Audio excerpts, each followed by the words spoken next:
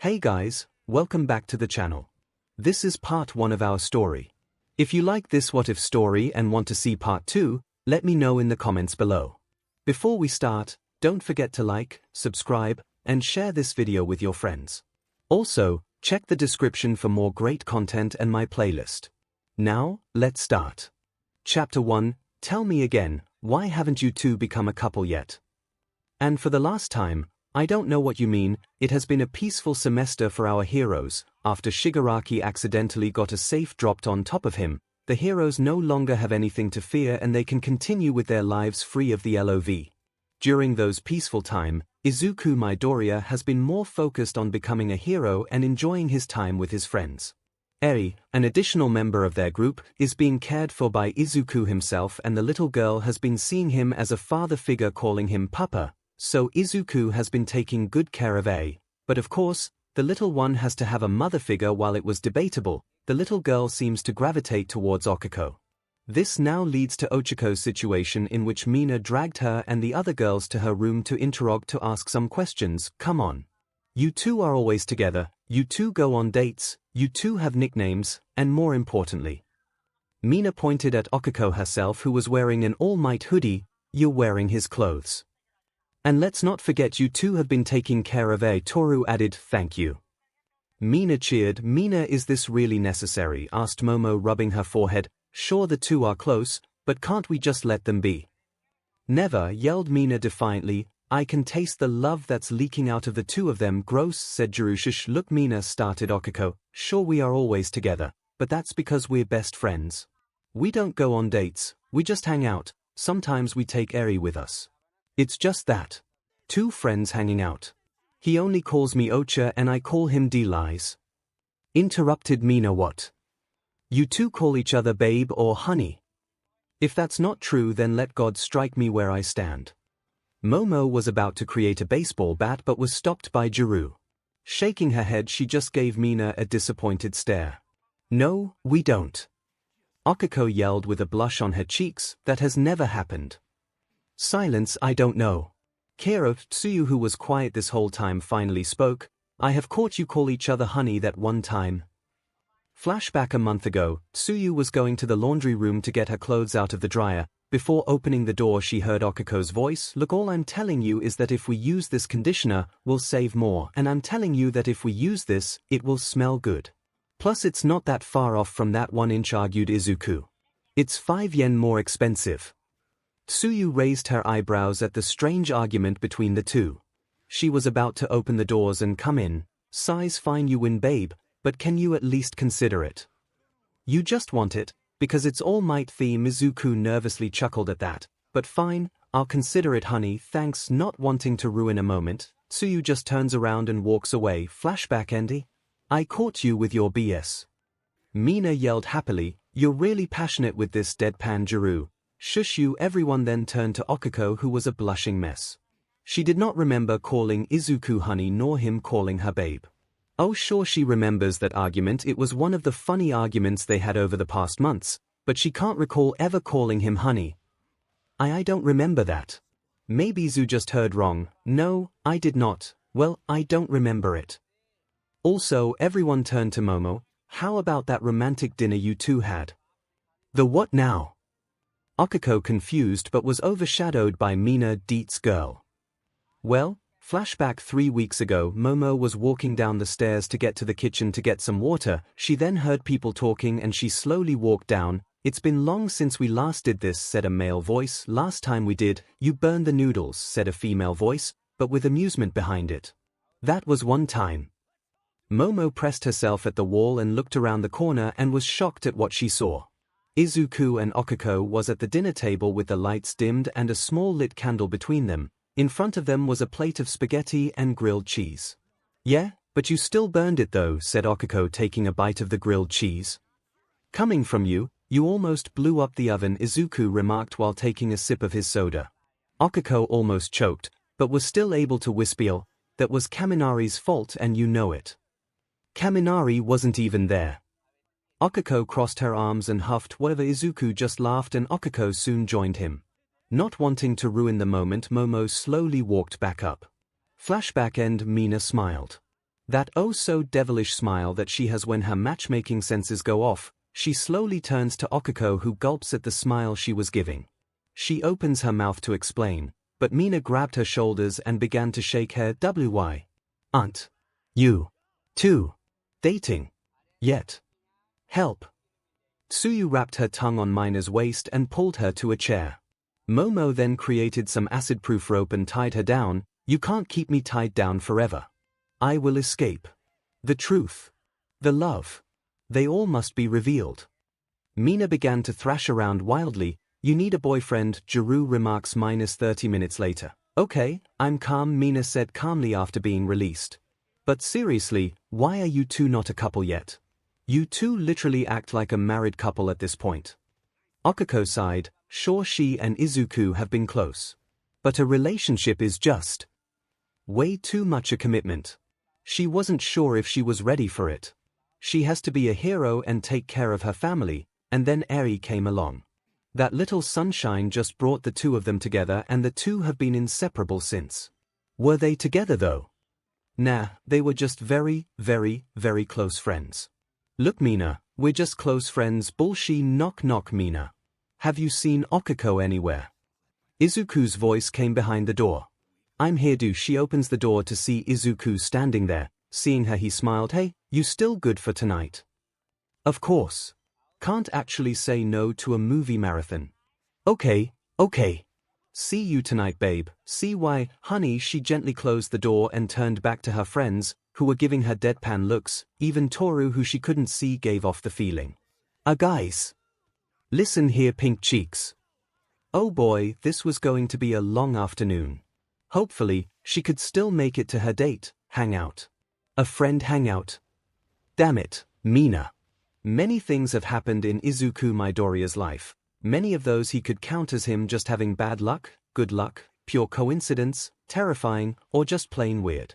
He never thought that he would be able to cross eat All Might's hair in his bucket list.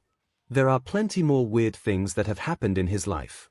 One time he was thirsty after training, and then suddenly a vending machine landed right in front of him. After confirming he wasn't attacked God knows how many times he's been attacked now, he looked at the machine and saw that it was still functioning. After buying a soda, he just walked away. Another time was his clothes suddenly go missing. His shorts would be missing for 2 days, then suddenly appearing on his bed folded. There was also his favorite hoodie, which was gone for 4 days, then just like the shorts, they suddenly appeared on his bed. His underwear though, they were never seen again. No matter where hides it, his underwear just vanishes. He wanted to report this to the teachers, but it didn't seem dire. It was only clothes. It was bothersome to go buy a set every week. We're getting off topic here. The point is, many weird things have happened to Izuku, but this has got to be the top one of it all. Izuku just woke up so that he could go to his morning run. Lifting the covers and headed to the bathroom, he faced the sink to brush his teeth, only to stop and look at his reflection. This just couldn't be. Was he still dreaming? Was he hallucinating? Was this a prank? Thoughts like those circled his mind as he kept staring at this reflection, or more specifically on his neck. On his neck was a red lipstick mark. He must be dreaming. Right. He reached his hand to the mark, touching it and rubbing his fingers a bit. Bringing it to his face, he could see his fingers a bit red. This was no dream. Someone kissed him while he was sleeping with their lipstick, and on a spot that everyone could see, he grabbed a towel and wrapped it around his head and screamed. -10 minutes later, after screaming at the bathroom, he decided to just head to his morning run. No one was awake during this hour, maybe Ida, but just like him, he also goes to a morning run, so he probably would be out right now. Faith, of course, just gave him the middle finger. As he approached the common room, he could hear the voices of multiple people. His eyes widened and he turned around and was about to walk back up the stairs when suddenly, "Good morning, Midoriya-kun. I hope you slept well." Ida, of course, decided to greet him. Turning around, he could see Ida at the very bottom of the stairs.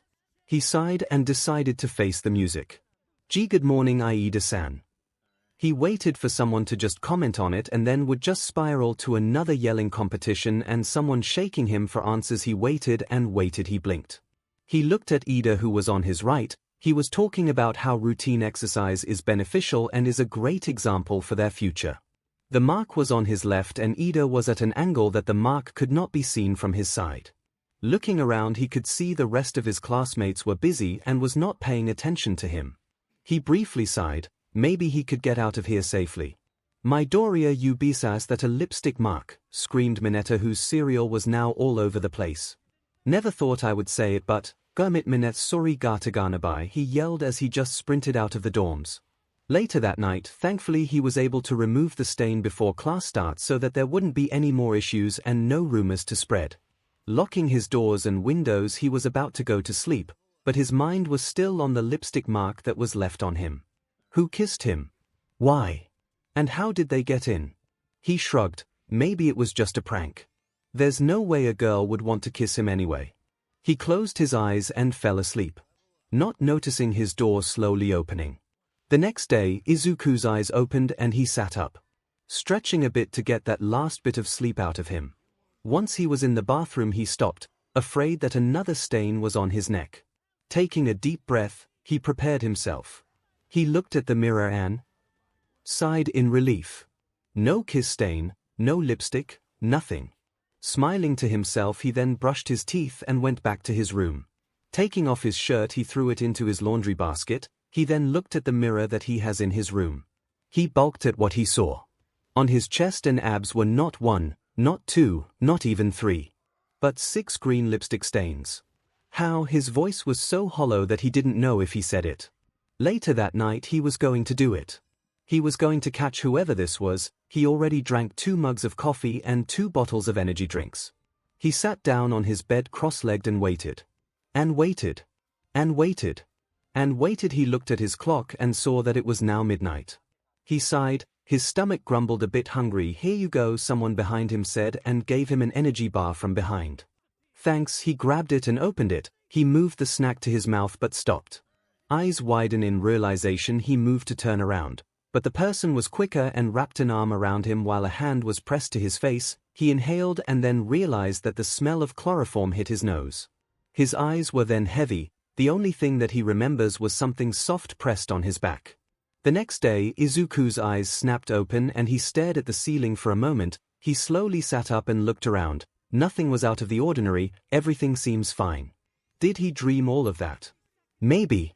He moved his feet off the bed, but was startled when his foot pressed on something. Looking down, he saw an energy bar on the floor. He didn't dream it. It was real. Someone knocked him out. He bolted to the mirror and took off his shirt, almost ripping it. What he saw made his eyes almost bulge out of his skull. His torso, his neck, and his cheeks were covered in ruby red lipstick. He screamed so loud that he, Kirishima, and Tetsu were in a screaming match. Later that day, Izuku groaned awake. He looked around and found the familiar room of the nurse's office that he got acquainted with. He sighed as he remembered what happened. They were doing another exercise where it was a 5 vs 1 scenario. It was him versus Todoroki, Ida, Zero, Ojiro, and Shoji.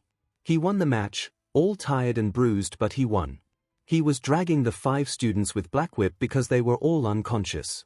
Kaminari, being a bro, reached out for a high five. Izuku raised his hand, but he didn't know that Kaminari had a cold, and when their palms touched, he sneezed, giving him and the 5 students, he was dragging a shock of a lifetime. If they weren't unconscious before, they were pretty knocked out after that, especially Izuku, who just laid at the groan. The teachers might have dragged them back to the nurse's office after that, and now here he was. He sat up and went out of the bed. Recovery girl noticed him move and checked on him, saying, "Good thing you didn't broke any bones. If you did, then you'll be getting a bonk in the head, young man." He pretty much just translated it to, "Glad there's nothing serious. Be careful next time." He went to the locker room to change and take a shower.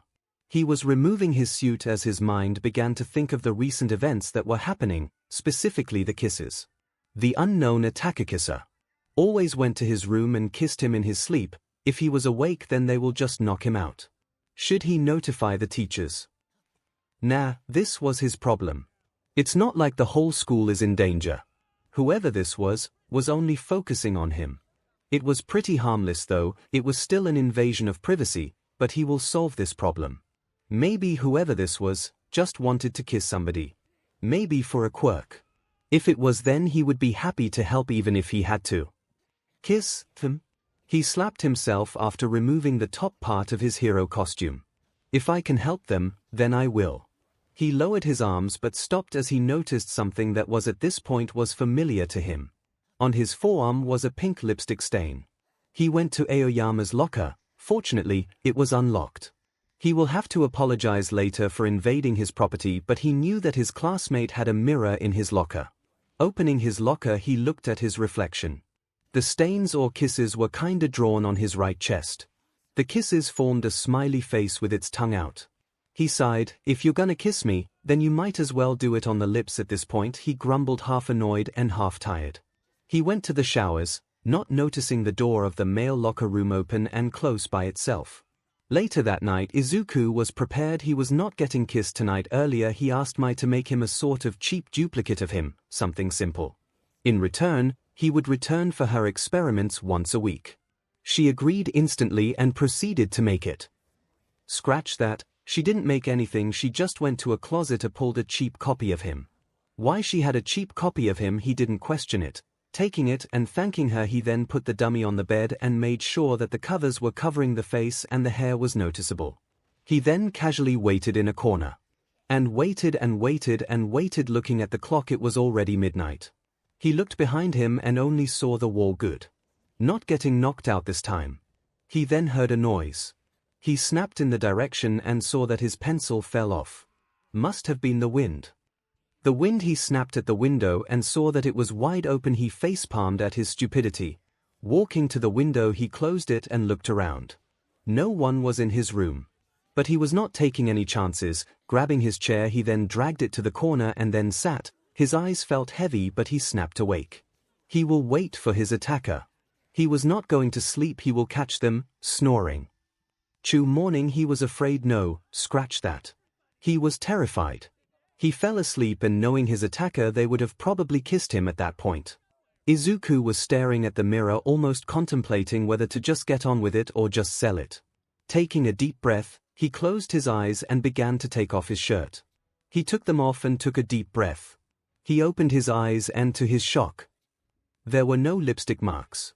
He looked at his reflection as if the mirror was tricking him. He turned around and looked at his back. Nope, still no kisses. Arms. No kisses. Neck. None. Face. None. PP. He stopped. Did they? He held his breath and checked his PP. None. He sighed. Finally, it was over. You know what? I'm feeling energized. I'm going out for a run, he said energetically and proceeded to go to the bathroom with a smile on his face. He whistled a tune on the way there. Putting some toothpaste on his toothbrush, he looked at his reflection and was about to put the brush on his teeth when suddenly his lips briefly shined. He blinked. Putting down the toothbrush, he looked at his lips. There was a noticeable shine to them. He liked his lips and he tasted a hint of strawberry. Lip gloss. His mind was coming up with excuses. That maybe the attacker put lip gloss on him and that was it, but that would be out of character with the rest of the night's meaning. They kissed him. On the lips. His scream was heard inside the teachers' dorms, where present MIC sat up hearing the scream. That afternoon he was going crazy. Whoever this attacker was, they were smart, they were patient and they were crafty. He now knows that his room was not safe, or any room at all, considering he got kissed in the nurse's office. He had nowhere to hide. Hey Green, he jumped at that. He turned around and saw Kyoka. Oh, hey Jiru, you good? You've been mumbling over there for a storm, he chuckled lightly. Well, I was just thinking of stuff. She raised her eyebrows. Fine. But I came to tell you that Ida wants to remind you that it's your turn to cook dinner tonight. Okay, thank you. It better not be katsudon, she smirked. He pouted at that. Katsudon is not the only thing I know how to cook, really. Doesn't seem like it, he lightly grumbled, but he was amused. He and Kyoka have gotten a bit closer, same with the rest of the girls, but Jiru is different. It was refresher earth to green. Coming green is, he yelped a bit, not noticing he went on a mumble spree once more. They were now in the common room. Most people were out training, in their rooms, or just lazing around somewhere. Seriously, are you alright? Yeah, just. Haven't gotten any sleep is all, he sighed tiredly. She raised her eyebrow. My room just doesn't feel same as of right now. Why don't you sleep in my room? She offered, slightly blushing. I'm gonna go and have a sleepover at Momo's, so you can take my room for now. I don't want to be a bother, you're not. She reached into her pockets, fishing out a key. She then handed it to him. Just go to my room around 8 and I'll be long gone. Just don't go snooping around, she smirked. She knows he wouldn't. It was just fun to tease him sometimes. I would never. His face was now fully red. He looked at the key. Thanks. He smiled at her. There. Go shoo. She made a shooing motion and he laughed. He went upstairs, leaving Ghirou behind. She then felt someone was watching her. 5 sets of eyes to be precise. She turned to the kitchen where the stare was coming from and smirked. We don't have a sleepover tonight. Oh, I know, she smiled. Don't do anything suspicious, Ghirou, coming from the girl who kissed him on the lips, but don't worry. I won't be kissing him on the lips. Oh, bold one are you. You kissed him at the nurse's office. I'm just doing the same. Don't do anything you'll regret, Ghirou. You're the one that broke our deal. No making a move to him, remember.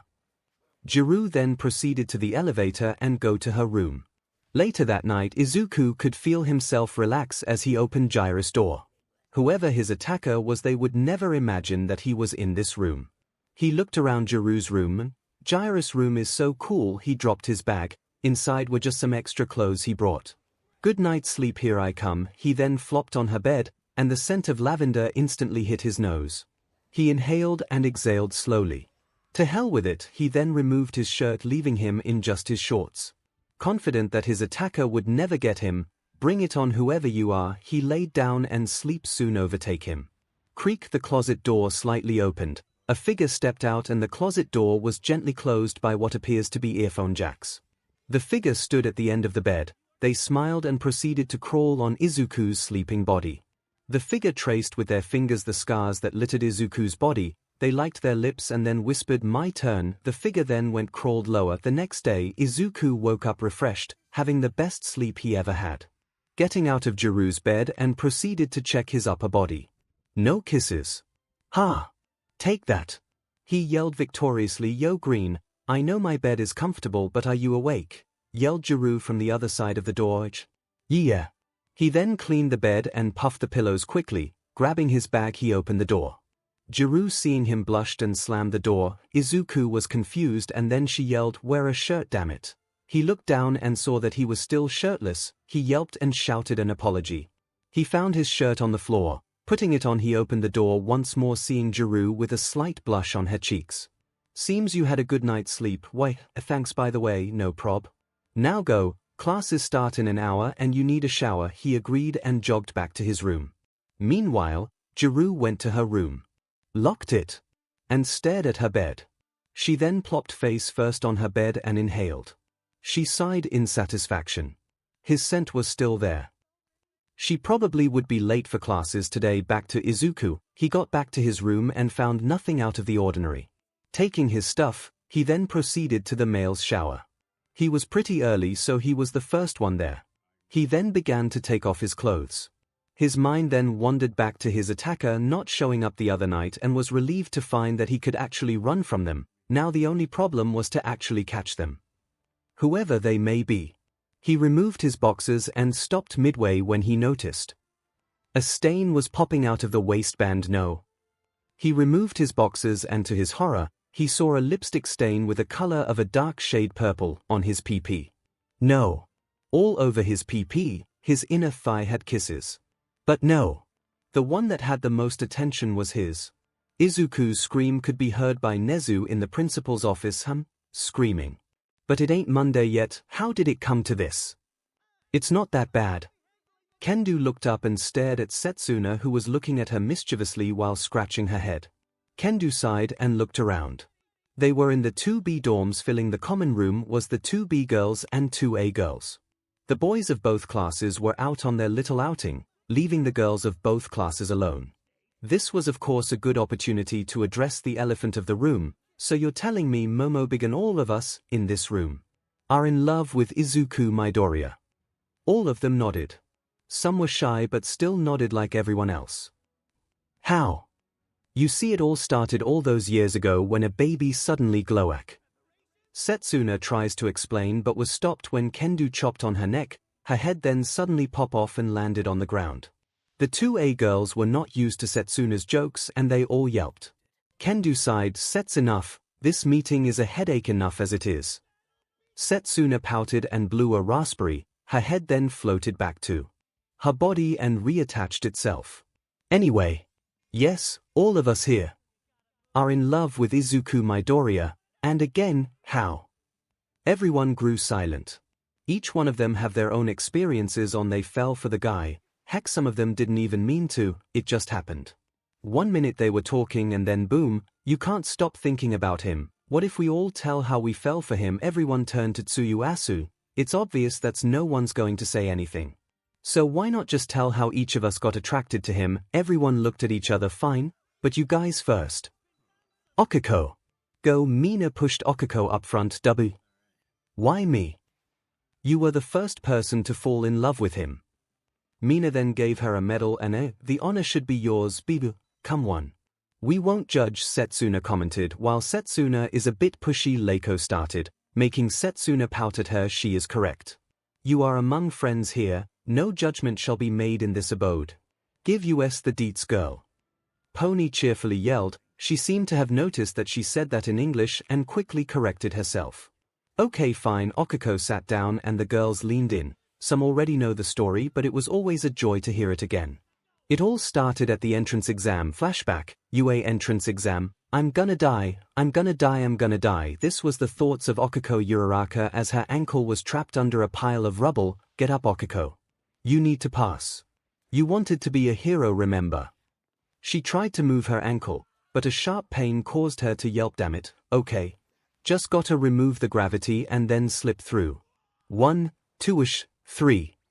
She looked up as the wind suddenly picked up and saw a man flying towards the 0-pointer. What is he? Whatever her thought was, it died the moment the man punched the 0-pointer's head in.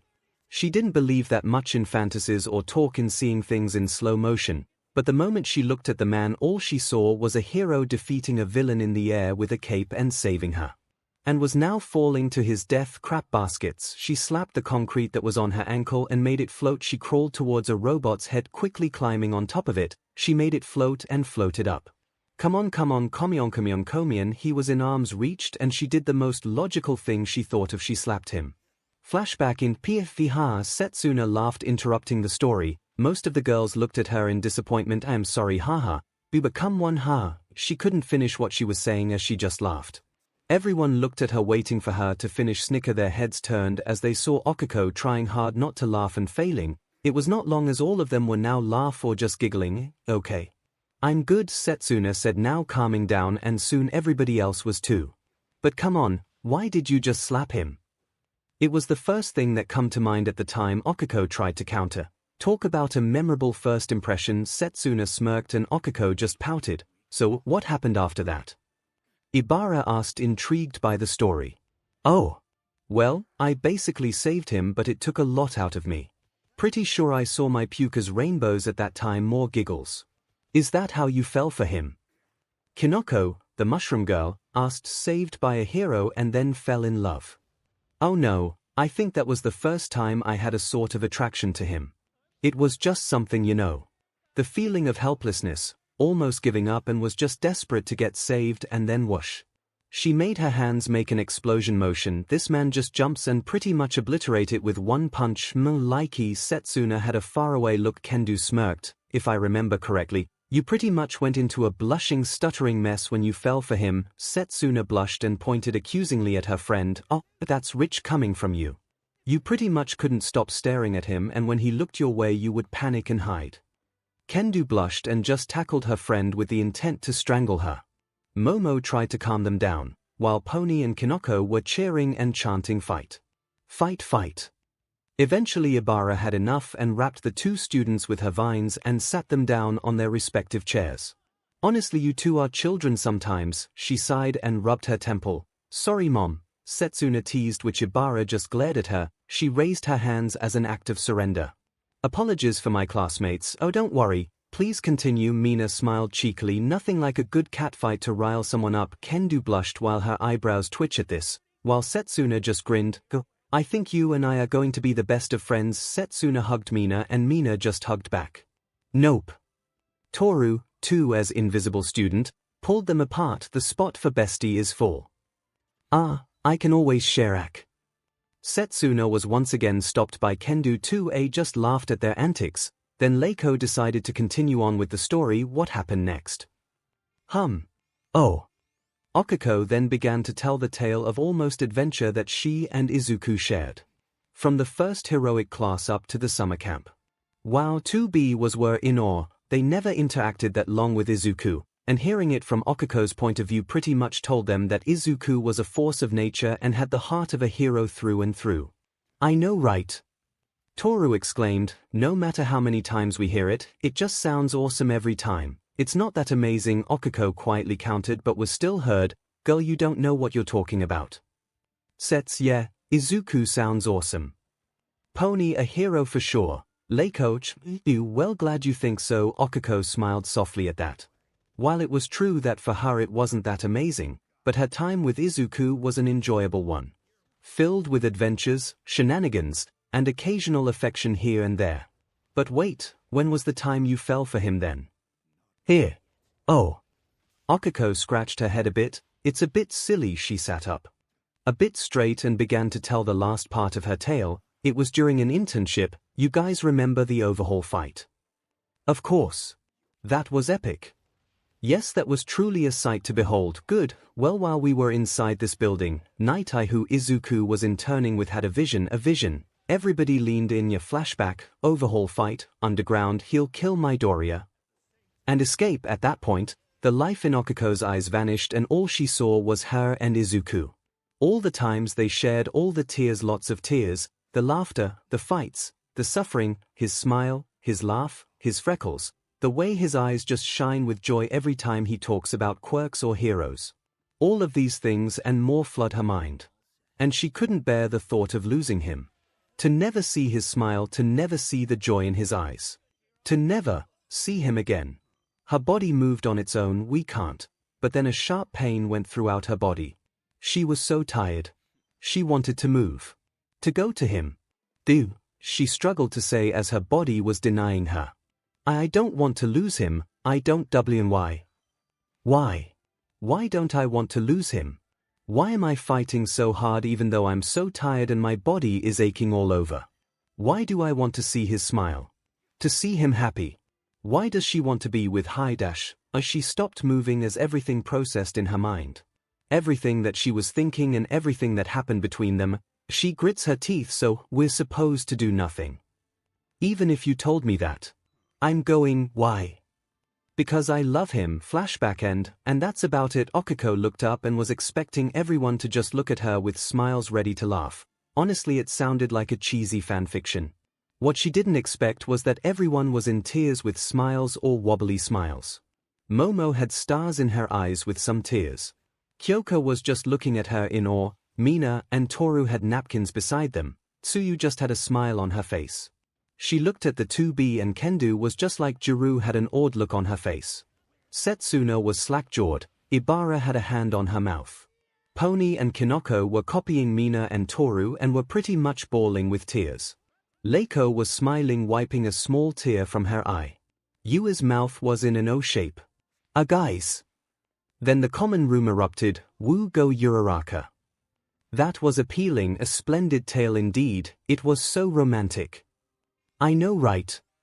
The common room was just filled with chatter as the 2A girls and 2B girls just talked and talked about what their favorite part of the story was, and how she just admitted it right then and there. You okay, Kiro? 𝐒𝐿𝐼's best friend, Tsuyu Asui, asked her in concern. Yeah, it's just not what I expected. You told them a story of how you just fell in love with someone in the most romantic way possible. What did you expect, Kiro?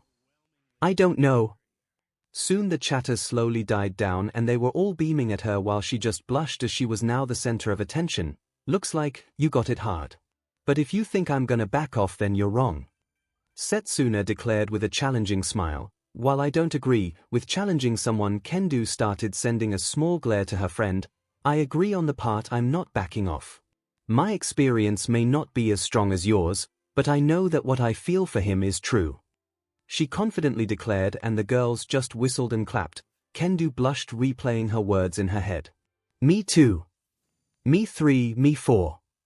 And me as well, each girl of 2B declared, while 𝐒𝐿𝐼 and the rest of the girls would feel threatened. They all came to an agreement long ago. If that's true, then there's no need to fight. There is a compromise, Momo stated. Compromise. Tsuyu suddenly raised a boombox and pressed play. It then played the Russian anthem. No, I mine. Some would assume this would be Setsuna, but no, dear readers. This was not Setsuna. This was Yui Kodai. First you must pass the initiation test, Mina said suddenly, wearing a suit and shades. What is it? You must like Izuku's sweaty abs. Oh god, yes. Momo, can you make me a bat? Asked Kendo, feeling tired from dealing with Setsuna. She did not have the patience for a corny, I'm only kidding. Mina dropped the shades. Or you now sounded sad and everyone just looked at her. How thirsty are you, woman? Very. Cough. Momo coughed at her hand to at least have some sort of control over the situation. As much as this is enjoyable, I believe it's someone else's turn to tell their tale, right? We are burning daylight here and the boys are not gonna be gone forever. So, who's next? The question lingered in the room and everyone looked at each other, obviously not too keen on going next. Okiko meanwhile got behind Mina and with a fierce aura and glowing pink eyes were prepared to push her to get her revenge.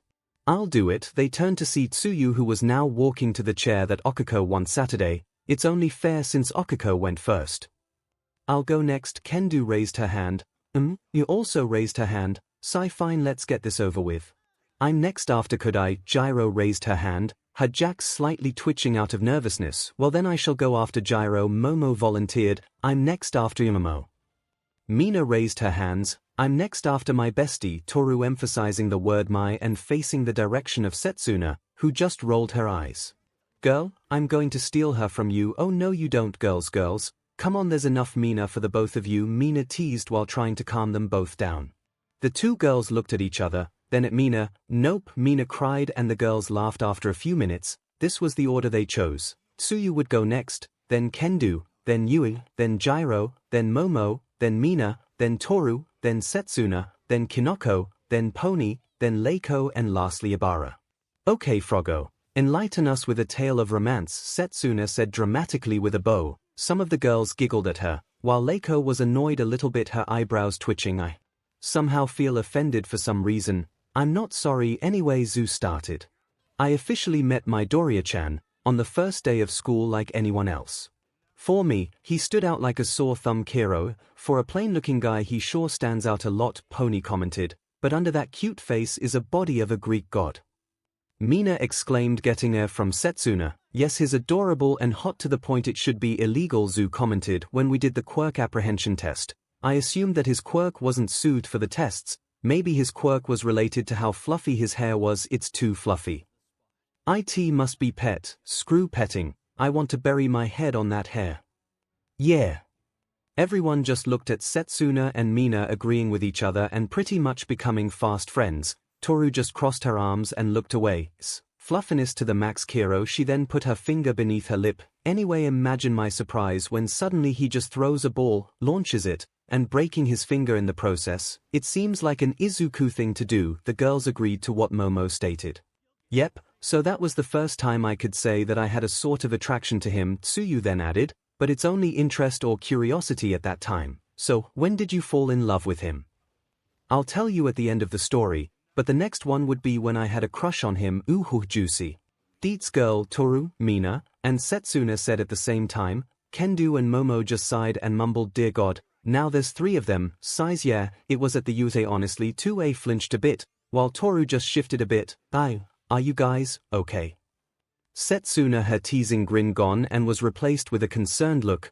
I know that when heard of it we pretty much challenged you guys, but are guys truly okay? We're fine. Momo started slowly. Hound dog visits us from time to time to check on us. But, yeah, Okiko started scratching her arm.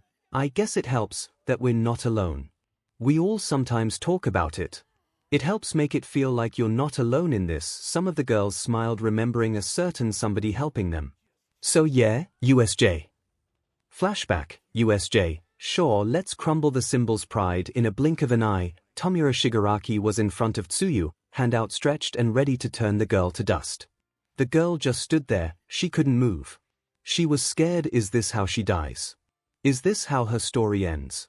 All she could think about was her family. Her siblings waiting for her at home, her mother and father greeting her when they come back from work. Her life flashed before her eyes and suddenly stopped at specific memory. The Princess and the Knight is a storybook she once read when she was a kid. One of her favorite books. She loves the story of a appealing princess and meeting a knight that would protect and love her always. She hoped she would find her knight one day. But fate seems to not be on her side, and then she saw movement coming from her right. She saw Izuku in the air, arm ready for a punch with the angriest face she has ever seen on him. Get away from her, myheroacademia. Wind picked up that sent some of the villains hurling in the air. The water was violently splashed around and even the lights and the windows shattered. Smoke slowly started to clear as Tsuyu looked in Izuku's direction, face with anger still on his face, but was then turned to shock, and she knew why. The giant bird monster was in front of him and tanked his punch. The monster grabbed his arm, and at that moment Tsuyu snapped. She got out of the villain's grasp and shot her tongue out, her body and mind synchronized and focus on one thing: save him. Time slowed down, and by each passing second, the monster was inching closer and closer to Izuku. Then the doors of the USJ burst open. I am here. Flashbacking, after that, I stayed at his side right until I needed to get home. Tsuyu finished her tale and the girls had stars in her eyes. It seems as though you have found your knight, Leiko said fondly. It would seem so. Why didn't you go make a move then? Kinoko asked, and Tsuyu pointed at Okiko. Said girl had a blush on her cheeks and confusion on her face. Because she's my best friend. Even I knew at the time that she somewhat had similar feelings. Kero said girl was steaming right now. Okay, but something happened that made you want the greenie. What was it? Honestly. The same time with Okiko at the overhaul fight, but mine was different. How? Kendo leaned in, interested in how the friends differ. Well, flashback, overhaul fight aftermath, nighttime. It was the day that they came back from the overhaul case and the returning students were wide awake. One of the students was Tsuyu Asui, who was staring at her ceiling, sleep, unable to shake everything that has happened. What she went through pretty much shook her understanding of being a hero. Risking their lives, going home, saving people, failing to save people, fighting and watching your friends' fights that they might not come back to heal, kill Midoriya and escape. One of the things that was stuck in her mind was that one phrase. The moment she heard it, her body just went numb. She couldn't believe it. She didn't want to believe it. Izuku faced a lot of people, and yet he always comes back. But just the way she heard it, just how he was so sure it will happen. Her body just went on auto for the rest of the fight, hoping and praying that he would be alright. That he would win and smash that villain to the ground, and he will smile. Like he always does. Seeing him standing there, villain down and him still standing up, sent a sense of relief throughout her body. And now she's back at the comforts of her room, phrase still circling over and over and over again.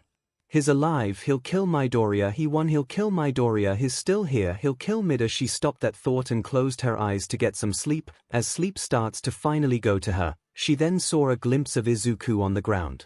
She sat up and started to hyperventilate. I need to see him, she tossed her covers to the side and walked out of her room. Careful not to wake anyone up, she walked to the elevator and went to the second floor where his room was. What was she doing? She was now standing in front of his room. He's alive, right? I should just go back. Whatever her thought was, it died the moment the door opened and saw Izuku himself, clearly awake. The moment she saw him, she rushed in and hugged him. He whispered, yelled, startled by the sudden hug coming from a girl, but then he noticed how tightly she was hugging him. Oh, call me Zu, he chuckled weakly and decided to hug her back. Tsuyu felt hugs before. She felt parental affection, pride, and just overall love of a parent from the hugs she got from her parent, the love of a sibling from her sibling, a friend from Okiko. But she never felt this hug before. She never felt so safe knowing that this man can level a building and yet gently hug her as if she'll break any moment, made her feel safe around his arms. Hey, are you okay? Yeah, I just needed to see you. Why? I thought you were gonna die when you were fighting overhaul. Kero, well, I didn't, see. I'm hugging you right now, yeah? She then asks, are you okay? Yeah, I'm gonna be okay, but you're not right now. Yeah. Wanna sleep together? Kero Asui-san. Zu and I meant sleeping next to each other, then out of nowhere she then had the urge to tease him, unless of course, you want to. She put her finger at the bottom of her lip while Izuku was busy malfunctioning. She, of course, was also affected. Why did I say that? Mina, I blame you, Zu then continues, and besides, you and I need the company. So just this once, let's comfort each other. Tsuyu smiled and Izuku relented if he was going to be honest. He didn't want to be alone right now. Fine, both of them crawled on the bed, it was enough to fit 2 people, so they were fine. They were both facing the ceiling, Izuku impersonating a tomato as it dawned on him that he was sleeping next to a cute girl. And then Izuku yawned. Good night. He felt a kick on his legs. He looked at Tsuyu and saw her glare. Zu. Good night, Zu. She smiled, and soon sleep overtake him and he was slightly snoring. Zu turns to her side, now facing Izuku. She brushes Izuku's hair with her fingers, looking at how his chest slowly rises and falling. She didn't want to lose him. The princess has found her knight, and she will never let go of him. Sorry, Ocha, but I love him. Sleep soon overtook her as well, and before she succumbs to a peaceful sleep, her mind had one last thought: cute hair. Flashback in, and that's about it. Tsuyu finished her tale and looked at everybody, and just like before, some of them had tears in their eyes. Mina then points accusingly at her. No fair. You cuddled with him. I also want cuddles. Mina, you could just ask him, Toru suggested, and Mina looked at her suspiciously. You're speaking from experience, aren't you? Toru let out a small "ee." Now Mina, there's no need to kill your friends for the fact that you haven't hugged Izuku yet. Momo tries to calm her down. You hugged him too, haven't you?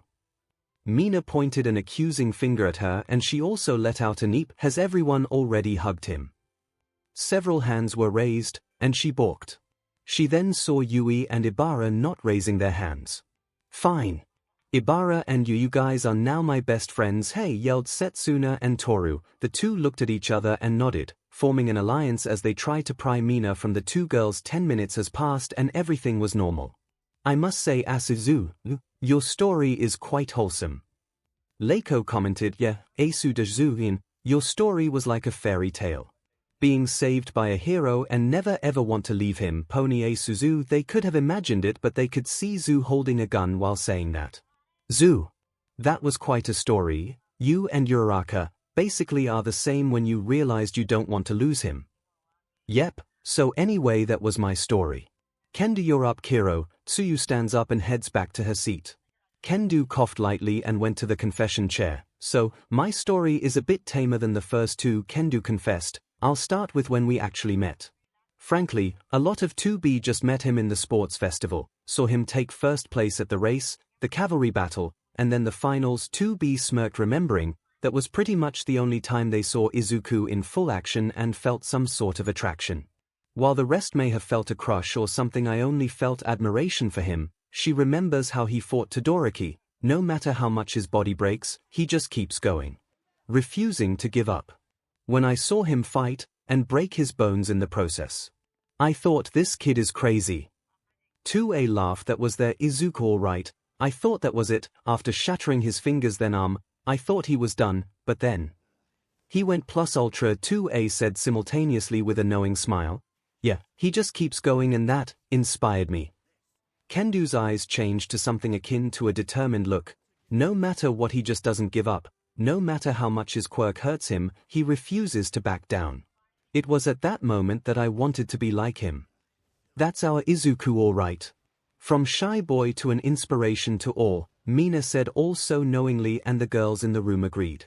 So, Setsuna started with a grin that yells at, gonna tease you now. When did you have a crush on the greenie? Where is the juicy deets? We will. It's actually at the forest training camp. Flashback. Forest training camp. It was nighttime and the students were resting after a long day of fighting the beast monsters. Majority of the students were now in their rooms, some but not all. Itsuka Kendo was laying down outside surrounded by trees. She was close to the lodge, so she wasn't hard to find. She just needed some fresh air and to look at the stars for a moment. She couldn't help but feel she was kind of useless when they were fighting the beast forest. Sure, she helped like everyone else. She used her quirk and led her class to the lodge. But she couldn't help but feel that she kind of bland. Her quirk was John Fist. That's it, she makes her fist bigger and it helps her in a fight. She uses it in offense and defense and pretty much honed it to the point that she mastered it. But seeing everyone performed, she couldn't but feel like she wasn't enough. She shakes her head. What was she thinking? She was in UA, earned her seat, and is now training to be a hero. She deserved to be here. Right. Suddenly she heard rustling behind her. Years of battle instinct took over and she got up, turned around, and went to a battle stance. Out of the bushes came out Izuku Midoriya, concerned on his face turned relief. Seeing her stance he raised his hands to show he wasn't a threat. Kendo sighed seeing the 2A student. Hey Midoriya, what are you doing here? Oh. I was looking for you actually. She raised her eyebrows and he continued, I heard from your CC class that you went outside and I came to look for you. Kendo smiled. Well thanks, I was just thinking of something. I'll go back in a minute. Oh okay. He was about to turn around and walk back in, but he then looked at her eyes. Kendo raised her eyebrows a bit seeing that he stayed and just stared at her. Mido don't, he said one word and she closed her mouth. Don't belittle yourself. Her eyes widen at that and she shook her head. I don't know what you're talking about Midoriya, we should head back in. She took a step forward, but then he also walked towards her blocking her way. What does your eyes? He gestured to his own eyes. They're saying you doubt yourself. Don't. She stopped and looked at him. You doubt if you're enough. You are. You doubt if what you did was enough. It was. Don't let that tiny little voice in your head tell you otherwise. Why? Because you're Itsuka Kendo, a martial artist that honed her body to the arts of fighting with a quirk to back it up. Itsuka was so shocked, she couldn't speak. It was exactly what she was worried about, and yet this boy, this man just straight up murdered her worries and said F off. And he was right. She was Itsuka Kendo. Proud martial artist. But of course, Izuku was not done. Because he would ingrain in her mind that she was enough and no one can say otherwise. He grabbed her shoulders and made her look at him. Did he always have those freckles you? Ah. Enough. It was quite a sight truly, it was as if someone pulled a page from a romance novel. Here they were standing under a moonlight filled with stars in the sky, surrounded by trees all alone as the cold wind gently tickled them. Or at least they were alone. Both students stood up straight and turned to see Tiger and Ragdoll looking at them while having smiles. The two students just stood there silently hoping they won't be punished. You're not in trouble you two, but you do need to go inside now. Tiger said, and both students nodded, and they walked to their respective rooms accompanied by the two heroes. Tiger accompanied Midoriya while Ragdoll accompanied Kendo. They were in front of the 2B girls' room when Ragdoll suddenly says quietly while having a Cheshire grin. Here we are. Next time please don't run off with your boyfriend alone at night. She turns and walks away leaving Kendo with a blush on her cheeks at the word boyfriend, nor did she deny it. Flashbacking after that, I just couldn't stop thinking about him, told my mom and she told me that I have found my true love. Well turns out, she was right, Setsuna said with a grin of her own. Yeah, are we just going to ignore the fact that Izuku just smooth-talked Kendo without stuttering? Setsuna said, weird out that no one is pointing it out. It's Izuku. The majority of the girls said, the moment Izuku sees you're doubting yourself or someone harming you, he'll go plus ultra to cheer you up. Some of the girls agreed, remembering how they fell for Izuku. Breaking news. Izuku is one hell of a smooth-talking BS, a hot smooth-talking BS. What she said, so when did you fall for him? Momo asked, unless of course, that was the time you fell for him. No, I fell for him. After the Culture Festival deets. Well, flashback, end of Culture Festival, sunset. Itsuka Kendo is seen seating on a bench staring at the sunset. She was resting and reviewing what happened today. It was fun. She had fun. Sure, she was forced to do the pageant, but she had fun. Izuku was also there, so she stopped that train of thought. The guy was in her thoughts ever since the training camp and he just won't go away. Even her dreams are filled with him and her just laying on the grass and just looking at clouds. She sighed, she never thought she would have those thoughts. Her personality is more like a tomboy, girly isn't her forte. The pageant was the first time she was girly for once, and the fact that Izuku saw her made her heart skip a beat. She wasn't confident that she would get him. He might like girls that are a bit more girly or curvy, considering his friends were Ochiko, Tsuyu, and Momo. Girls who are pretty much hot, seki, and curvy. She was a tomboy and masculine. He wouldn't want her. She sighs and looks at the sunset. Oh, how she wished he was here right now. Fortunately or unfortunately for her, fate was of course a matchmaker sometimes and would proceed to be so, as suddenly in front of her was a treat. A candy apple. Following the arm to the owner, she found herself staring at the man she was wishing to be by her side. Want some? He smiled. Why was that smile so damn good? She nodded and grabbed the snack. Taking a bite, she smiled at the sweetness. Call her childish, but sweet will always be a joy for her. So, what's wrong? Was she really that obvious? Your eyes are telling me something's bothering you. Okay, maybe she could turn this around. What's with you and my eyes? Are my eyes that pretty for you to keep staring at them? She heard from Momo that he was easy to tease and turn into a blushing mess. Hopefully, this would get him to back off a bit. Yes. Yes, they are, he said without missing a beat and still with that DMN smile of his.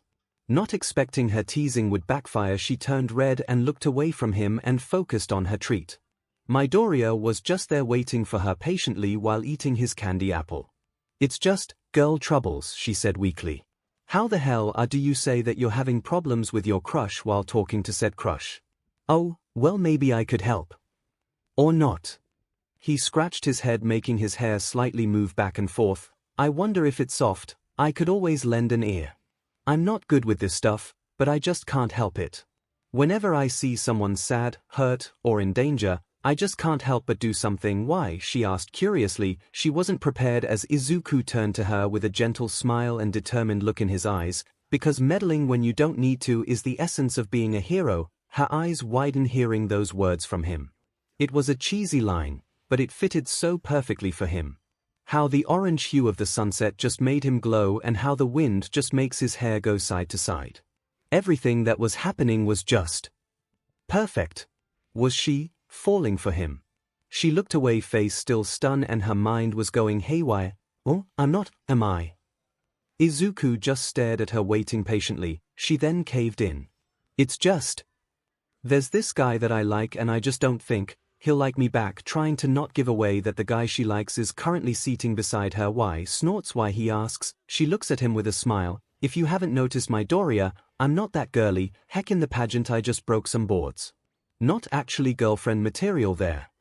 And what do you mean? And slightly annoyed as he was not getting the problem. Most guys, no offense, like girls that are girly, not someone who could break their back with one chop. Izuku was silent, probably thinking this through.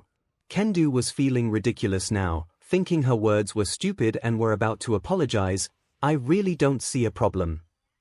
I mean, sure, most guys like girls that are girly, he said, girly with some air quotes that made her smile. But not all guys. If the guy doesn't like you because you're not girly enough for him, then he's missing out. How many times was she shocked during this conversation? He fully turns to her, looking at her deep in the eyes. Kendo, you're appealing. You're one of the most appealing girls I have ever met. So what, if you're not girly? Your eyes are so pretty that someone could get lost in them. Your hair, whenever the wind makes it sway, emphasizes the beauty. Your knowledge and experience in martial arts make you a formidable opponent. Not only are you a strong woman, but you're also appealing. That's a deadly combo. You, Itsuka Kendo, are appealing, and don't let anyone tell you otherwise. If the guy that you like doesn't like you back because you're not girly, again with the air quotes, then he should get his eyes and his brains checked. After all, you are the real deal and no one should pass up. He was done with his rant. Not noticing mid-rant, he held both of her hands in his hands. Itsuka was, well, she died. Her face was so red and hot someone could fry an egg. Her brain was fried and was trying to calm itself down and failing. Itsuka Kendo. His eyes determined and with a smile that could rival 1,000 suns, asked her, will you be my girlfriend? Flashback. Interrupt. Bullshit. Setsuna, Mina, Gyro, Okako, Pony said the same thing at the same time, interrupting Kendo's story. Kendo blushed and Setsuna pointed an accusing finger at her. I refuse to believe that's what he said. That's what it felt like at the time. Kendo sighed dreamily and had a faraway look. Boo, tell us the truth. Fine. Flashback continuation. Itsuka Kendo, his eyes determined and with a smile that could rival 1,000 suns, smiled and said, a man will be lucky to have you, and if he doesn't appreciate you, then know that someone with enough common sense will. She looked at his smile, the same smile that comforted her. and find no lie to whatever he just said. He was telling the truth. And she, Itsuka Kendo. I fell for him, has fallen truly in love with Izuku Midoriya. Flashbacking, and there you have it. It seems that everyone is in a teary mood as the majority of the girls were holding tissues. That was appealing. Okako yelled, eyes watery and biting a napkin. It sounds like a fairy tale, Kinoko commented, drying her eyes. This just in. Izuku is a smooth-talking beat, is Setsuna wiping a tear from her eyes. Meanwhile in Dagobah, Izuku sneezed, stopping mid-push-up. Oh bro, you okay? Kirishima asked. Yeah, you've been sneezing all day. Oh yeah, just felt like someone was talking about me. Let's continue, right? It is seen that Izuku is doing push-ups while Tetsu and Kirishima were on top of him, trying to push each other off. Back to the dorms. I think we established that the majority of the girls agreed. Welp, you're next. Kendo got off the chair and you went and sat down. She then pulled out her phone and began to type. You ding. All of the girls' phones just gave off a sound. Inspecting it, they discovered that you made a group chat. The 𝐼𝐼 could I, so I fell in love with him while doing groceries. Wait, so you're going to tell your story through Discord? Mina asked. You nodded. She doesn't talk much. I mean, sure, she speaks some sentences, but I guess telling a story is quite long, so I guess I kinda get it. Setsuna added, assisting Kodai in explaining. Said girl nodded. Oh, well, go ahead, girl. The 𝐼𝐼 okay, so yes, I fell in love with him while doing groceries for the dorms. Tokage, wait, was it the time that you returned home with a smile on your face? Kodai, yes. Just like Kendo, I noticed Midoriya at the sports festival, but it was only interest and not actual love. Unlike your stories, I straight up fell for him there. Uraraka, we all have our own pace, so go ahead. But do you love him? Kodai, yes. I want to be with him, I want to support him, I want to see him smile. It's when he's there that I can feel Shiozaki safe. Komori happy. Yoirozu yourself. Kodai, yes. To all I mean Kendo, oh wow, what happened? Kodai, well, flashback, 3 months ago. Carrots. Check. Flour. Check. Eggs. Check. Coffee. Check. Mushroom mix soup. Check. It was a Saturday afternoon and at the grocery store was Yui Kodai of 2B. It was nearing the end of the month and it was her turn to get groceries. Normally Yui wouldn't like to have a lone student going for groceries, but the place was surrounded by heroes on patrols and the store was one of Yui's partners, so she was safe. But just to be sure, the staff of the store was notified that a student would be going to them, and to notify Yui when said student enters and leaves the store, she showed her badge and the staff smiled. And now here she was about to finish her list. All she needed were some cereals and she would be good to go. She went to the aisle and looked for the cereals she was looking for. Setsuna, why is your cereal so hard to find? Who names their cereal Denim XXX? While she was thinking of this, she didn't notice who was in front of her, causing her to collide with the person. She wasn't going fast, so the person wasn't in danger, hopefully, but she quickly recognizes her fault and about to apologize only to stop as she saw who she hit. It was Izuku Midoriya of 2A, her may or may not crush. Oh, sorry cousin, I didn't see you there. He laughs sheepishly. I'm sorry, it was her fault anyway for not looking. Oh no, I'm okay. Barely a mark. He showed his hand where the hit was and true to his word there were no marks or bruise anywhere. Still, I'm sorry. Hopefully she was giving him a look of concern. It's fine, he chuckles. So what are you doing here? Groceries, she said simply. Damn it, can't she say something more? Nice shirt, she inwardly groans. Oh thanks, he tugged the shirt a bit. At least someone finally liked it. She nodded and stared. Why can't she say something else? Okay, gotta ask why is here, right? She was about to open her mouth when Izuku suddenly spoke. I'm here for groceries as well, with you no end of the month coming and all we needed groceries. She blinked. Did he just understand her? No, that couldn't be, it was just a coincidence. He asked her and he just assumed that it. She nodded and began to search for Setsuna's cereal. Izuku did the same and he went oh when he finally found his, she had to stifle a giggle to see it was an All Might cereal. She looked down to see his list, her eyebrows raised a bit. The cereal in his hand was nowhere in the list. She looked at him with eyebrows raised. He catches her look and flinched a bit. I know it isn't on there, my list, it more of a EP personal stash.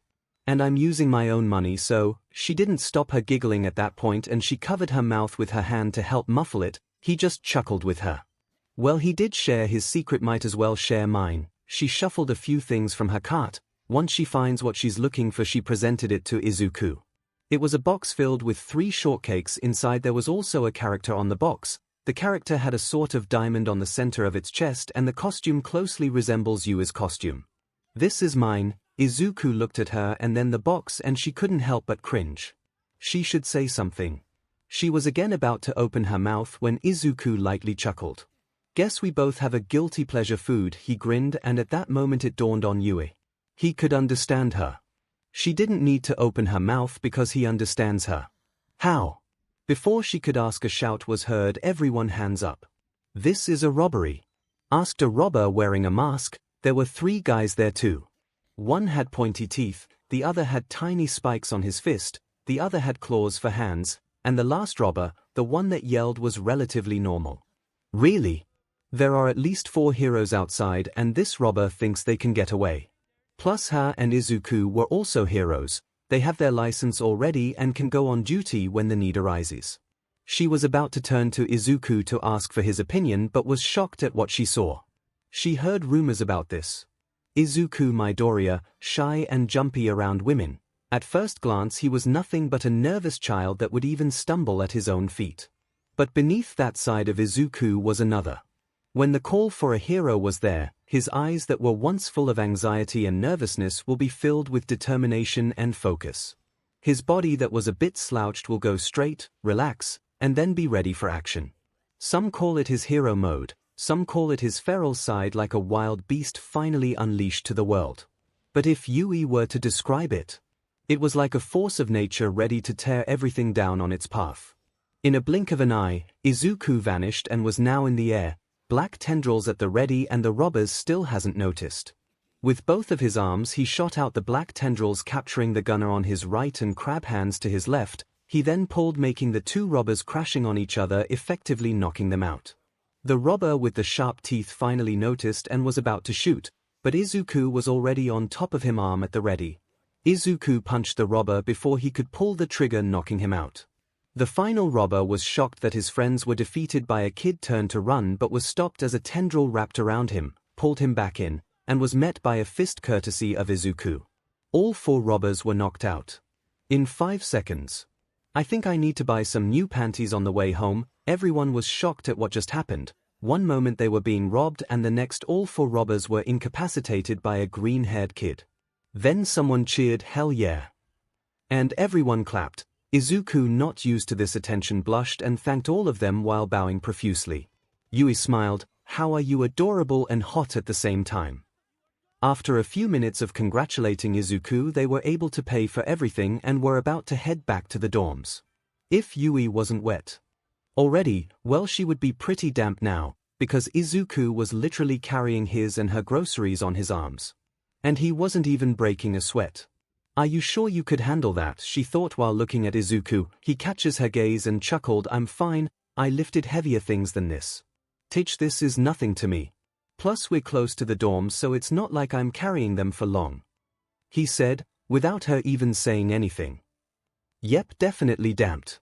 How are you understanding me? She once again looked and he understood. Your eyes, he said simply. Even if you don't say it, I can kinda tell what you're saying with your eyes. He tried scratching his cheek but then remembers where his arms were. She decided to be bold and scratched his cheek for him. He blushed. Thanks.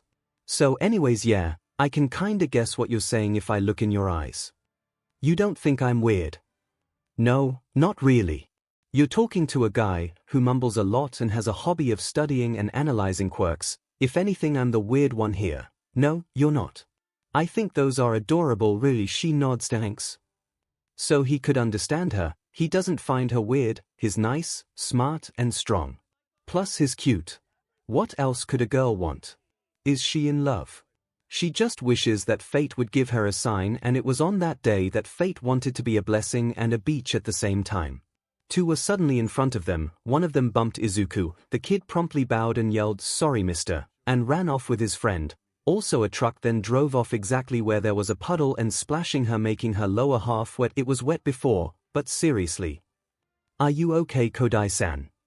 She turns to Izuku to say yes, she was alright, but for the third or fourth time that day she wasn't able to say anything, not because of Izuku, no, his shirt was falling apart, exposing his muscles, abs, pecs, scars. Everything. She was now thankful for her lower half being wet. She was pretty sure something was trickling that wasn't trickling before. Yes. Yes, I'm alright. Izuku haven't noticed his shirt falling apart. He did keep asking why a lot of people were whistling at him or calling him handsome. She didn't answer and just shrugged. She was not going to ruin a front row seat at one of the best shows she ever had. They soon reached the dorms and Izuku dropped her groceries on the front porch and walked off still shirtless. She had a smile on her face. Someday, I'll make sure you take responsibility. She then felt something trickle once more down her thigh. I will make you take responsibility. Flashback in the Midokal Ultraman, and that's how I pretty much claimed him. Dynamo sure, but also screw you. Dynamo XXX is great big sis, it's bad for you. The amount of sugar in that thing would make even Izuku faint. Dynamish no it won't.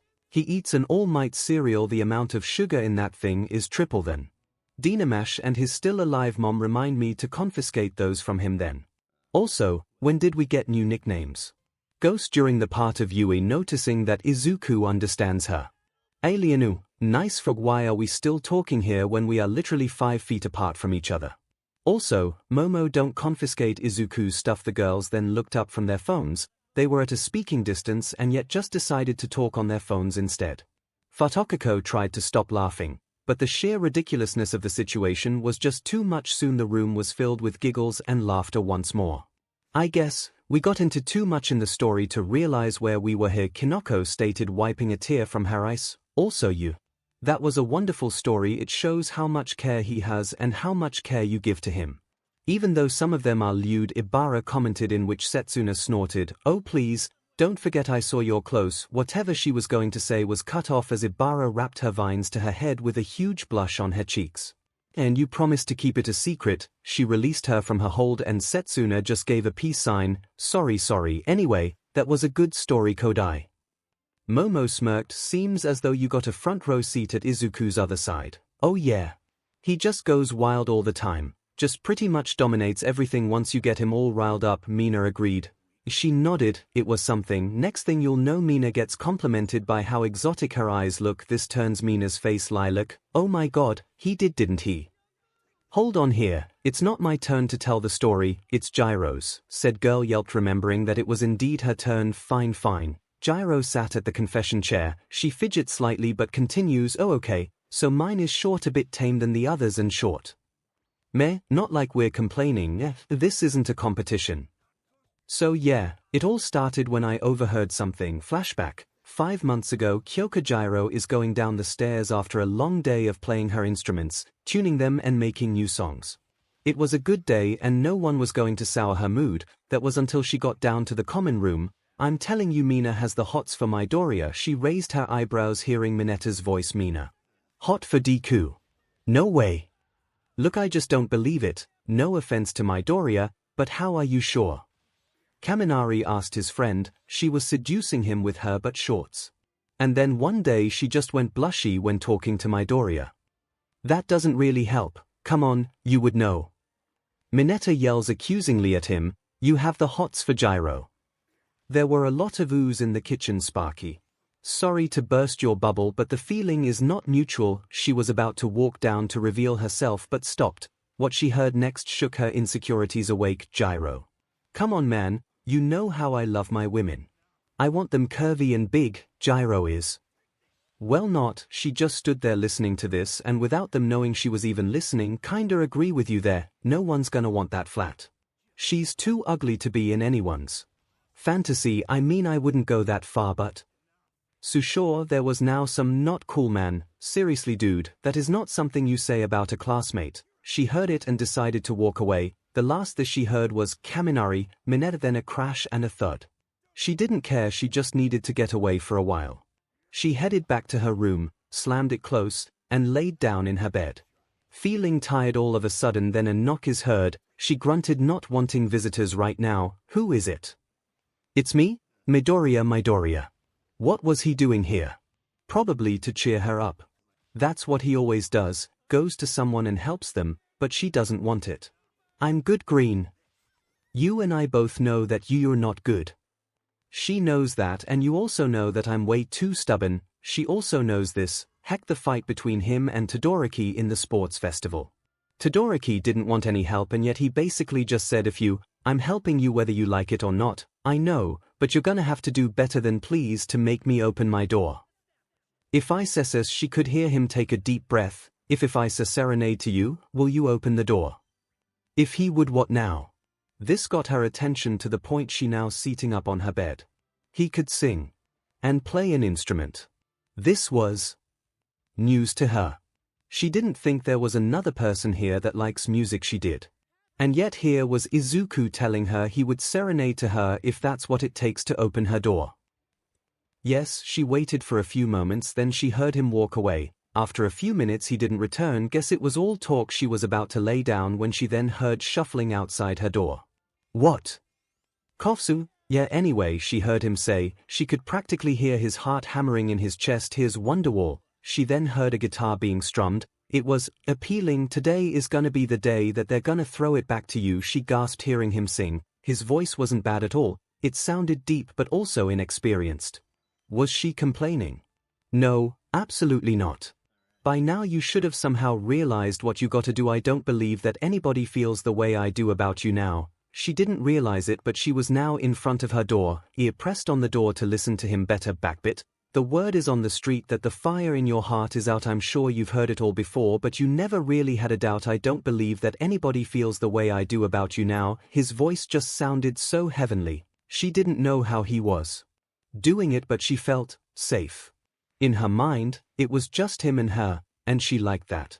She liked that a lot. And all the roads we have to walk are winding, and all the lights that lead us there are blinding. There are many things that I would like to say to you, but I don't know how. She could just stay here forever and she would be fine. What was she upset about again? Because maybe you're gonna be the one that saves me, and after all you're my Wonderwall. He then slowly stopped drumming. The sound of him breathing soothed her somehow. Hearing his heart beating was also another soothing factor. She glanced at her door. She blushed remembering her promise. He did sing, so might as well. She opened her door to see Izuku with a green guitar that had stickers on them. One of the stickers was a unicorn and a smiley face. Hey, he was slightly breathing hard, clearly out of breath. Hey, she leaned at her door. Didn't know you could play, didn't actually tell anybody. Well, I guess Kaken knows, she hummed. She then felt 5 sets of eyes on her. She saw Toru's door slightly opened and she could feel all of their glares. Why are they glaring at me for? She then grabbed Izuku and pulled him in, ignoring the intensity of the glares. She locked her doors and turned around to face Izuku, who was setting his guitar down. Okay, Green, what do you want? She honestly forgot why he was here. Are you okay? She feels fine. What was he? Oh. Kaminari and Mineta. And just like that her insecurities were back, not as strong, but they were there. I'm fine, Green. No, you're not. I'm fine. They're right anyway. No, they're not, he said stubbornly. Right, I'm just ugly. I'm flat and no one's gonna choose me over a girl who has the curves. The melon slam. She stopped as a hand slammed beside her head. She looked at Izuku and gasped. She has never seen Izuku this angry before. Listen here, Gyro, and you better listen. She didn't know what compelled her, but she nodded. You're appealing, and if you ever deny it again, I'm going to make you look into a mirror and describe to you how appealing you are, how the shade of your hair fits perfectly under the night sky, how your eyes just dart around whenever you talk about music, how your blush just basically highlights the beauty and structure of your face, how your neck is just exposed whenever you wear your deep dope shirts, how your hips would perfectly fit in someone's hands, how you're cute but is just grabbable while someone is kissing you, how your long legs just emphasize your features, and you Kyoka Gyro. His face then went closer to her. She tried to back away, but the door was just behind her, stopping her. He then held her chin and make her look up. He is practically looming over her. She never felt so helpless before. The fact that he could just take control and pretty much dominate her scares her and turns her on. Wait, what? Is just perfect, he finishes as they just stood there, him grabbing her chin as they stare at each other. His face then transitioned back to shock. He looks at his hand and the hand beside her when he just slammed it to shut her up, then back to her eyes again.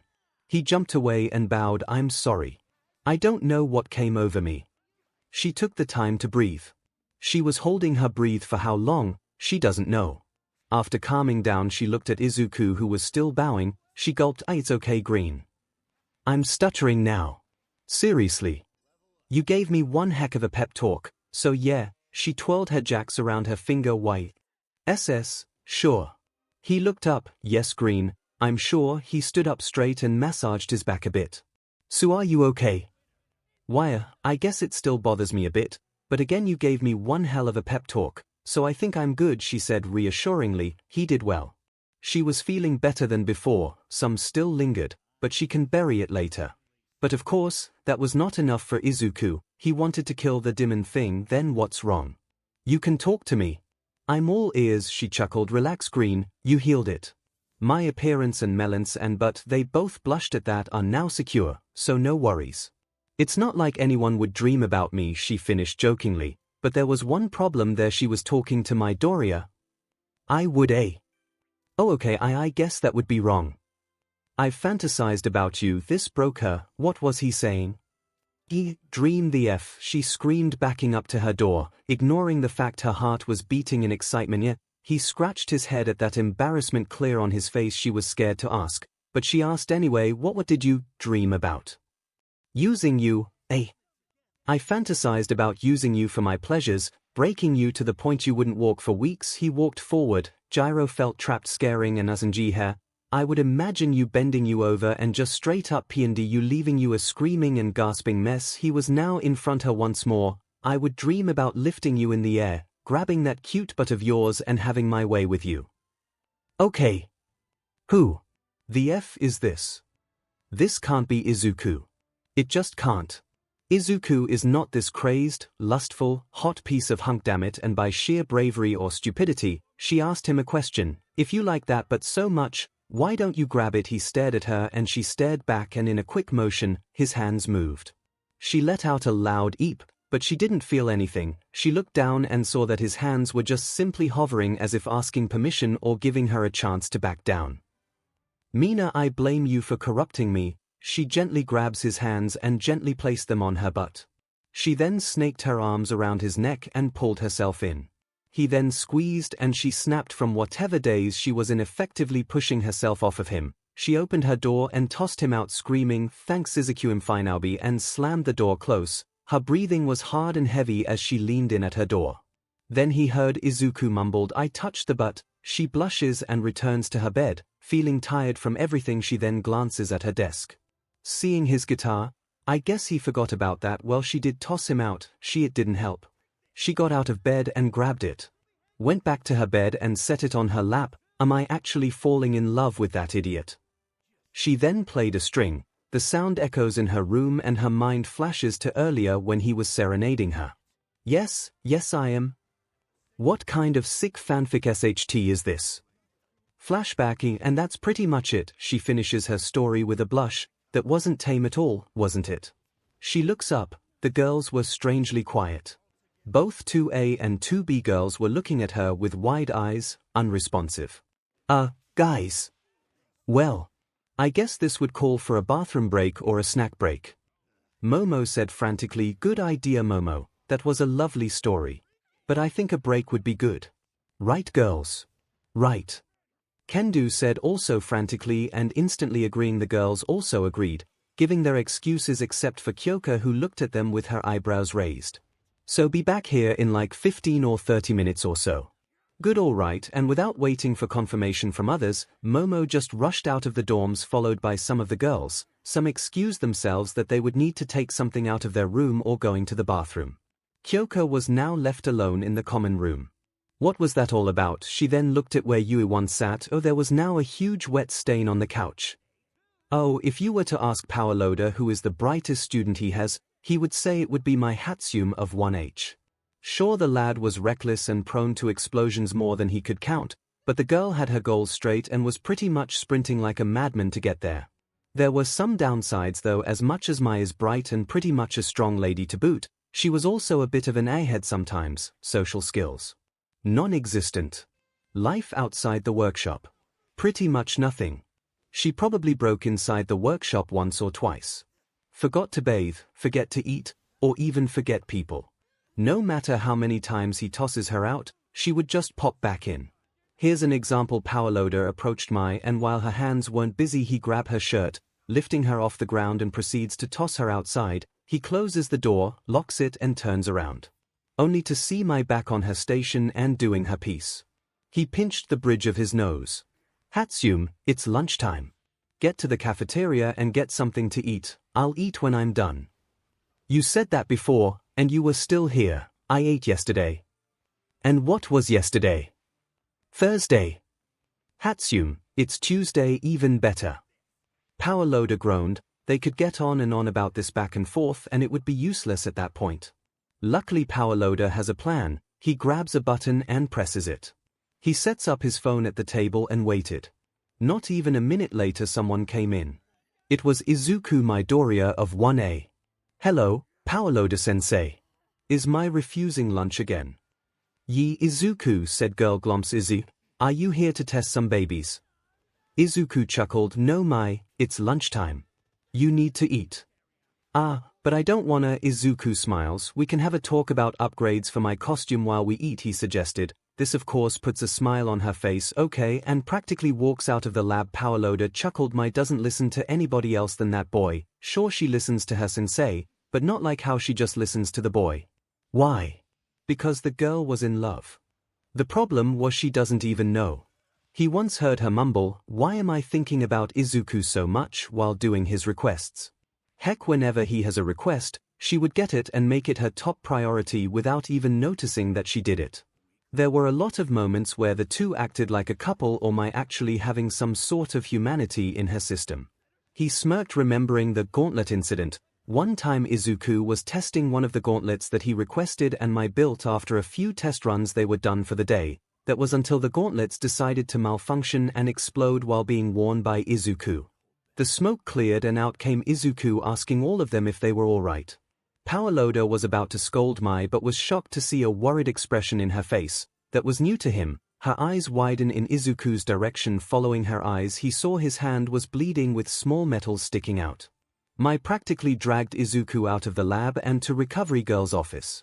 𝐼 followed them and was treated by the sight of Mai being at Izuku's side while Recovery Girl was beating him up with her cane. Once he was healed the three of them walked back to the labs and Mai said sorry. This was surprising news to 𝐼. He never heard her say sorry after her explosions, and there were a lot of explosions before this one.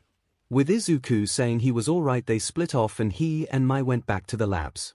He was then treated to the sight of Mai fixing the gloves and following every protocol there was to testing, making, everything. It was pretty much the longest time he's seen her work on a specific project.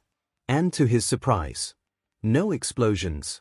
Even after stress testing it or practically trying to destroy it while using it or not using it, there were no explosions, no accidents and no failures.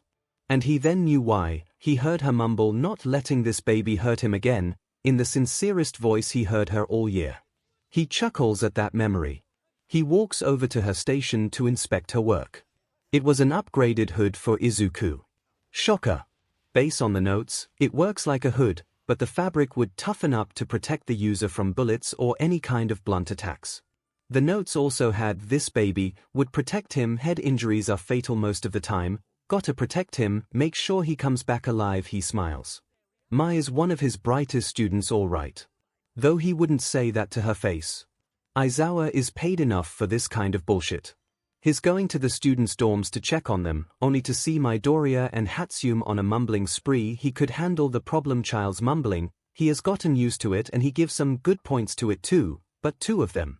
Nope. He walked to the principal's office, resignation letter in hand. Here, he gives the paper to the principal who inspects it. What is this? My resignation letter. I quit. The principal then walks to the left and sets the paper down on a small table, and almost like a cartoon, pulls out a giant hammer and slams it on the paper. Grabbing the paper he gave it back to Aizawa. He looks at the paper and saw a giant denied at the center. Anything else? Asks the principal, in which he just grumbles and walks away. He then passes by Izuku carrying a sleeping Mai on his back. "Hello sensei." "Hello problem child." Izuku then walks away, presumably to the support course dorms. He sighs, he pulls out his phone and checks the teacher's group chat. Inside was a pole 𝐒𝐿𝐼𝐼 x 𝐒𝐿𝐼𝐼 𝐿𝐼𝐼 x 𝐒𝐬𝐽 𝐿𝐼𝐼 x momo 𝐒𝐿𝐼𝐼 x 𝐒𝑗𝑢 𝐒𝐿𝐼𝐼 x toru 𝐒𝐿𝐼𝐼 x mina 𝐒𝐿𝐼𝐼 x all 1A girls 𝐒𝐿𝐼 x 1B girls 𝐒𝐿𝐼 x general course 𝐒𝐿𝐼 x my 𝐒𝐿𝐼 x every demon female. There was a betting pool on who would hook with who, and the problem child was pretty much the center of everything. He was the one that betted on the last one, and each teacher betted on their own choices. They could bet for more than one ship, but that would also cost a lot if you lose. He added his bet with the 𝐒𝐿𝐼 x my option. After choosing, he receives a text from the principal, good choice. Yep, is not getting paid enough. No matter how old Midnight would get, she would always be into romance, especially young romance. She would coo at the sight of two students being sweet at each other. Case in point, she is looking at two students right now. Izuku and Mai were in the cafeteria while both of them was having lunch. The best part. Izuku was feeding Mai while she goes on and on with inventions, suggestions, or anything at all, while Izuku would nod and say a few things, but he would primarily just feed her. Mai would pause for a second, giving Izuku the time to raise the spoon and feed her. It was so adorable that Nemirai couldn't help herself and coo at the sight. Izuku then took a bite of his food, but got some of the said food on his face. He was about to wipe it off when Mai beat him to it. Oh, you got something on your face, grabs a napkin, holds his chin and wipes it clean. There you go. Izuku blushes but said thank you nonetheless. Nemirai just coos at the sight. Her co-workers just looks at her weirdly. Toshinori Yagi was an Izuocha shipper and is not ashamed to admit it. He has seen the interaction between the two students and firmly believes that they would end up together. What he heard early on made him question that he was trying to find young Midoriya and to inform him that it was time for training. He then finds him on his way to the support course dorms with Hatsune on his back. He was about to call out but stopped as he heard that they were having a conversation. You know, you don't have to finish all my requests. I'm not in a hurry, I know, but you got work studies right. You gonna need the gear. I'm fine Mai, I hope so, I don't want to lose you out there. This made Izuku stop on his tracks. Mai. It's weird you know. All the time I just can't help but think of you all day. How is he doing? Is he safe? Will I see him at lunch? Those thoughts invade my head all the time whenever you're just out there. Izuku looks at her over his shoulder, but she was just looking forward. Even though I'm so sure that I strapped your gear with enough protection and durability, I would always go worried that I will never see you again. She held his chest tightly. Mai, he looks at her and he smiles. I'll always come back, don't worry, promise.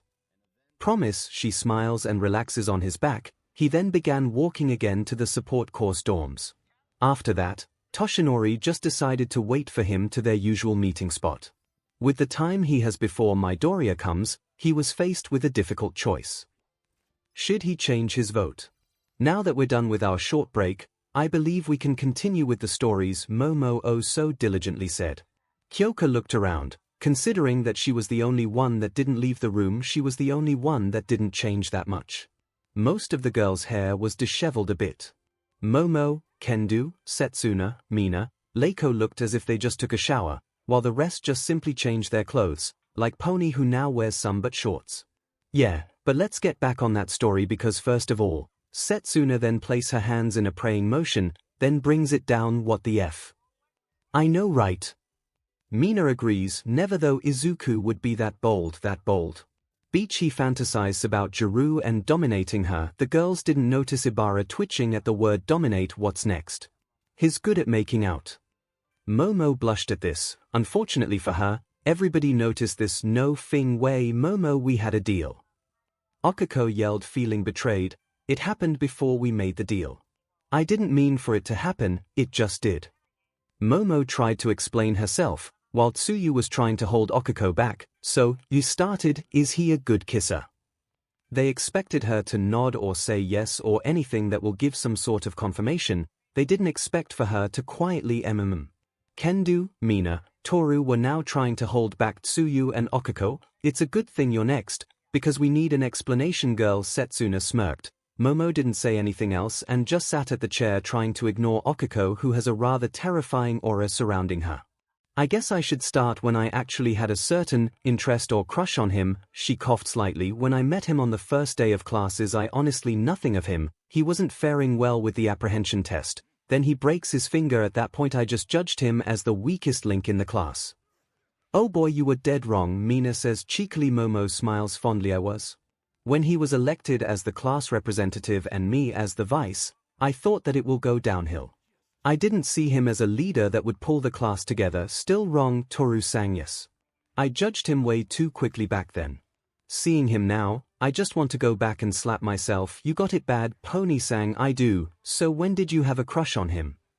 Kinoko questioned. It was around the time of the sports festival, after my battle with Tokoumi. Flashback, sports festival aftermath of Tokoumi fight. I'm a failure. This was the thought of Momorozu as she walks away from her fight. There was no fight. Just me standing around stupidly. Do I even deserve to be here? She was smart, sure, but academics can only take her so far. She was trying to be a hero. Being smart was not enough. You would lose and die, just like what happened in her match. Maybe I should transfer to the business course. I can help with the family business. Her mother and father were quite supportive of her decision to be a hero. The majority of her father's friends assumed her to continue with the business and fully inherit everything. While that was the plan, her parents wanted her to be happy. If her happiness was to be out there as a hero, then they won't hold her back. Her mother did say that she needed to bring home a boy someday or grandkids to spoil. What boy would want me? She knew that her suitors were just out for her family's wealth. It was obvious really, they didn't want her, they wanted was her wealth. And now with this failure, no one would want me. She was about to turn right when she suddenly collided with someone. Sorry, the person apologized loudly. She was about to apologize also but was shocked to see Midoriya there. I'm sorry as well, Midoriya. She stood up and Midoriya followed. Well, I must be going now. Again, I apologize. She was now walking away when Midoriya shouted, good fight by the way. He must have meant it as praise, but to her at that time just felt like mockery. Here was a boy who can't even use his quirk without damaging himself, who also won his match, mock her for having a good fight. There was no fight, she said with a hint of anger. She turns around and walks towards Midoriya.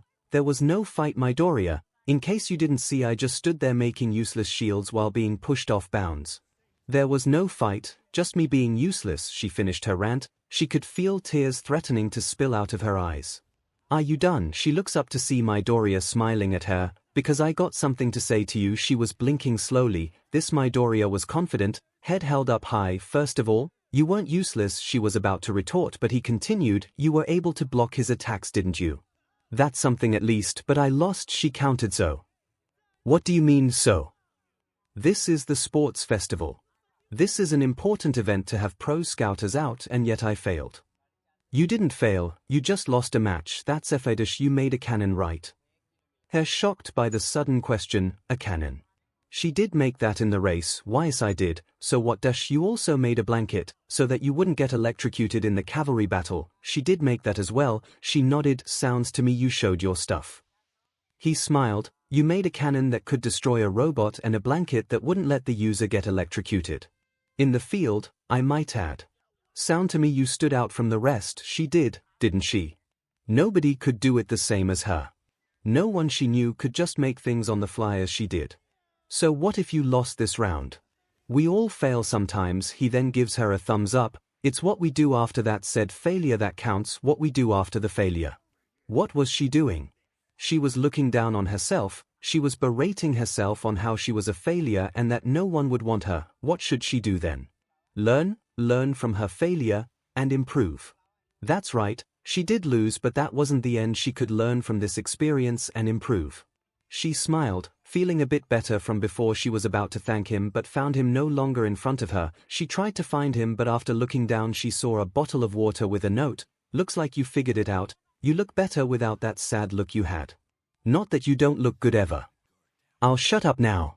Anyway, I hope you feel better, Yarozu-san. I am. She looked down at the note and smiled. Izuku Midoriya, you surprised me today. Thump thump. Her eyes widen, hearing her heartbeat at the mention of his name. Is she? No, it must have been a mistake. She walks away, bottle in hand and blush on her cheeks. Flashbacking, turns out, it wasn't a mistake. After his fight with Todoroki, I was so worried that I wanted to contact my father to get an ambulance. You would do that? Mina giggled. Newsflash, the moment you talk bad about yourself he just appears out of nowhere and cheers you up. If that isn't a Midoriya way, I don't know what is. You aren't feeling bad still, right? Ibara asked. Oh yes, I've come to terms with my weaknesses and I improved. It helps that Midoriya is leading us. Oh yeah, we don't know when it happened, but he just became a pseudo-leader for us. Toru agrees. Every time Izuku would go out there, may it be fighting a villain or doing schoolwork, he would just put himself in front of everybody and began to drag them with him. Yeah, the fact that he just takes charge sometimes is really surprising, Jiru states, remembering the license exam. After setting back the child to the base, he went to the commander role and started giving out orders, suggestions, and things that would help them. It was quite a sight to see. He was in his element and smiling at everyone. Sure, it's not because you would like for him to take charge of you, Setsuna teased. Jiru blushed but then countered with, what, and you don't? Setsuna balked at that, also blushing, remembering certain things that Izuku said to her. Shut up. Good job, Jiru, you made her stutter. Kendo and Jiru high-fived. So, what happened next?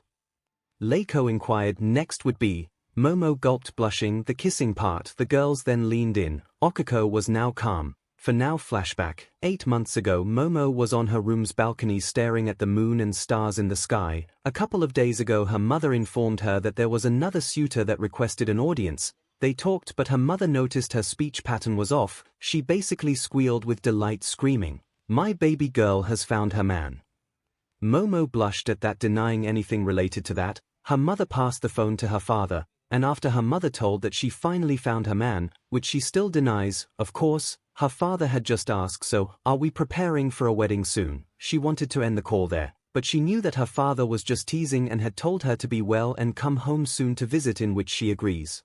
And now here she was lost in her thoughts, finally found a man here. There was only one man she could think of, one that was stuck in her mind ever since the sports festival. "Penny for your thoughts," said a voice. She jumped and looked left. It was Izuku Midoriya, the boy that had been plaguing her mind ever since he cheered her up, who also was upside down, his black whip making sure he doesn't fall. "Can I land here?" he asks, and she nodded. He landed gracefully on her balcony. So sorry for dropping on you like this. I got carried away with training." Training? At this time? SSO, what's the matter? What makes you think there's something wrong? Well, I was upside down on your balcony and you didn't even notice me, so what's up? He asks, waiting patiently. Ever so helpful, even when he doesn't need to. What did he say? Because meddling when you don't need to is the essence of being a hero, is such a cheesy line but fits him so well. Just, girl troubles, she heard him mumble, not again, but chose to ignore it. Have you gotten your first kiss?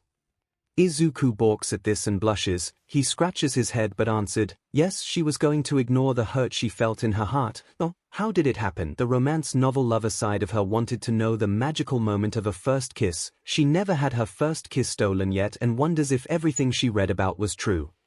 Well, he was visibly uncomfortable as he just starts fidgeting and looks down. Momo was of course human and saw this. You don't have to tell me, she smiles gently. I was just curious. He looks at her but then he took a deep breath. It happened because of a dare, or I guess a prank also. She now understood why he didn't want to tell the story. She sends him a sympathetic look but he continues, basically back in middle school. There was this girl who told me that she liked me and I had to go to the tree that was close to the entrance. I was excited at that time. A girl noticed me and actually liked me, but I guess even that is just a dream for me. I like you, she said in her mind as Izuku leaned on the railing. She then came and kissed me. He had a bitter smile. I enjoyed it at that time, but then she pulled away, backed away a bit. Next thing I knew, paint was being poured from above and onto my head.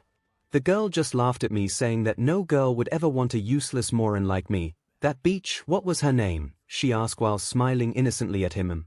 I think it was Tokoro Naomi. Why? Oh, nothing. She made a mental note to destroy this girl. That wasn't a good thing to do to you. Are you alright? She asks worriedly. She was not expecting that kind of story from him. Having that kind of situation happen to you would certainly leave an impact. I'm fine, it was a long time ago anyway. She sets a mental reminder to give this boy all the love he needs. So how about you? How was yours? I haven't had my first kiss yet, she admits. She looks away as blush then began to creep up. I have many suitors, but they never seem to ever want to be with me and just my family's wealth. So I never had the luxury to experience such things. Oh, they were then quiet for a moment until Izuku asked something that set Momo off. Do you want to? She looked at him as if he grew a second head. He realizes what he just said. I'd just mimiment that you know. If you want to I'll shut up now. Izuku looked away, doing an impressive imitation of a tomato. It took her a moment, but she calmed herself down. Midoriya, are you asking if I want to kiss you? He gulped. It doesn't have to be but yes, she gulped. This was it. This was her chance. Okiko, I'm sorry. But I want him. She walked forward, cupped his cheek, and leaned down. She was taller than him after all. When their lips met, it was magical. The novels didn't do this experience justice. It was as if you were floating in an endless void while also having something sweet in your mouth. Izuku put his hands on her waist and deepened the kiss, and after a moment they pulled away. She was slightly breathing, and so was Izuku, but both of them looked at each other's eyes and knew they wanted more. Their lips met once more, but this time Momo let her instincts take over her as she asked permission with her tongue. He paused a bit, but he opened his mouth and they were now making out. Tongues battled for diamonds and Momo won. For a moment, once Izuku got used to the situation, he was now the DMNT1. His hands traveled to her thighs and she purred at his touch. She tried to take control once more, but he squeezed her thigh, making her MMM and him gaining the upper hand. He surprised her once more as he lifted her using her thighs and pinned her to the wall. She gasped in pain slightly, but that didn't let it hinder their session. They pulled away, saliva trailing, but the look in his eyes said that he wasn't done yet. More sheamed out and he happily obliged. Carrying her to her bed, he dropped her and took of his shirt. Momo purred, seeing his shirtless chest, all those scars from his battles, all those muscles. It was hers for tonight. He leaned down and captured her lips once more. Try as she might, she can't get back the control. Izuku was in control and she wasn't complaining. His hands then explored her back, but he then growled, "God, that was hot," he commanded. "That's even hotter." Following his command, she took off her shirt and leaving her bodice out in the open. She was still wearing a bra, but she was almost naked. He growled and leaned down once more, capturing her lips and continuing her makeout session.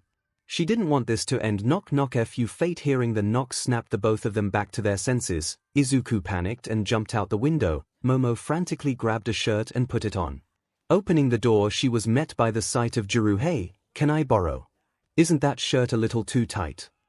Momo looked down. In her haste to grab a shirt, she didn't notice she grabbed Izuku's shirt.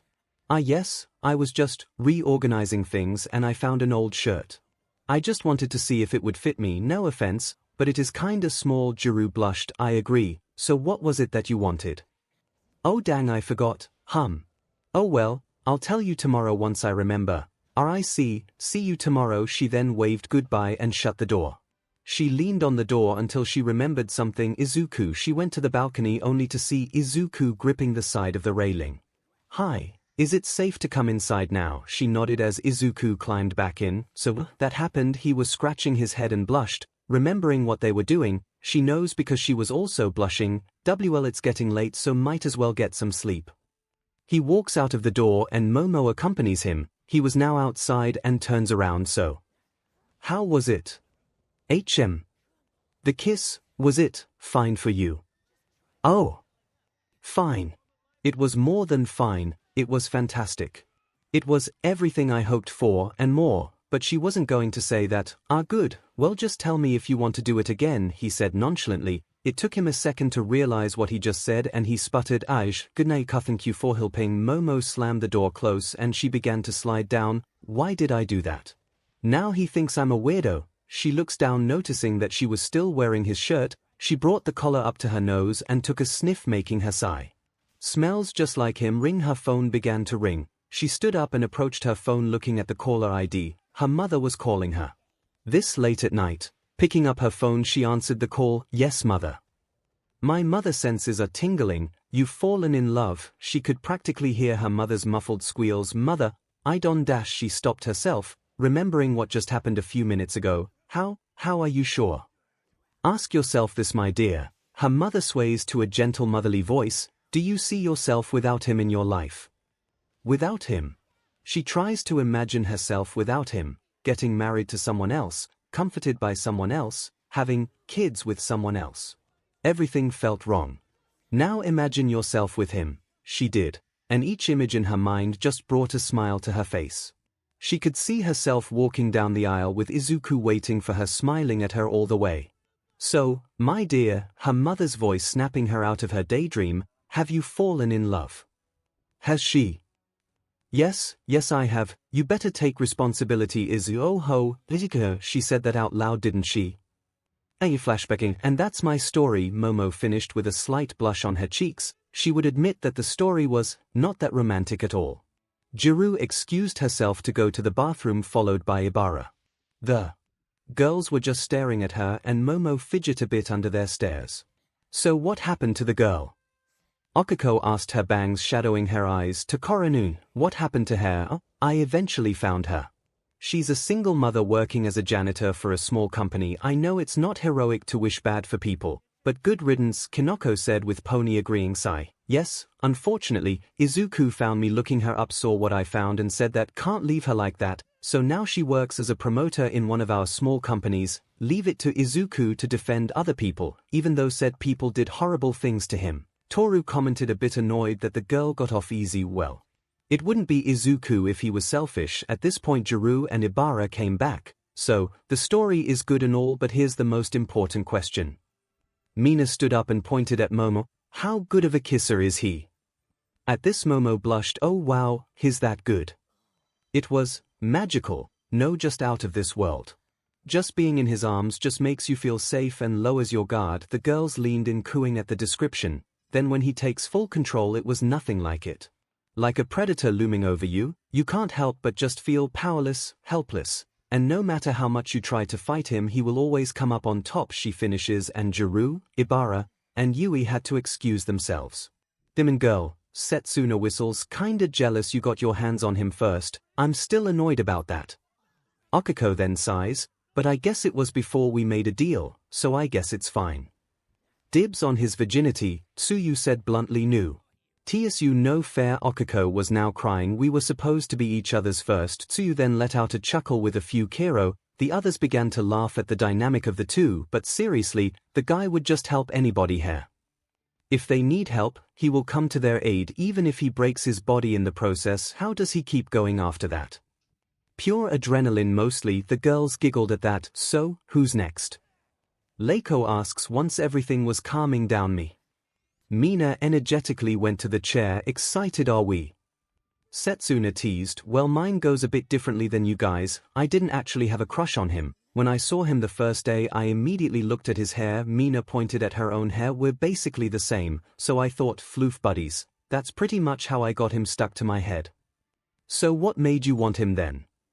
Well, she chuckled, scratching her head, I planned to stuck him, then break his heart so that he would go to Okiko. The girls stared at her for a long time. Mina, that's mean, Toru stated, and Setsuna agreed. Considering how he got his heart broken the first time, you're just abusing him. I know that. It was a good plan at the time, so I went for it, but you still shouldn't have done it. Wait, you said tried, what happened? Well, see, here's the thing. She smiled innocently at them while her cheeks turned a shade of lilac. It backfired. Flashback, 7 months ago. It was the perfect plan. Make Izuku fall in love with her, break his heart, sorry Izuku, then have Okiko save the boy and they would live happily ever after and have cute kids. Mina shook her head. First thing first is to stuck Izuku and get his attention. Thanks to Kirishima, she knew what the boy likes. Oh sure, Izuku likes melons, but he likes butts even more. She overheard Kirishima, Kaminari, and Izuku talking. The subject of course were what did they like in their women. Kaminari was more of the curvy one, Kirishima was Amazon's, and Izuku admitted that he likes butts. The boys talked it over some more, but she just left after that. Step 1 was to get his attention. Easy. She would wear but shorts and bend over in front of him. Surely he would at least stare at her, giving enough time for her to catch him and invite him to her room to apologize, but as she turns around and saw him walking away. That was unexpected. Her second attempt was during one of her lessons. He asked her to teach him how to breakdance, saying that he was trying a new move. She agreed. Of course, this time she would be stretching, giving him an ample view of her, but she would catch him and then proceed to ask for an apology. But as she turns, she saw him stretching while facing away from her. Okay, this is starting to get annoying. She was done with her 20th attempt and she was so tired. She was so busy getting his attention that she forgot about a test that was going to happen in just a few days. She was then terrified knowing she would fail, but fate seems to be on her side that day as Izuku, the shining knight that he is, offered to help her study. This is it. She agreed, and here she was wearing some but shorts while also wearing a loose undershirt. She still had her sports bra, so she was not completely naked. She was going all out to get his attention, make him fall for her, and go to 𝐒𝐿𝐼. Shaking her head, she reruns the plan on her head. Study for the exams for a bit, lean over to give him some view, make him embarrassed, ask him out seductively with her awesome stucked powers that she knew existed somewhere.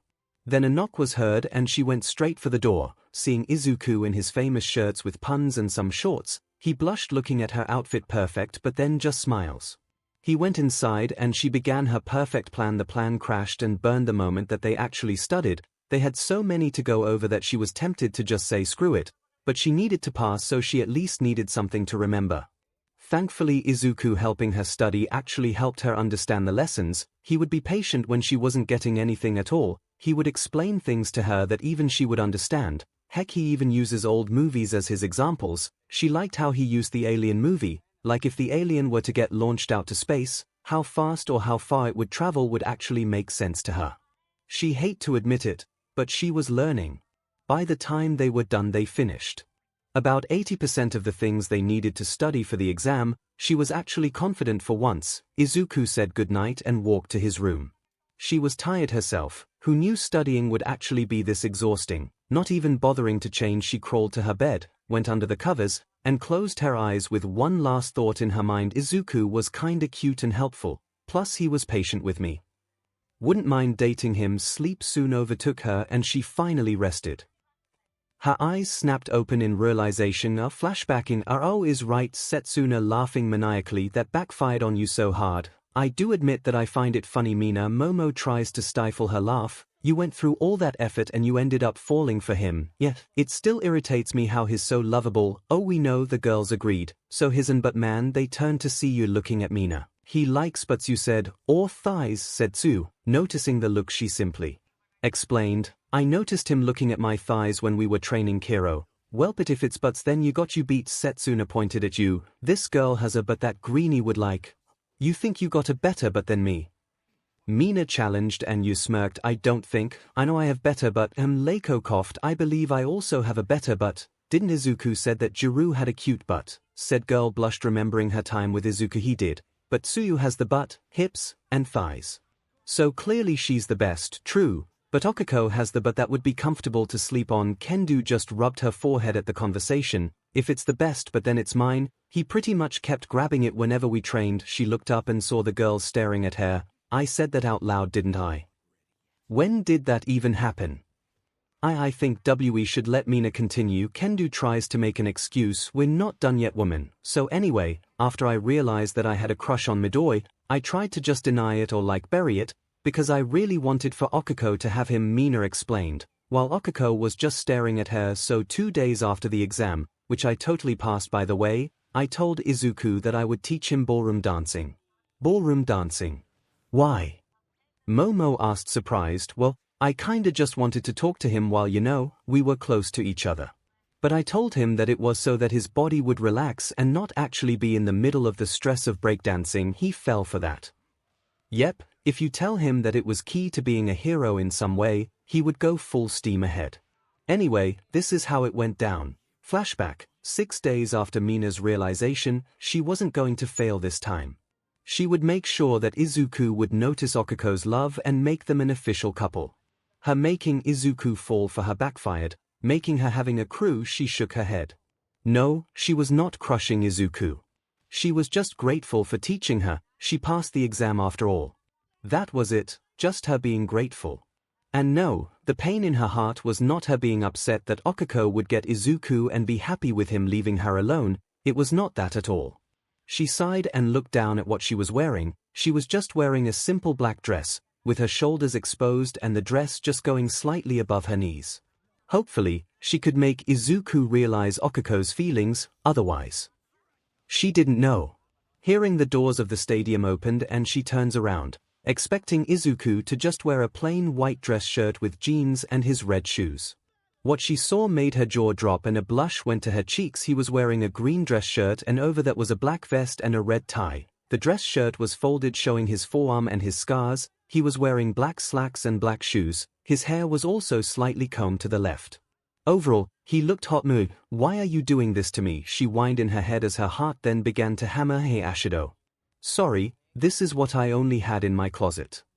He rubbed his head and chuckled weakly as fine. Let's just start. She pressed play on the boombox she brought and music filled the stadium.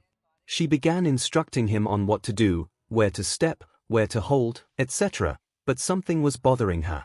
Do you know how to dance? She asked. She expected that his moves to be sluggish or amateurish, but even as she instructs him, it almost feels like he already knows what he's doing. No, not exactly, he admitted, and they continued dancing with his hands on her hips and hers on his shoulders. My mom used to be a CH champion in ball dancing.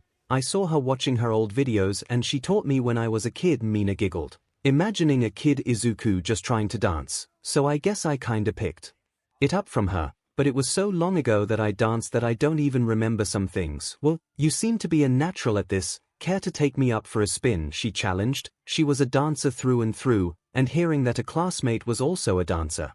Well, he just pushed all the right buttons. Izuku gulped but smiled. Any chance you watch DJ Ice? Her eyes widened hearing that. She absolutely loved that. Letting go of her, and ignoring the side of her wanting his hold back, she watched him go to the boombox and chose a song. He pressed something and then Cheap Thrills began to play. No Fing Wei. He approached her, smiled. Wanna dance? His grin was not out of nervousness but full of confidence. She grins.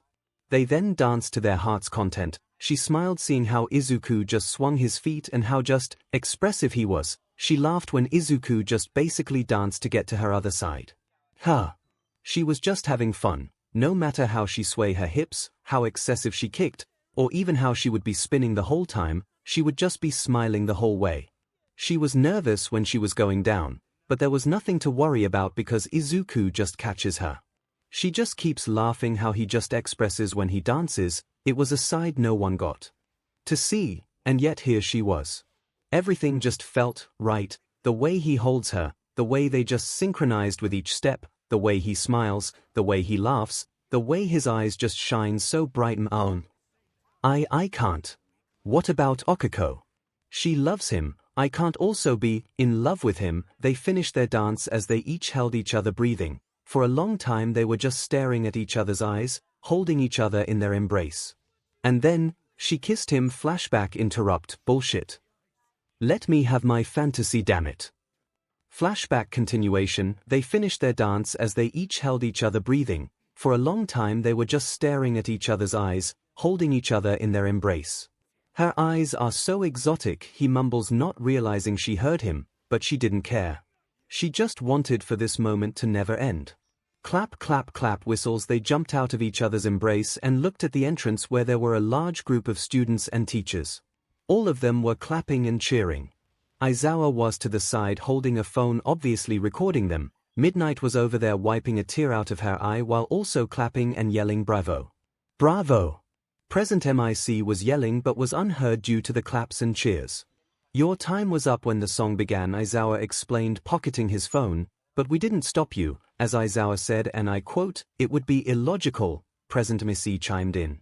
Then the general course came and we just pretty much watched you two perform, Midnight explained, then gushed, but you two were appealing, just seeing how you two were in sync with your movements made it look so good. Then the general course came and pretty much told the same thing. After a few minutes they were able to walk out. Izuku's tie was gone and he pocketed it, while his vest was now open. They were walking back to the dorms. Mina was lost in thought. She planned to get him closer to Okiko, and yet like the other plan it didn't happen. She just realized that she loves the guy, which shouldn't even happen. And yet, it did. She fell in love and she doesn't know what to do. She wanted him to be with Okiko, it was destined, she knew it. They would be the perfect couple. But what about her? She would be alone, she might find some guy in the future. But they weren't Izuku.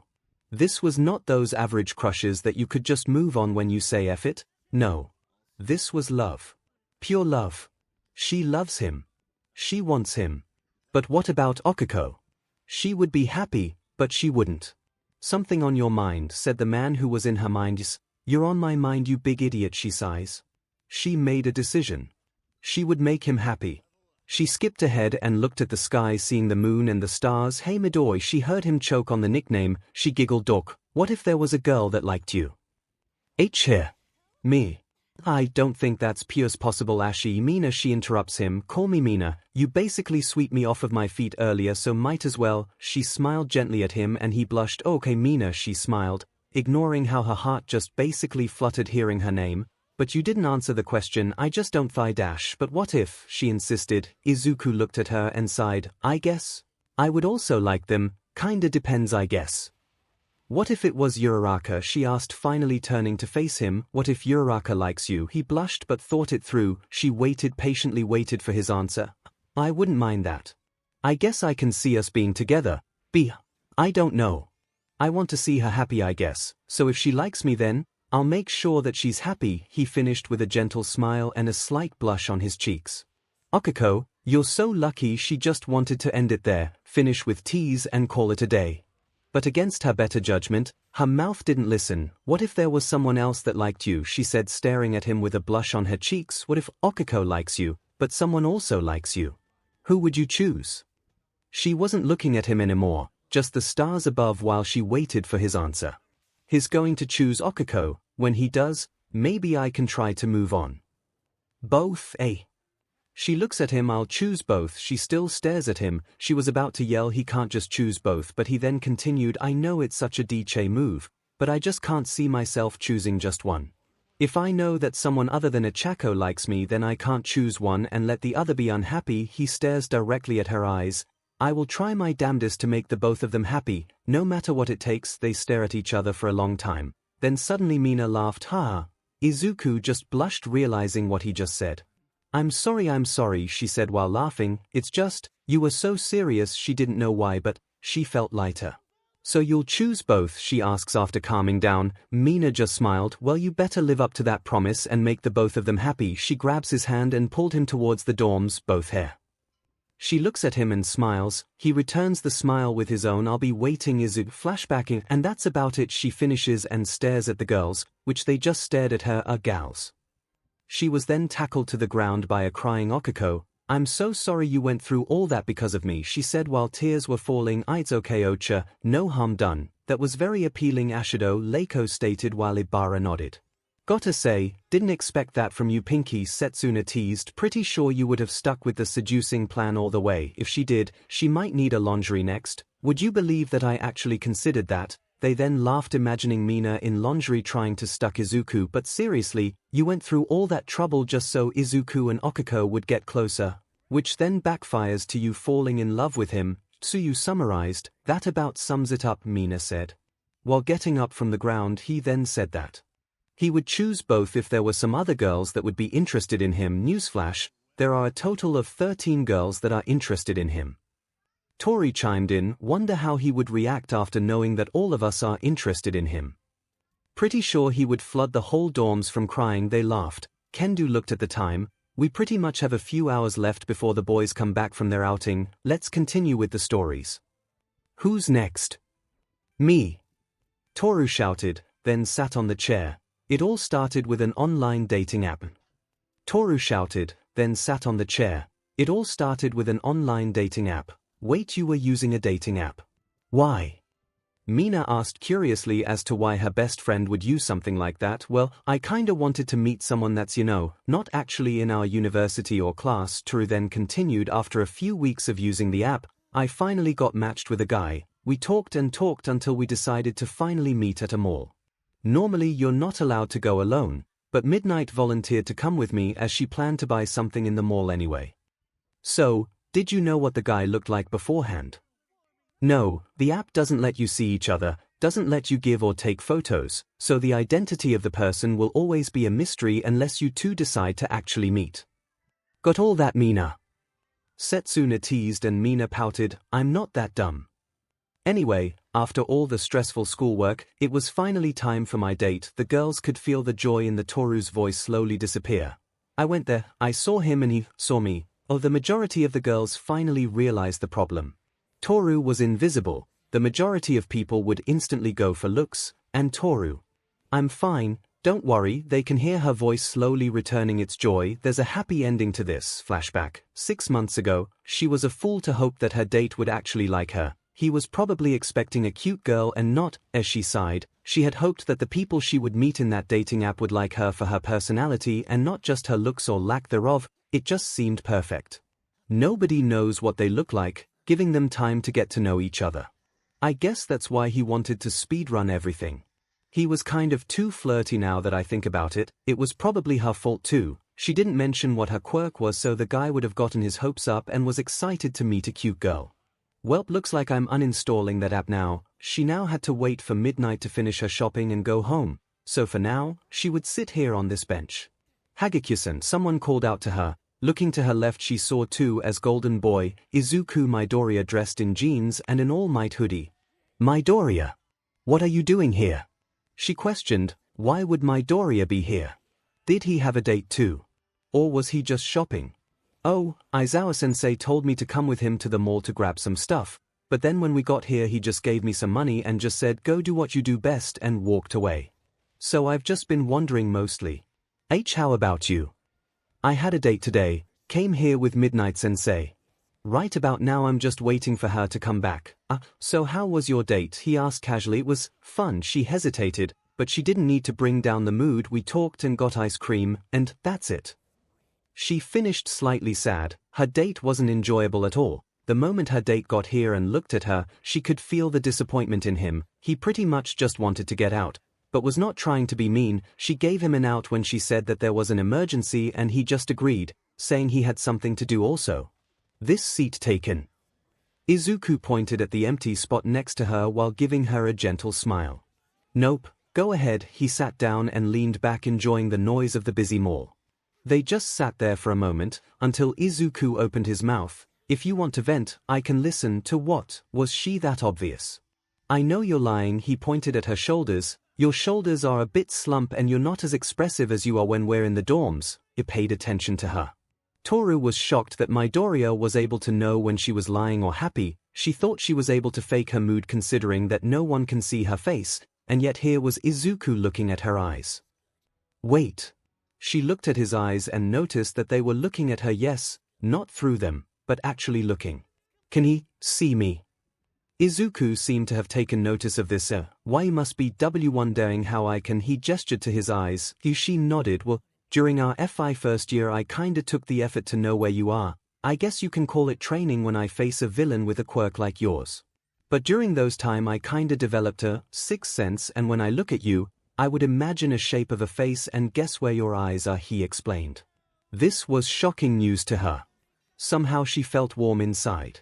She decided to test his skills and she moved her head and his eyes followed her. You're full of surprises, Midoriya. I mean, it's not that much trouble really.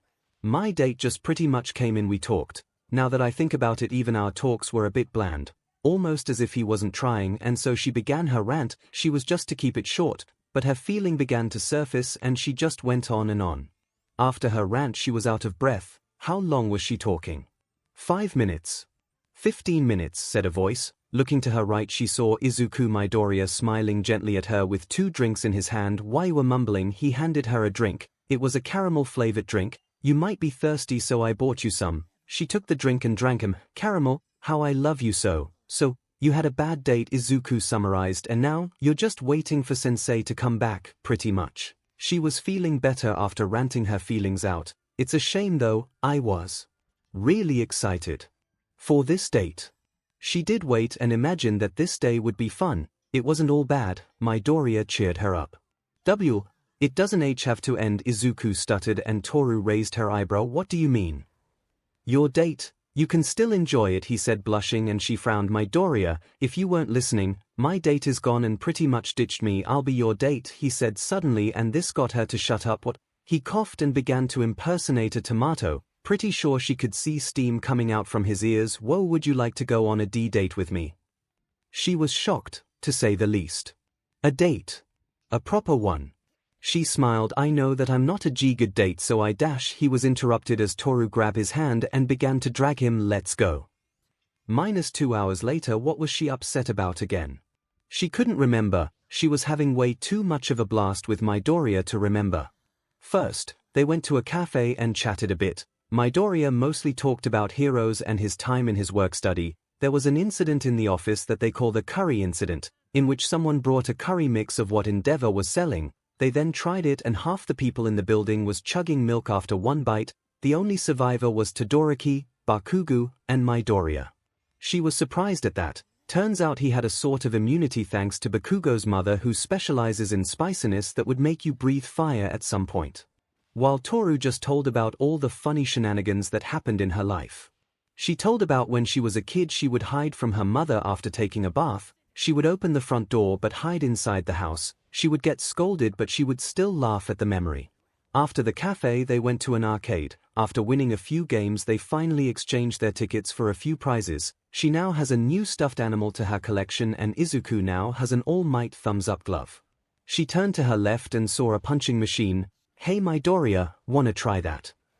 Izuku looked at the machine and it was an All Might theme. He smiled like a kid in a candy store and nodded. The machine was titled Punch the Villain. Go Plus Ultra. On the side it said that the machine was designed from a fight that All Might had all those years ago.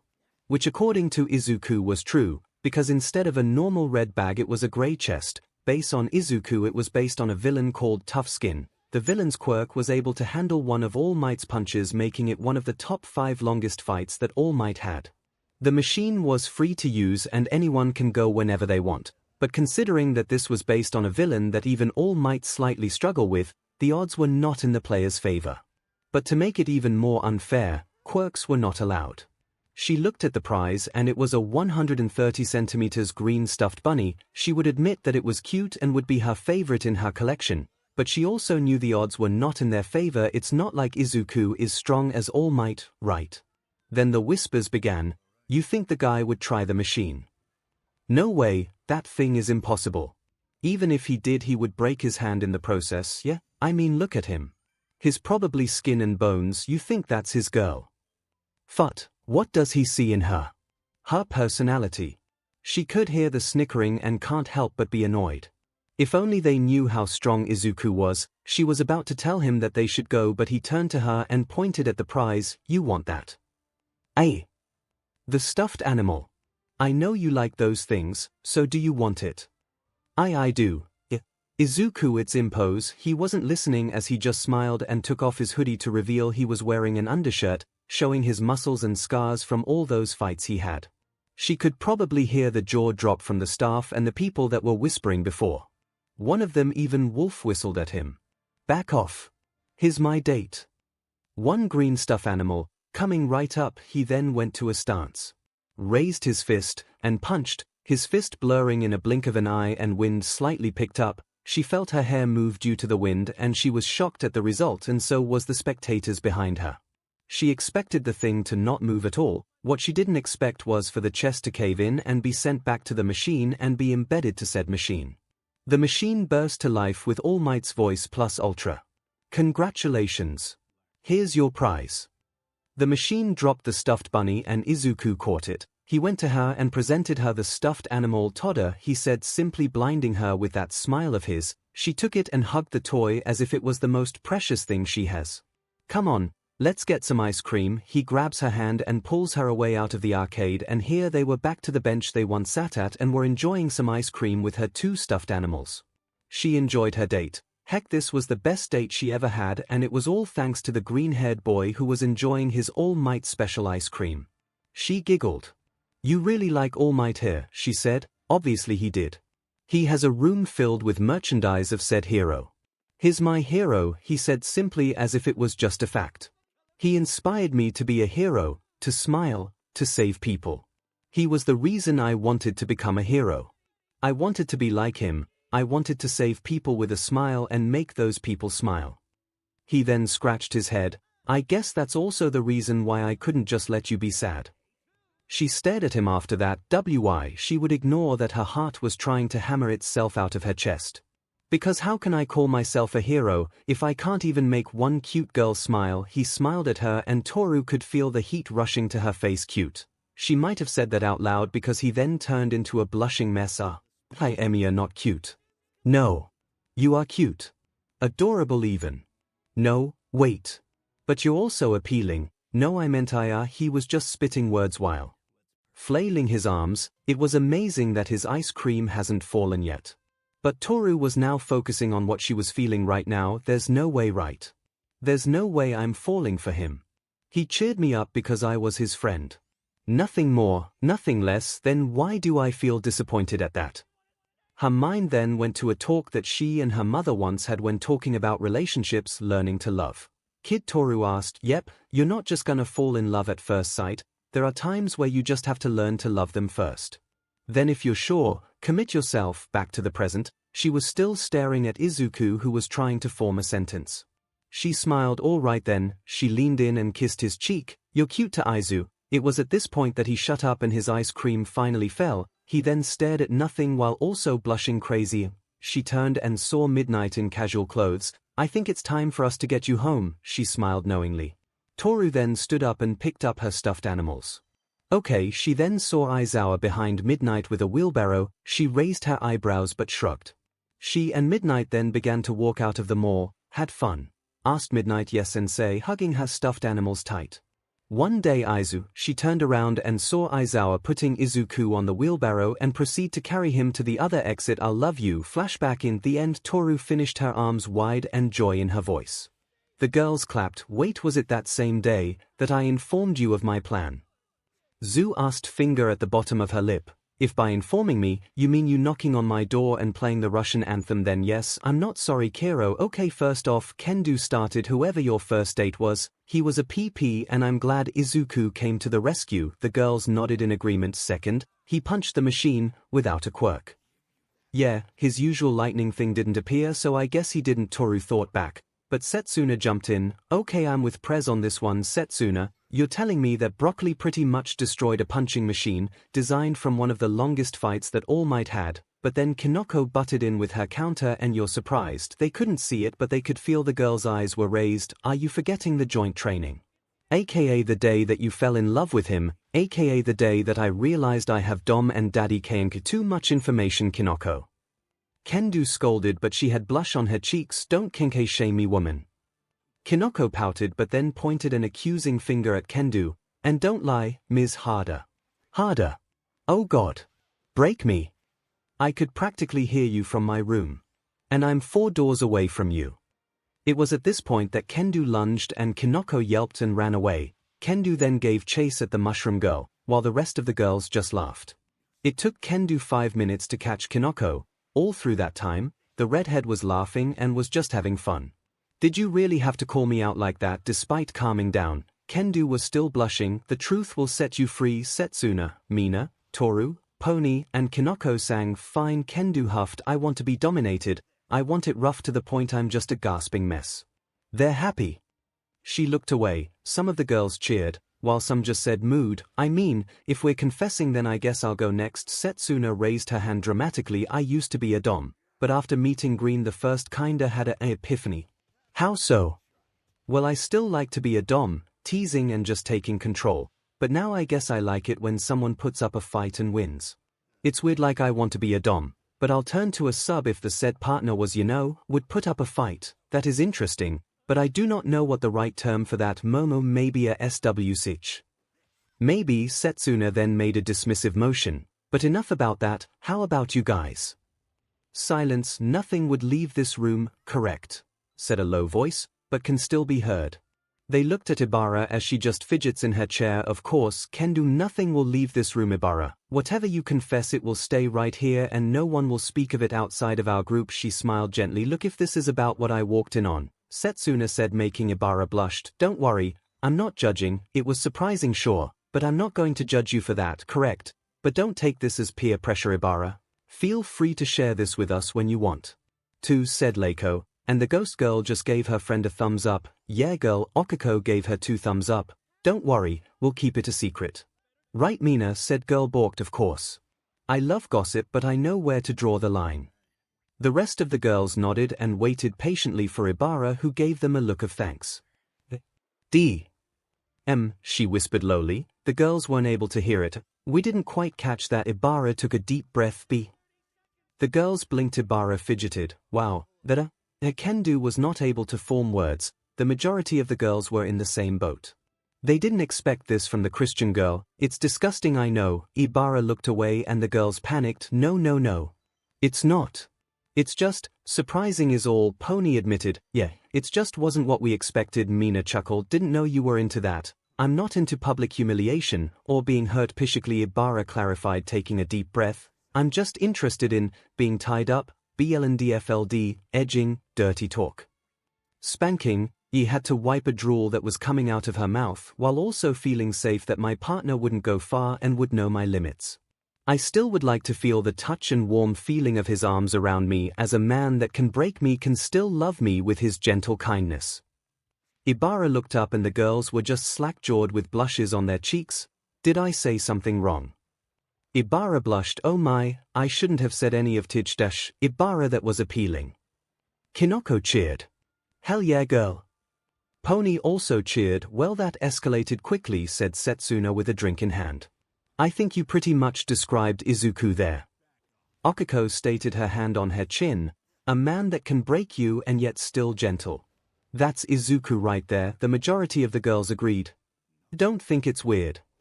Ибara questioned. Nah girl, as long as you're not hurting anybody then it's fine. The girls nodded. Thank you. All of you. Ибara sighed, a massive weight off her shoulders. Anybody else wants to tell their 𝐭𝐴 𝐿𝐼 raised her hand. Cosplay, she said simply, and the girls nodded at the simple word. She then smirked, and using the back door the bit Okiko started but stopped herself and just looked at her, and so did the girls. 𝐿𝐼 just smirked wider, making the girls blushed at the implication. You brave woman, Zu said.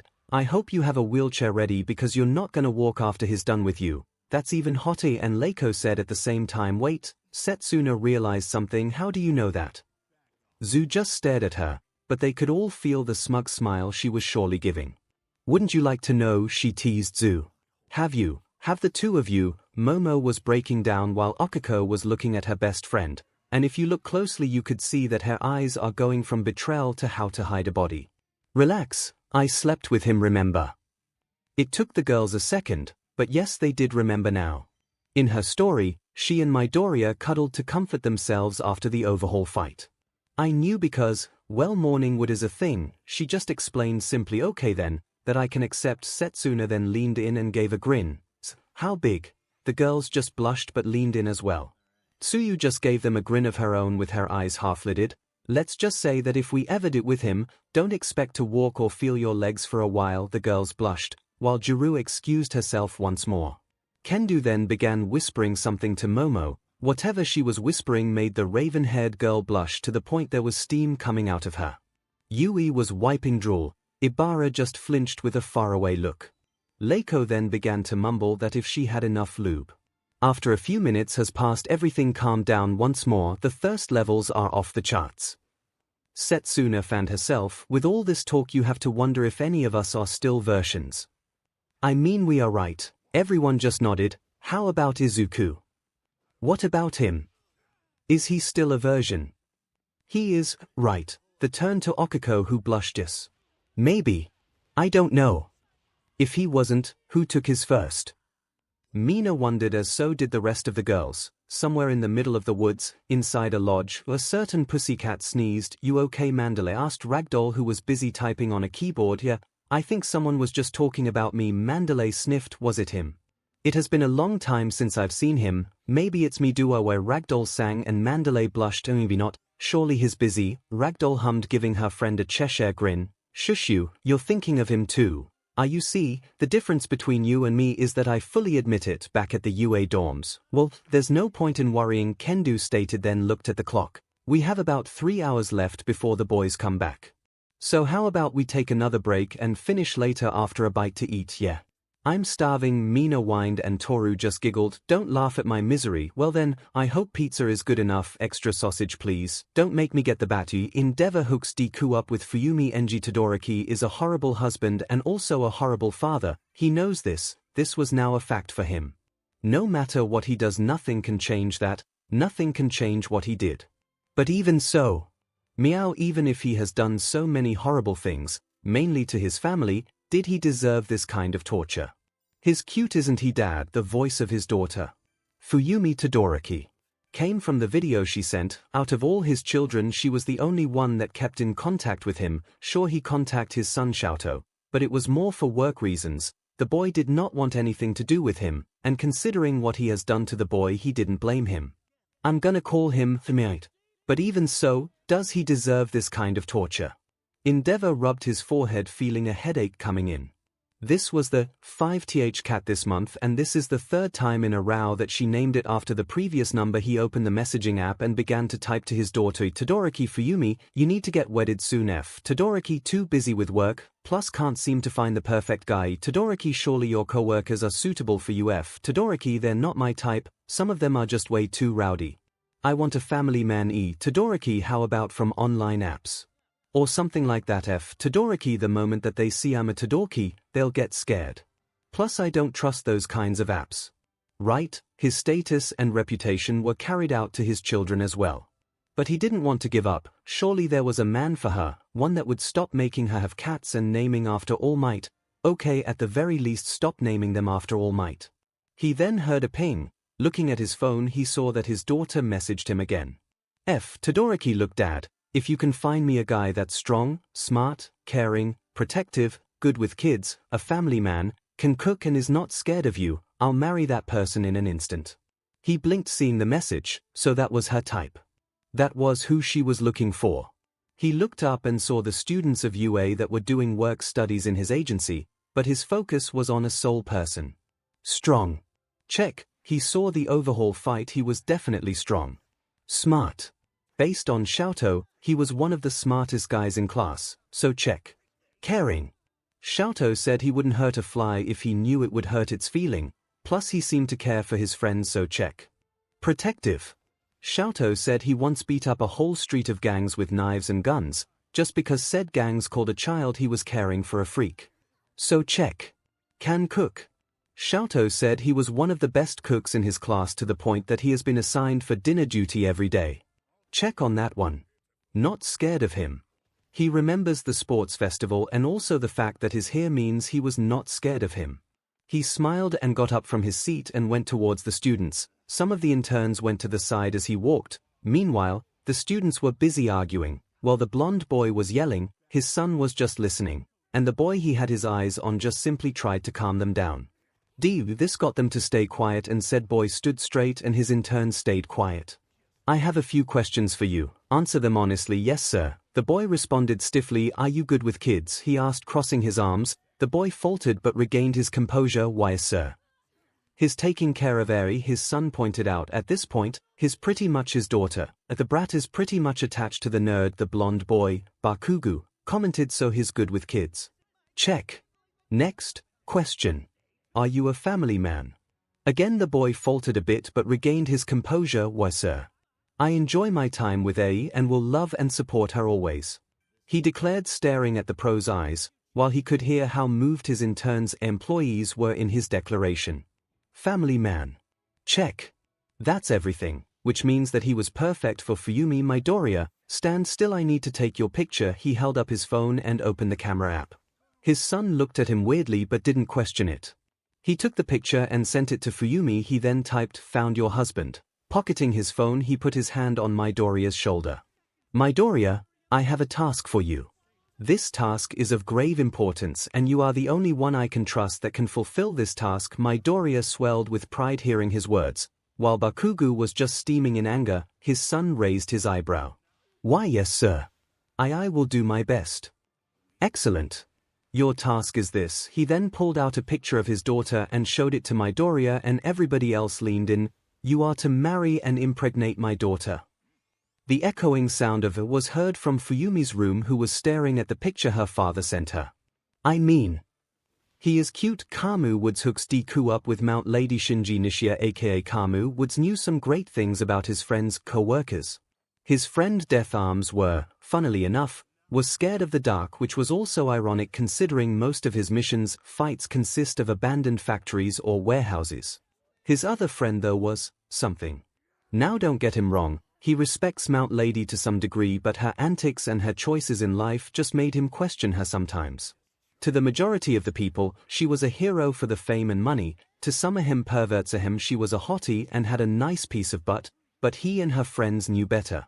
She was just acting, sure to the public she was that, but she still had the will to be a hero, a caring nature, and some professionalism, for the most part. No, one of the things that made him question her was her love life. There was a rumor that he and she were dating, but that was that. Just a rumor. They were friends and co-workers, nothing more and nothing less. Besides, her eyes were set at a younger age. Specifically a certain green-haired hero in training. It all started at the sludge incident. If the said event would be questioned or brought in any way, then she would go into a rant about how he just stole the show, but in private she would go in a blushing mess while mumbling 𝐒𝐭𝐚𝐲 𝐔𝐬𝐽. Next was the sports festival where his fighting side was shown. He could still remember the drool she had that day, making him shudder. Her crush on him was evident, and only he was the only one that knew because of their sort of partnership. Why hasn't she made a move yet? Well, as much as she likes to tease men in front of the cameras or how much she flaunts her body, she of course, when the said hero in training is nearby, will transform into a shy schoolgirl constantly hiding in alleyways, dumpsters, or would just simply run off. It annoyed him to the point he just wanted to bind them together until Mount Lady herself would ask him out. But until that day comes, he would just have to tolerate her antics and rants about how cool he was. He sighed as they turned the corner. Right now the two of them were asked by Endeavor to look out for some UA students that were interning at his agency. They were sent here to do patrol, and the two pros were tasked to look out for them because they knew the area. Can't believe we have to babysit some kids, whined his partner. He sighed. Hopefully they are capable, so we don't have to hold their hands for each patrol. Maybe they are interning with the current number 1 hero after all. Hopefully, it's just a drag that we have to look out for them. Can't someone else do it? We're the ones that know the area best, so it was obvious that we're the right choice. Still, it's she stopped herself as her eyes widened in panic. He knew that look. It was his here, I need to hide. But what's he? No way. Kamu Woods turned to the meeting point and found a blonde boy yelling at another boy with a scar on his face, and of course Mount Lady's Prince Charming at the center. He turned to where his partner was and found no one there. He sighed and turned to the corner they were before, and he saw her pressed against the wall and mumbling 𝐒𝐻𝐻𝐿. He pinched the bridge of his nose and sighed. Wait, this was his chance. He looked to the meeting place and his partner. Under his mask he smirked. Hey guys. Over here, he called out, and the students looked up. He could see the blonde boy say finally, and the green-haired student turned to Joy, seeing who called to them.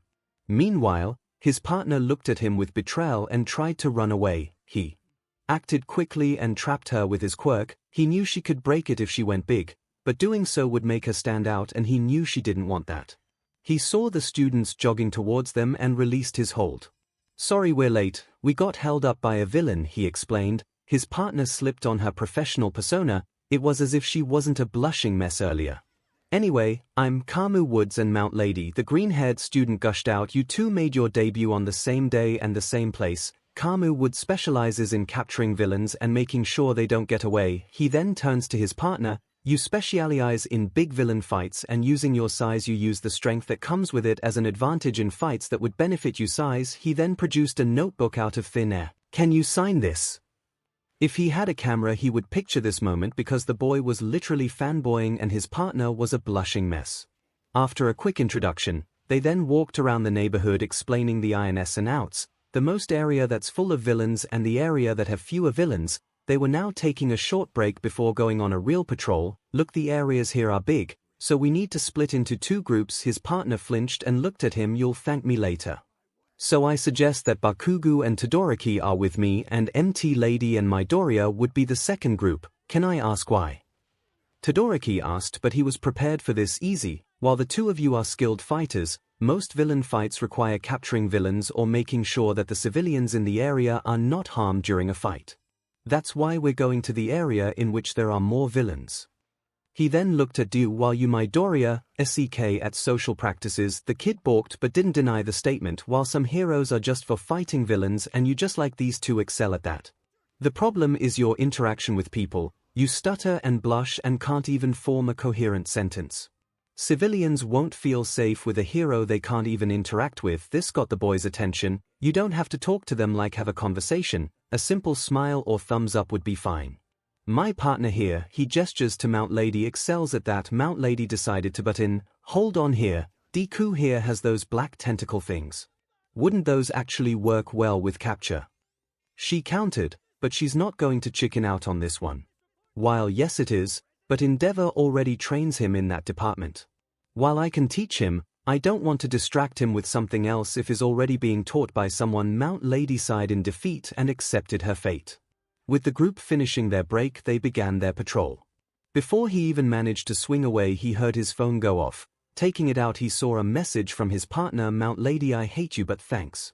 He smiled and pocketed his phone.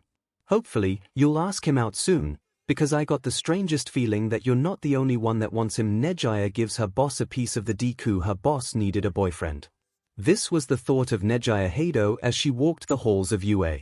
While she respects her boss in dedicating her time to hero work, she needed someone to love and hold her. How was she sure of this? Well, one time when she was scouting the area around the agency, she decided to surprise her boss by flying to her window and knocking at her window. What she didn't expect was her watching soap opera on her large TV and whispering about how she wished a man would sweep her out of her feet and take care of her. She didn't see much because 𝐒𝐿 turned and saw her. She got scolded and told to never tell anyone about what she saw and heard. She kept her promise, but it was still in her mind, so she decided to do her boss a favor and try to find a boy. There was only one problem. There was no boy she knows that would actually fit 𝐒𝐿. Sure, there were some handsome boys in her class and other class, but being handsome was not enough. 𝐒𝐿 needed someone to understand that she wanted to be a hero, meaning dates and times when they were alone or see each other will be rare. She didn't need someone who would hold her back or make her think that being a hero was a burden. The second would be the guy had to truly care for her. 𝐒𝐿 was appealing, rich, and famous. She was the whole package. Meaning some guys wouldn't care for her and actually just want the fame and money that came with her. No, it needed to be a guy that would actually care for 𝐒𝐿. And try as she might, there was no guy. Are you alright, 𝐒𝐲-senpai? Asked a voice. Turning to her right, she saw Izuku Midoriya, one as Golden Boy. Yes, I'm just thinking of something, she said as she got into a thinking pose. What about? It's Abo-. She then realized who she was talking to. Izuku Midoriya. The rumored guy that can make any girl fall for him. She knew because she was one of them. And Yu was one of them. She practically has a shrine in her closet. Then the gears in her head turned and then clicked. She grinned. 𝐒𝐲-Deku. What do you think of 𝐒𝐿? Do you think she's appealing? Do you think she's a fantastic hero? If you were given a chance to date her, would you take it? If you two were to have children, would you name them after me? Say, what kind of women do you like? She gave him a list of questions, but she knew can answer all of them. His hands were flying everywhere, but he still answered, I think she's a fantastic hero. She deserves the number 10 spot despite what she said that she didn't earn it. Why yes? Absolutely. Why yes? And maybe. I don't really have a preference. If they're nice, then I guess that's good enough for me. That's what she loved about Deku. He could answer all her questions no matter how many and how fast they were. Hey, are you free this Saturday? Don't worry, 𝐒𝐿. Deku is here. At the 𝐒𝐿 agency, the pro-heroine sneezed then shuddered as if someone was planning something behind her back. Yo, you good? Asked her visitors. I'm fine. She then sat straight in her chair. So what brings you here, Miruko? 𝐒𝐿 challenges Miruko. I'll run if I were you. Oh, I was just in the neighborhood, she said oh so casually. 𝐒𝐿 squinted her eyes. You and I both know that's bullshit. So cut the CRV and tell me why you're here. Normally she would be elegant with her words, but she was in the presence of a friend so she could let out a few curses here and there. Oh, I just heard from a certain someone that you're trying to get a certain student to intern with you, she dragged on as she walked around her office, and I was wondering if you get him as your intern, that you and I should team up. She said the word team up as if it was forced, which knowing her was teaming up. Miruko doesn't do team-ups. A certain student. Does she mean that? Her eyes widen as she figures out who she was talking about. No, what? Why? Miruko faltered a bit then tried to bring back her composure. See, come on, we could do so well. And I don't normally do team-ups, remember. So this is a great opportunity. Bond exercises and what? She smiled innocently as if she could try and persuade the other pro. She stood up from her chair and approached her. First of all, that's just it.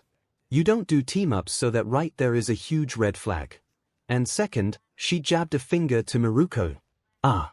Not taking him away from me, Miruko looked at her and then her eyes widened. Oh.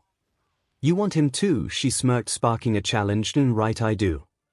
Well, sorry girl, but in case you haven't heard, Miruko gestured herself, I'm a total babe, oh yeah. Well, so am I. What do you have that I don't? Miruko then lifted her leg, these thighs. You sound so sure that he'll want you over me. Girl, I know for sure. Have you seen our fandom? Both women shuddered. Point is, I'm wanted and people are obsessed with me. Okay then, let's have a deal. Aho, this I like. If by somehow Deku interns with me, let's team up. Ryukyu smirked. Aho, and what's the challenge or deal you're talking about? Miruko now pumped up. She loves a good challenge and getting the greenie. Bonus. First one to leave a hickey on him gets to have him. Miruko's eyes widened at that but then grinned. You're on. -1A dorms. Izuku shuddered as he felt as if he would be in grave danger. He reached out to his neck almost expecting something. He shrugged and looked forward. In front of him was the principal of UA himself, Nezu. So what's the big news, sir? Izuku asked, looking at those unblinking eyes of his principal. Oh, nothing big.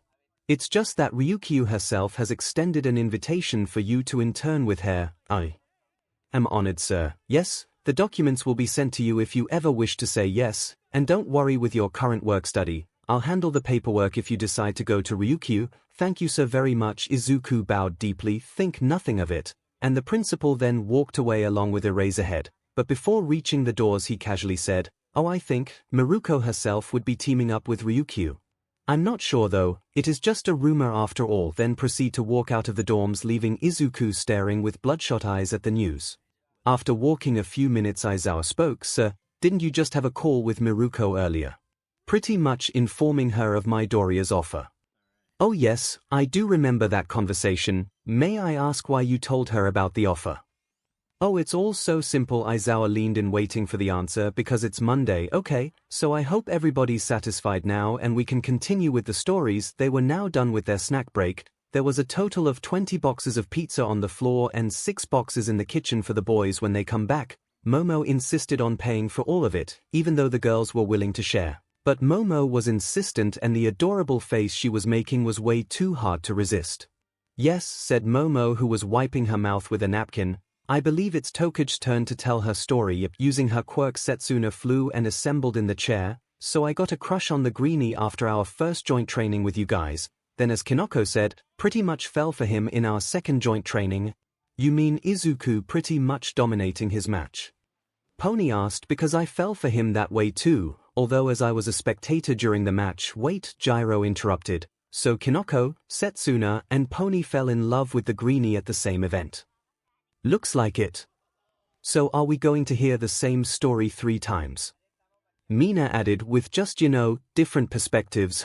Seems like it. Kendo contemplated. I know. Pony said excitedly, why don't me, Kinoko and Setsuna tell our story at the same time? That way we don't waste time and tell our story with just different perspectives. The girls looked at each other, mainly Setsuna, Pony, and Kinoko. Then Setsuna grinned. Hell yeah. That does sound like a good idea. We won't be wasting time and we could still tell our story. That is of course if you guys agree with it, Kinoko said, plus mine is actually quite short, so this actually helps me. Yeah, I agree with Pony's suggestion, plus the boys will come soon and I don't want this to be continued. Setsuna agreed, and then it was decided that they won't be changing the order, but Setsuna will stop her story after her telling when she had a crush, then Pony will tell her story how she developed her crush, then Kinoko. After that, the 3 of them would SWCH on telling how they fell in love in the second joint training. So, anyway, I was still feeling a bit shitty about losing to Bakugo, and let me guess, Izuku came into the rescue and cheered you up. Jiru smiled, and so did the rest of the girls. Yep. Flashback. Aftermath of the first joint training. I feel so pathetic, Setsuna thought as she walked alone at the hallways of UA and heading back to her classroom. It was probably an hour or so after their joint training with the 1A. A lot of things happened and a lot of students managed to show off. Heck. The green-haired guy, Deku or something, pulled a tentacle things from his arm, wrecked the training area, but still managed to take a win. It was a sight to see, she would admit. Seeing the guy in action, all serious and diamanty, made things stir in her. Gonna have fun teasing him, she joked inside her head, making her laugh lightly. But no, her mood was soured due to her loss. Their plan was perfect, her plan was perfect. But it crashed the moment that Bakugo decided to be a team player, and now they lost because she was too confident in her plan. Her teammates forgave her and so did her class.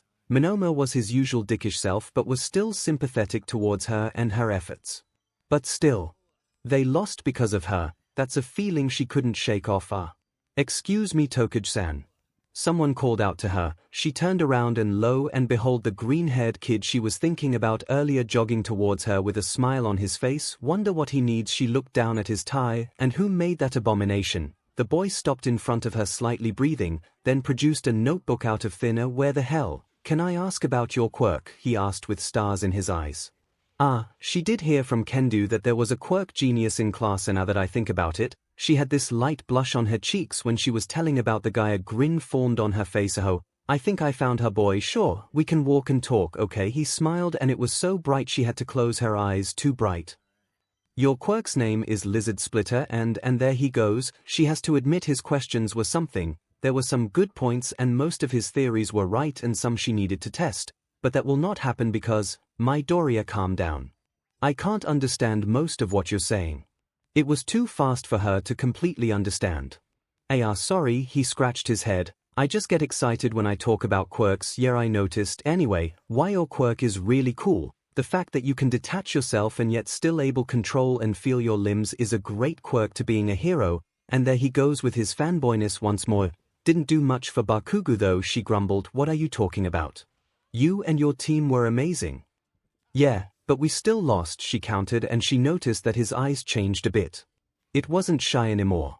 And your team pulled off a good strategy to counter Kaken. If he was still what he was before, then you would have won. His shoulders then relaxed and he stood up straight. The fact that you made the plan to counter Kaken and use Gyro's quirk against her proves how amazing you are. He smiled and she could feel heat rush to her face. Is this what Prez feels? Then the bell went off, signaling the end of the day. I forgot my bag. He was about to run off but turned to her and bowed. Thank you very much, Tokage-san. Standing up straight, he then ran towards his classroom. She then turned and looked up and saw that she was in front of her classroom.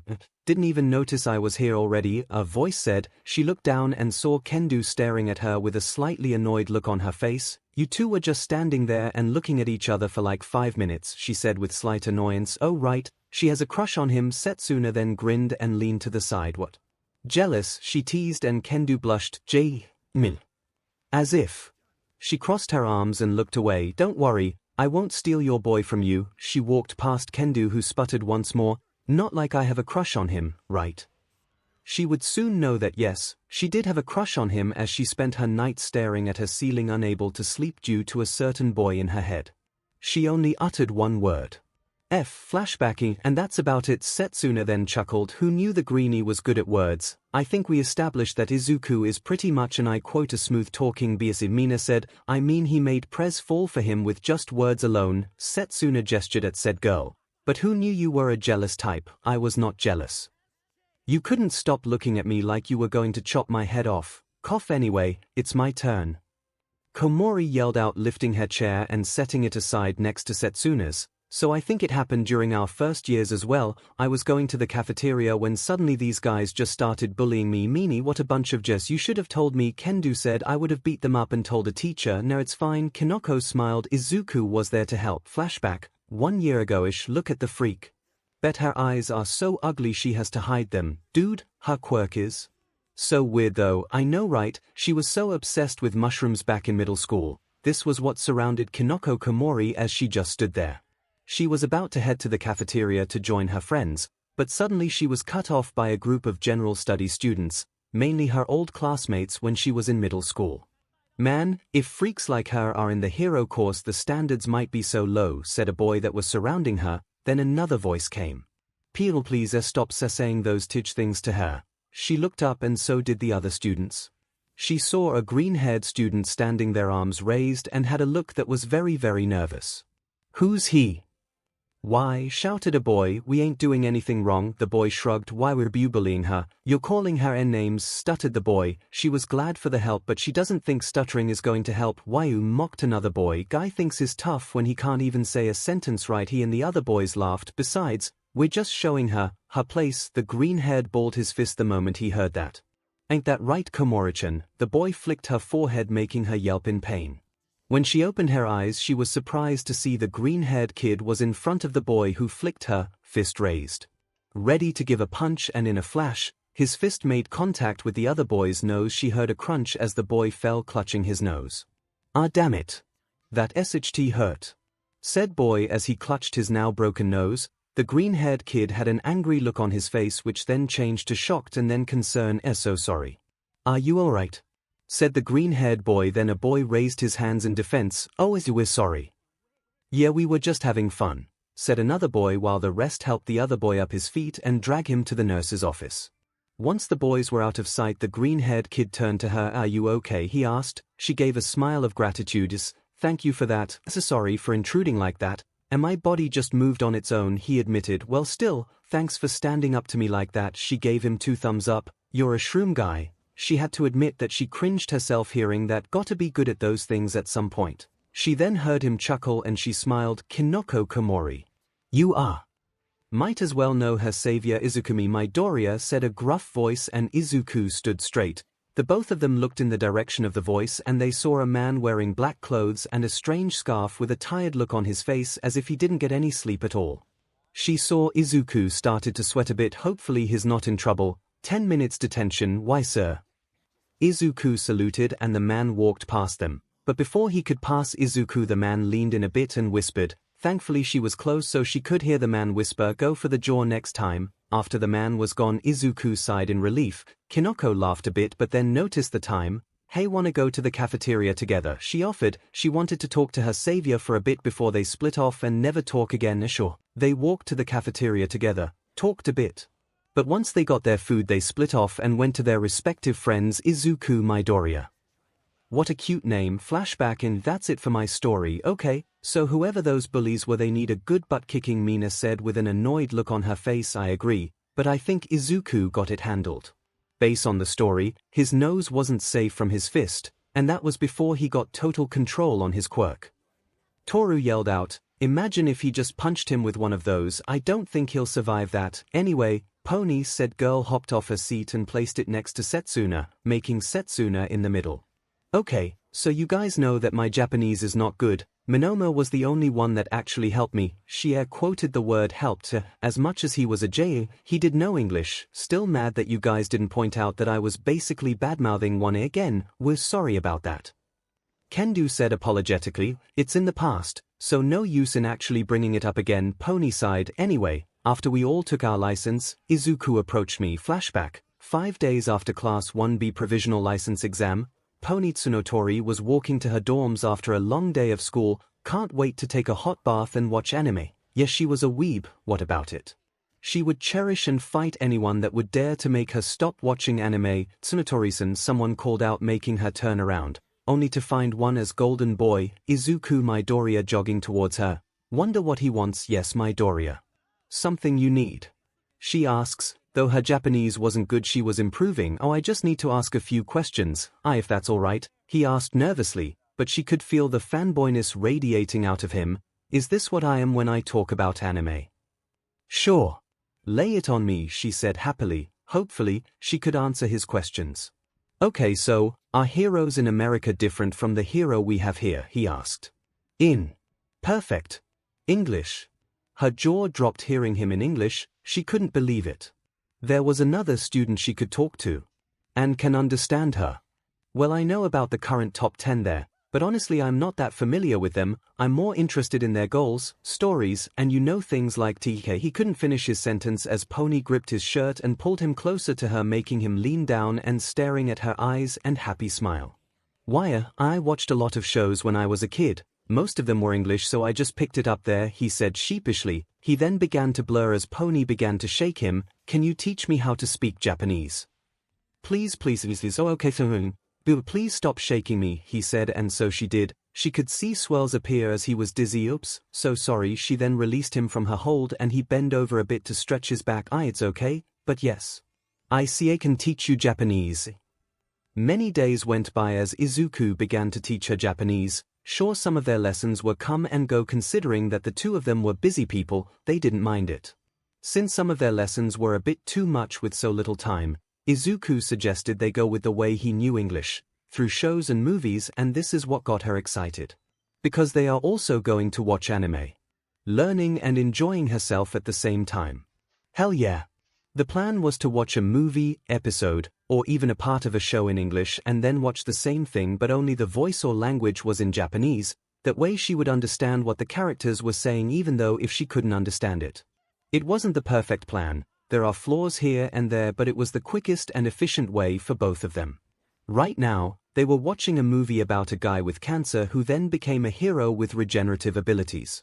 Technically he's an anti-hero, clarified Izuku sitting beside her. He's a mercenary who kills people, does it for money, and is entirely selfish but is still somewhat a good guy. Pony argues, of course, I'm not saying he's a villain or anything. He gestures the move they were watching on her laptop. He is selfish, but sometimes his selfishness is for the right reasons. The movie was now showing said guy trying to rescue a girl, his goals and reasons. Well, some reasons does give him the light as being a hero, but what he does during that is what differs him from other heroes. Pony just stared at him while the movie was playing. You're so into this, he blushed. I guess he's my second favorite anti-hero. He admitted. She hummed as they finished the movie. Right. Now they were having a free day. Her handling of Japanese was going well, so they decided to have a day off with the lessons. She then looked at Midoriya, who was busy stretching. He was wearing a black t-shirt with a spider logo on the chest. He was a fan of those. Something about how he relates to the character. She then looked at his face, his adorable face. Okay, fine, she may or may not have developed a crush on Izuku during their time together. But that is a big maybe. Oh yeah, Izuku mumbled. He took out his bag and was looking for something. He cheered and fished out a piece of paper. What's that? She asked curiously what the piece of paper was. This is. He then presented it to her face. Your certificate. Congratulations, Tsunotori-san. You're now able to speak Japanese fluently. He cheered, and true to his word, the piece of paper was a homemade certificate. It reads, this certificate is awarded to Pony Tsunotori for being able to speak Japanese under the guidance of Izuku Midoriya. There was also a drawing of her on the left side, and the right side were people talking with the chat bubble filled with Japanese words. Then her mind processed what he just said. She was done. She didn't even notice it, but she was speaking Japanese more fluently. Heck, her friends even commented on it. She was done, finally, but why couldn't she feel happy for some reason? Is this too much? Izuku asked, his cheerfulness dropping a bit. I thought of making you something to congratulate you, and this was the only thing I thought of. So he scratched his head in nervousness. That's why if they were done, then she couldn't see him again. Well, Tsunotori-san. Oh right, the certificate. She turned to him smiling. It was forced, but she couldn't show him that she was sad. To thank you, just shocked is all. It just feels like yesterday when you agreed to help me, she said with a bit of sadness in her voice. Time flies when you're having fun, he chuckled. God, she gonna miss his laugh. And we were having fun, yeah, she said, accepting the certificate. We did. He then sat back down and Pony wanted to lean on him. Okay, fine, she had a crush. So what do you want to watch next time? He casually asked as he stretched once more. What? Hey. What do you want to watch next time? Now that we're not watching them for your lessons, we can actually get to enjoy ourselves. He smiled at her. What? Tsunade, you're not gonna leave me? No, why would I, unless you want me to, of course. No, she said that a bit too loudly than she liked. I'm just surprised that you still want to hang out is all. Of course I do, why wouldn't I? It's just that, I thought we were only doing this because you were teaching me, she admitted, pushing her two fingers together. At first, yeah, he scratched his cheek, but I do enjoy hanging out and watching things with you. Really? Yep, he said and smiled. She gets to see that smile again. In a sudden burst of joy, she tackled him to a hug, sending them to the ground. And then her door burst open. Pony, I heard you shout. What? Setsuna was standing there looking at the two of them. On the floor. With her on top of him. They blushed as they realized their position.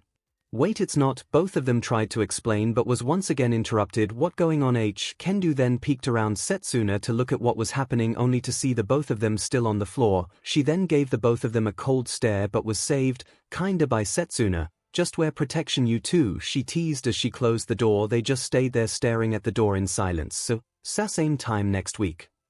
Why, flashbacking, and that's my story, or the girls cooed. You sure you're not a jealous type, Prez? Setsuna teased, and Kendo just chopped her neck. I forgot that Izuku knows English, said the invisible girl. Isn't he like the most fluent we have in our class? Yep, him and Momo. Mina pointed at the rich girl. Yes, it surprised me when he sang one of the songs that I watched, Momo confirmed, remembering when she was singing absent-mindedly in English and Izuku suddenly joined her. All I see is Izuku watching All Might shows. Okiko chuckled. Most of All Might's shows are in English, so it's no surprise that he knows English. You're right, enough about that, it's time for our TSM special. Setsuna cheered and Kendo groaned. So when did this happen again? Momo asked while also blushing lightly. Oh, during our second joint training. Second, wait, during the 1v10 matches. Yeah, Kinoko and Setsuna sighed dreamily and Pony just looked at them. Yes, said Pony simply. So how did it happen? Well, I guess I'll start, so I'm going to start after the teachers announce the event. Flashback, second joint training. Pony P 1v10 matches, screamed the boy with purple ball for hair. He wasn't the only one that was shocked. All of the students were shocked at hearing the event. Yes, Aizawa nodded. Most fight out there aren't fair. Sometimes you fight with a group or with partner. Midnight stepped in and continued, but some also have you against groups that are far too many to handle. It is in this exercise that you get to experience that. Some of the students grinned while some looked scared. Aizawa then continued, with that being said, some of you might be going again after you already went in, so I suggest you finish the fight quickly and efficiently. A lot of them gulped while the purple-haired boy cried. But don't worry, said All Might, stepping in. Each match is not centered in a fight alone, even a hero runs away sometimes. Present MIC then chimed in. That's right, listeners. In this exercise, there are two winning options for the lone hero. Fight or escape. Pony then hoped she would at least be in a team. As much as she trained hard, she isn't sure that she can survive a fight with 10 other students. I wouldn't be so confident if I were you, said the principal, who suddenly popped out of Aizawa's scarf. Even if you are going in with a team, the lone hero might surprise you. She didn't know why, but Pony looked at Izuku of all people and seeing him calm. Well, he wasn't totally calm. He was still fidgeting, but his shoulders were relaxed and his eyes were just full of determination. With that being said, the principal clapped. Let's draw lots, shall we? The first match was Todoroki, Bakugo, Kendo, Awase, Ojiro, Soto, Kirishima, Ida, Monoma, and Kamakiri versus Mineta. Mineta's soul left his body seeing his name. The students went inside the training grounds, which was the fake city ground beta. The students were given 15 minutes to plan. The students could hear both sides as the 10-man team was just stretching and chatting a bit. Well, Bakugo was yelling while Mineta was on the floor crying. 2A groaned while some chuckled. Pony slowly gravitate towards Izuku. Hey, she greeted in English, getting a greeting in return. You nervous? Kinda, but this is an essential part of being a hero. Even All Might fought over 20 villains in one fight. He said, going to his hero mode. She would always be fascinated seeing this side of him. Then she noticed something. She was slightly looking up a bit than she was before. Hey, are you getting taller? Am I? It's true, said Okiko. I'm slightly looking up unlike before. She then pouted. No fair. Saying, are you going to get even taller? Oh god, yes, said someone. Everyone looked around to find who it was, only to find no one. Might have been the wind. Well, it was bound to happen at some point. My dad is quite tall. How tall? I guess about almost at All Might's shoulders in his muscle form. God, that's hot. They again tried to look for the origin of that voice but found nothing. Mineta has been captured. The 10-man team wins. Present MIC announced. Pony looked at the screen only to sweat drop. Mineta looked like he was slightly burned, has a bruise on his 2 cheeks, and looked like he was punched in the guy before he was then frozen. Talk about overkill. The team was now walking out with a Mineta popsicle being dragged by Kirishima. Congratulations. Next up is. The teachers picked the names Setsuna, Kinoko, Kaminari, Shiro, Kamakiri, Kirishima, Tetsu, Ojiro, Shoji, and Soto versus Midoriya. Pony looked at the boy and then she saw his other side fully taking over. His eyes were now focused and determined, his body went relaxed and he stood slightly straighter. She could hear Kaminari and Shiro muttered, "We are so fed, yo nerd," yelled Bakugo as he stood in front of Izuku and then lightly punched Izuku in the chest. "You better not lose," then walked away. Well, good luck, Izuku. She walked away, going back to her class. Had fun. Setsuna teased. When she came back she blushed and looked away. "Hope you did, because I'm going to win. So sorry if I get some dirt in your boyfriend's face." Shut up, he's going to wipe the floor with you. Yeah, Setsuna gave Kendo a high five. Wish us luck. Setsuna and her team walked away and Monoma just screamed, show that 2A BS that W. Kendo chopped his neck of course. Pony then looked at Izuku's back as he walked to his side of the training grounds with 2A cheering him on. They then watched as the screen went black, then showed the two groups, the 10-man team on the left and Izuku on the right. The 10-man team was talking then, arguing. They couldn't hear anything because the speaker was out for a moment. It seems as though 2A was looking quite worried, while 2B was almost annoyed. Looking at Izuku, he was just stretching. Then the speakers burst to life. I'm telling you, that beating is impossible. Kaminari's voice was heard through the speakers, almost sounding scared. Oh please, Kamakiri said, there's 10 of us and only one of him. What's the worst that could happen? Bold of you to assume that numbers matters to him, said Kirishima. Pony could hear. Mina gasped, and Mud even Kiri is scared. And did you seriously just jinxed us? Zero said, also looking quite worried. Look, I know he's your classmate and all, and you know him far better than us, Setsuna said, trying to convince 2A, but we do have the number on our side and a balanced team to counter him. How so? Ojiro asked. We have Kirishima and Tetsu for the defense, Zero, Kaminari, and Kinoko for trapping him, me and Shoji for scouts, and the rest are fighters. We're completely balanced and a perfect match for him. 2A was still looking doubtful. Look, I'm still not sure about this, but I want to try, Kirishima said, and Tetsu yelled manly. Well, might as well go down like a man. Kaminari then stretched. Agreed. It's a huge disrespect to an opponent if we just sit by and watch, Ojiro said, adjusting his gloves. So what's the plan, Tokuji-san? Asked Shoji. They then began to talk with the remaining 10 minutes. Pony looked at Izuku only to see that he was now mumbling so low that the speakers won't even pick up. She did hear him muttering about taking out Zero first. The nerd's gonna dominate this match, said Bakugo. Everyone turned to him. Oh. What makes you say that, young Bakugo? Asked the principal. Bakugo just pointed at the screen. His eyes are the same as All Might's. All Might just smiled at the team, then looked to the screener on start. They then saw the 10-man team get ready and watch for any movement around them. They turned to Izuku, who stopped his mumbling, put his foot behind him and slowly reared his fist. Is he? Aizawa wondered. All Might laughed as if knowing what Izuku was about to do. Bakugo joined him. They asked what was so funny. Told you. He looked up and grinned. He's gonna dominate this round. Okay, maximum effort, they heard Izuku say, and Pony snorted knowing the reference. God, I love this guy. Wait, before she could finish her thought, Izuku punched. Flashback interrupt. After that punch, seeing the result, him just standing there. At that moment I knew, we were fed, Setsuna admitted, then sighed dreamily. It was something. Kinoko cheered. 1 minute he was there and the whoosh.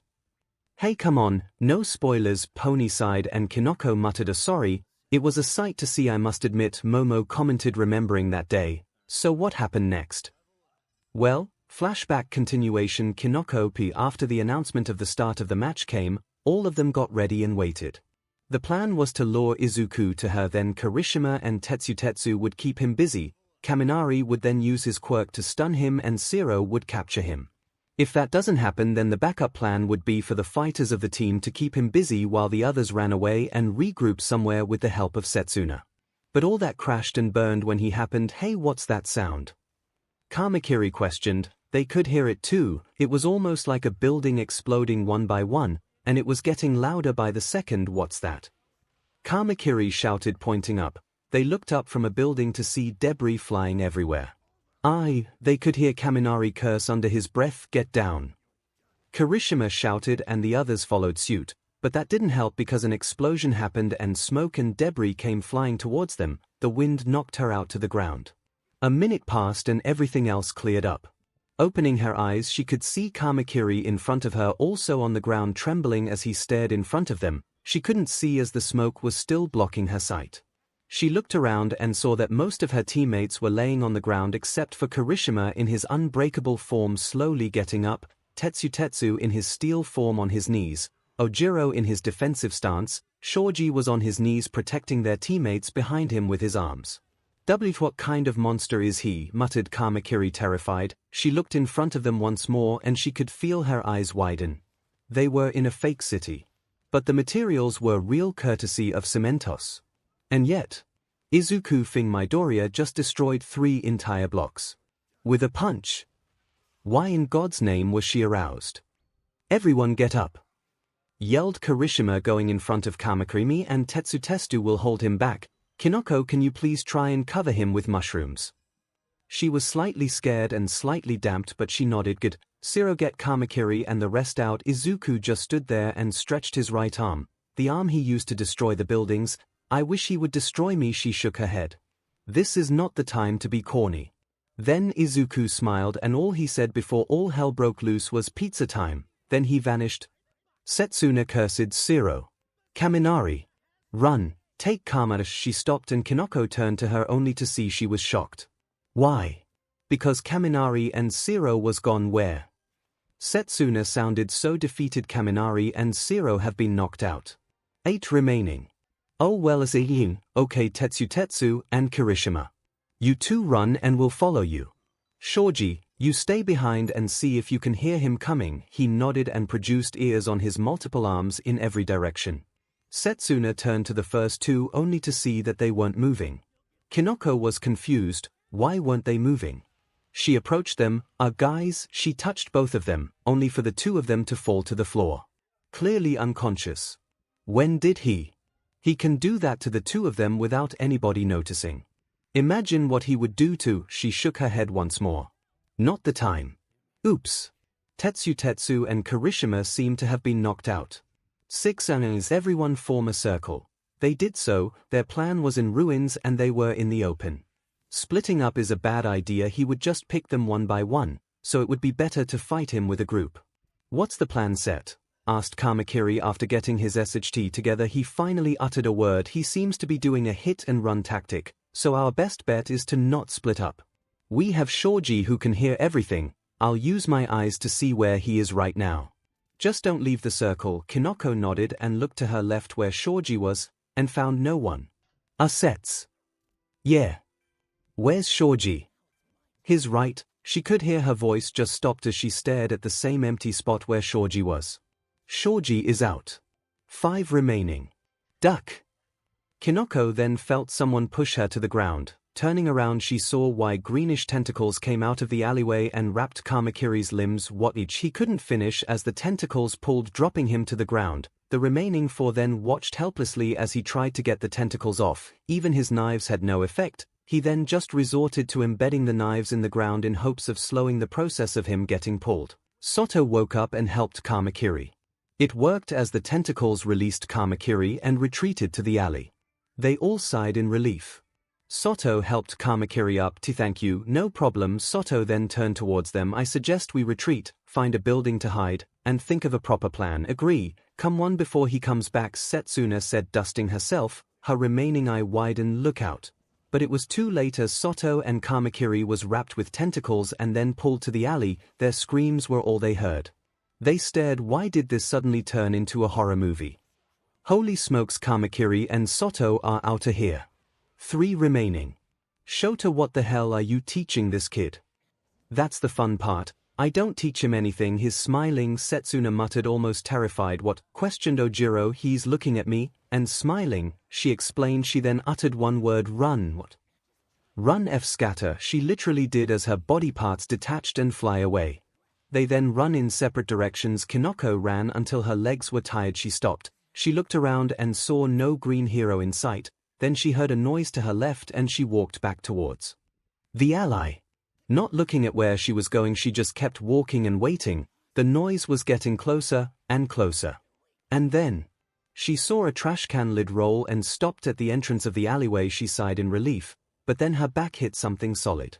Please be a wall, please be a wall, please be a wall. She used her hand and felt behind her to the thing she hit, only to find that yes, she did hit a wall of muscles. God, he's behind me, isn't he? And against her better judgment, her hand went lower. Holy, she wasn't able to finish as Izuku grabbed her waist and pinned her to the wall, her back taking the burnt of the impact, and she was now staring at Izuku's predatory eyes staring right at her soul. Yes, daddy, pin me to the wall and do whatever you want with me. Her corny brain said, you know what, I agree. That was her last thought before everything went black. Flashback interruption. Izuku pretty much went to town on all of you, Himina said cheekily, and Setsuna and Kinoko sighed dreamily. Yet Gyro growled, but blushed when everybody looked at her. Oh yeah, you wanted to be dominated as well. Gyro sputtered and Leiko coughed. I understand that attraction.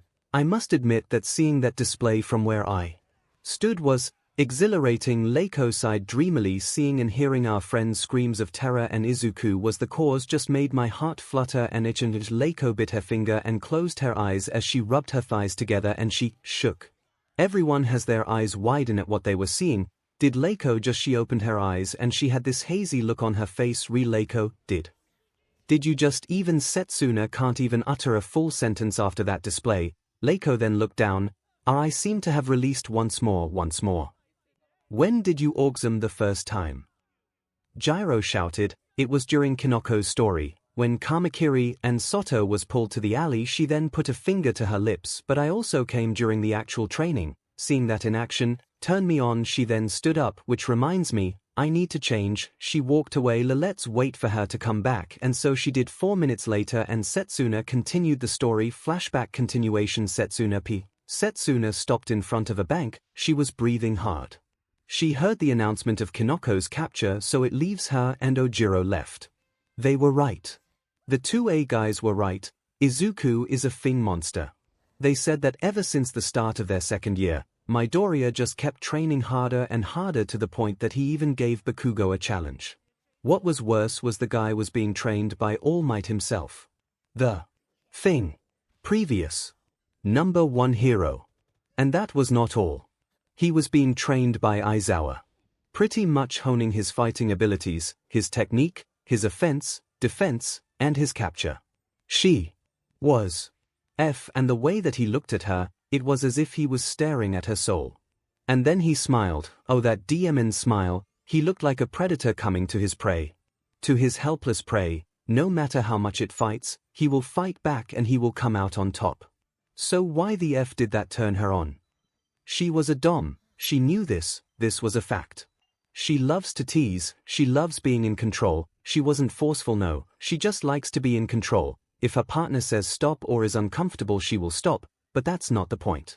She was a dom, but seeing Izuku in action, seeing him just wreck her teammate up, made her question that. She then heard footsteps coming out of the alleyway. She got into a stance prepared for a fight, only to see Ojiro limping out of the alleyway, clutching his stomach. She then jumped over the metal railing and tried going to him. Oh, at Ojiro artist says tuna, he said weakly. He looked up at her.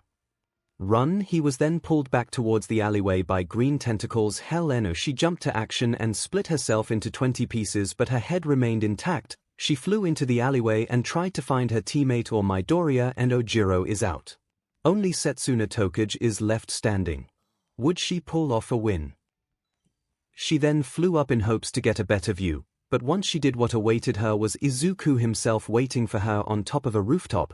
They stared for a while and he smirked. Hey, she didn't know why, but she yelped and could feel the blush on her cheeks. She assembled herself on top of the opposite wall and she waited, and here we are, the two of us. Alone. Did she forget to say that he was also being tutored by Midnight? How about you and I have fun? He smiled suggestively and she could feel her blush getting hotter. She shook those thoughts out of her head. You think you're cute? Beach. He then disappeared. She was about to look for him, but she felt him hug her from behind with one arm pulling her in and his other arm snaking to her neck, and then whispered in her ear, I'm adorable. Then everything went black.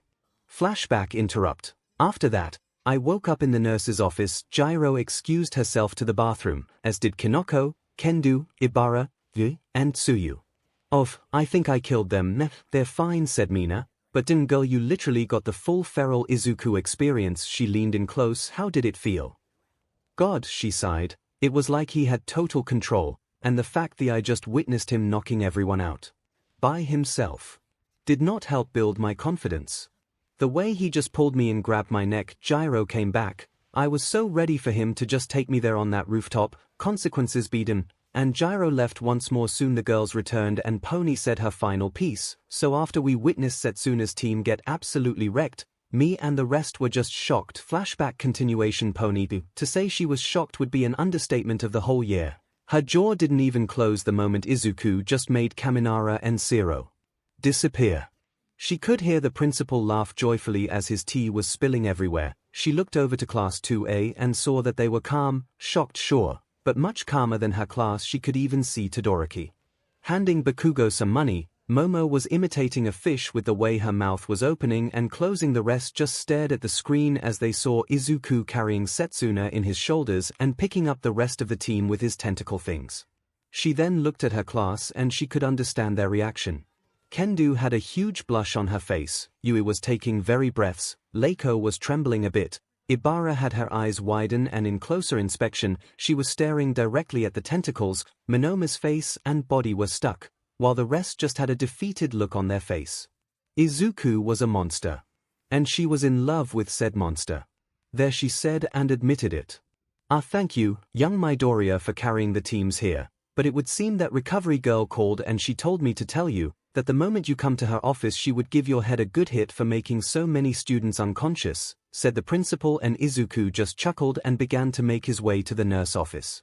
The principal then clapped. With that being said, since we have lost 10 students today, we will be changing the fight to a 3 vs 1 many student side. Coming next would be Bakugo, Todoroki, and Midoriya versus Mineta. The boy who was now free stared at the principal. The principal looked back with a glint in his eye and just said, "Good luck." It was not a fun day for Mineta. Flashback E&D. And that's the end of our story. The three of them bowed and the girls clapped, some even whistled. That was a fantastic story indeed. Seeing Izuku going is something. Imagine what is like in bed, you suggested, and everyone then stopped and thought, and all they could imagine was a smiling Izuku looking down on them. Some imaginations went to extreme levels. They all shook their heads. I mean, no one would know how Izuku would be right. Yeah, nobody. Somewhere deep in the forest, inside a lodge too. Mandalay sneezed. Are you sure you're alright? That's the second time you sneezed today, asked Ragdoll, who was peeling potatoes. Yes, I'll take a medicine later just to be sure, said Mandalay as she whisked some eggs. I have a question. How good was Izuku that night? Ragdoll teased and Mandalay sputtered, almost dropping the bowl. Back at the dorms. Yeah, nobody, Kendo said dismissively. It's not like anyone actually knows how good and rough he is, right? The girls just looked at each other, right? At a certain agency, a certain pro-hero sneezed. Someone came to her worried. Are you okay, Ryukyu? Asked Nejiya in her hero costume, and Ryukyu just nodded. Yes. It just feels like someone's talking about me. Ryukyu wondered who could be talking about her at this time. Maybe it's Deku. You two did have said. Nejiya couldn't finish what she was saying as Ryukyu lunged at her from her office chair to cover her mouth with her hands. Ryukyu looked around. They were in her office so no one would be able to hear it. Even so, she had to make sure. Sighing, she let go and looked at Nejiya with a blush on her cheeks. Oh, how did you know that? She was so sure that they did it without anyone in her agency. Oh, I came back after I forgot my bag. I didn't see anything, but I heard you though. Nejiya then opened her arms wide. You were so loud too. You were like, God, yes, Izuku. Darling, that's it. Keep going. Yes. Harder. I was like 2 floors below you and I could still hear you screaming, Nejiya pointed out, smiling innocently. Ryukyu was embarrassed at this point, but she knew Nejiya won't tell a soul, so she was safe. Oh, don't be embarrassed. Nejiya tried to help. I scream his name too when I am disturbing. It did not help. Back at the dorms. Anyway, who's next? That would be me, said 𝐒𝐿𝐾 as she stood up and sat on the chair. Unlike the rest of you, I did not give any sort of interest in him during any school event. No, I had an attraction to his character when I was attending at an event. Translation, I had a crush on him during a convention, Setsuna said with a grin on her face, and 𝐒𝐿𝐾 gave her an annoyed look. I hate you. I'm not sorry, but yes. I had a crush on him during an event. Flashback. 1 year ago, 𝐒𝐿𝐾 was about to have the time of her life. Okay, that was an exaggeration. She went to these conventions ever since she was 6, but she couldn't help herself and be excited. Not only are there so many things to do, but the pro-hero was here to put on a show, but it was one of her favorite heroes, White Lady. She was going to get an autograph, and no one would stop her. Well, someone did. It was a green-haired kid with a blue and red hoodie. He was wearing shorts as red shoes. She remembers him, back in the sports festival. Izuku Midoriya was his name. Why was he here? Don't get her wrong, anyone can be here, but he just stands out like a sore thumb. Everyone was like her, a bit gloomy or wearing something that would resemble the paranormal. He was the only normal one here that would actually make him not normal at all. But she just shrugged. She has places to be, a convention to enjoy, and a pro-hero to meet. She was walking away, but she then turned towards him when she heard him mutter, okay, White Lady's show starts in 3 hours. I got some time to kill, might as well wait. He was a fan. Looks like she just found her best friend. Flashback interruption. Hey, yelled Okiko, I do not mean any disrespect, I have not stolen him from your clutches. Flashback continuation. She did not have many friends that would enjoy the things she does. Even her new friends in Class 1B would not like the paranormal as she does, they would say that it was scary or creepy. She longed for a friend that would enjoy the things she does. And seems as so that fate was giving her a blessing. She walks forward to Midoriya-san, said boy jumped but still looked at her. Oh, you're 𝐻𝐻𝐼𝐻 from Class 1B, he said in recognition. Correct. May I inquire why have you come to these haunted lands? Okay, she really has to tone down how she speaks, it was cool but a stranger wouldn't understand her. Oh. I heard that white lady is here, I wanted to get an autograph. From her after her show. Her quirk is so cool. Tragedy sense is a cool quirk, being able to identify what happened, where it happened, how it happened, who caused it, what caused it, and able to identify and describe a murder is a great quirk for a hero and a detective. The boy gushed and 𝐻𝐿𝐼 was amused, it reminded her of herself when she talks about the paranormal age. So sorry, I gushed way too much there, think nothing of it, I find it amusing. She smiled, do you have company with you?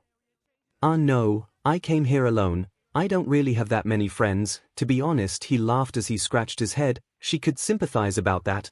Do you wish to accompany me? She offered her. I also have come alone, and since you and I have the same interest, I wish for us to enjoy the event together, that is if you want to of course. It took Izuku a moment as he just stared at her, but then he smiled. Was -2 hours and a half later, how many times has she smiled? She couldn't remember. She and Izuku were just having a blast, it took some time for him to adjust, but he was enjoying the convention as much as she did. They went to a haunted house, she thought he would run and be scared a lot but no, sure he was jumpy but he didn't run away from everything at all. Ironically she was the one that kept trying to run away but she didn't, and the most embarrassing thing she has done during the haunted house was to jump into Izuku's arms and tell him to run to the exit, which he did. After exiting she sighed in relief and noticed their position. They both blushed and Izuku put her down. Next would be some shops here and there. Right now Izuku's cheeks were adorned with cute ghost stickers while her cheeks had witch stickers. They both laughed seeing each other. She wasn't even doing her normal pose anymore, she was standing straight and kept pointing at things and began to drag Izuku with her, and they laughed along the way.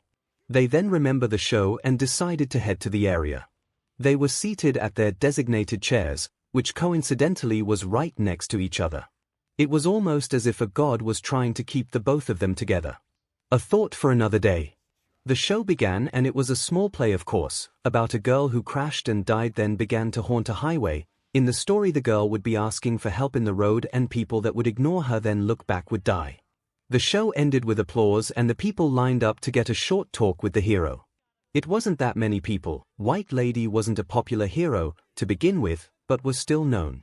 Once it was their turn, 𝐻𝐿𝐼 gave a picture of White Lady for her to sign. You seem to hold a deep conflicting feeling, White Lady said, and she hummed, not expecting for her to say anything. What do you mean? Oh sorry, my quirk lets me sense tragedies, but they also make me feel thoughts, feelings, and the likes that linger in the mind and soul of someone.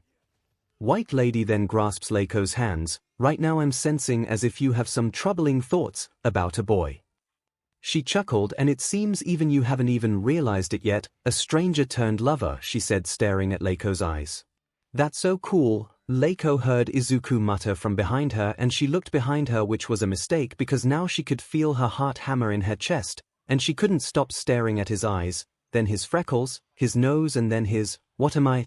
It seems as though you've realized it. White Lady smiled. Good luck and make sure you wear protection. 𝐻𝐿𝐼 blushed but nodded after bowing a thank you. She moved so that Izuku can get his autograph once he was in front. White Lady's eyes widened almost in horror. 𝐻𝐿𝐼 could see that she took a deep breath and exhaled shakily. Young man, White Lady said gently, are you alright? Here. Oh yes I am. Your demons speak otherwise, she said, and Izuku flinched. I am glad that you didn't follow his advice. But know this, she grasps Izuku's hands, you don't have to live in his shadow. You are enough. With that she released Izuku and signed his notebook and handed it over to Izuku.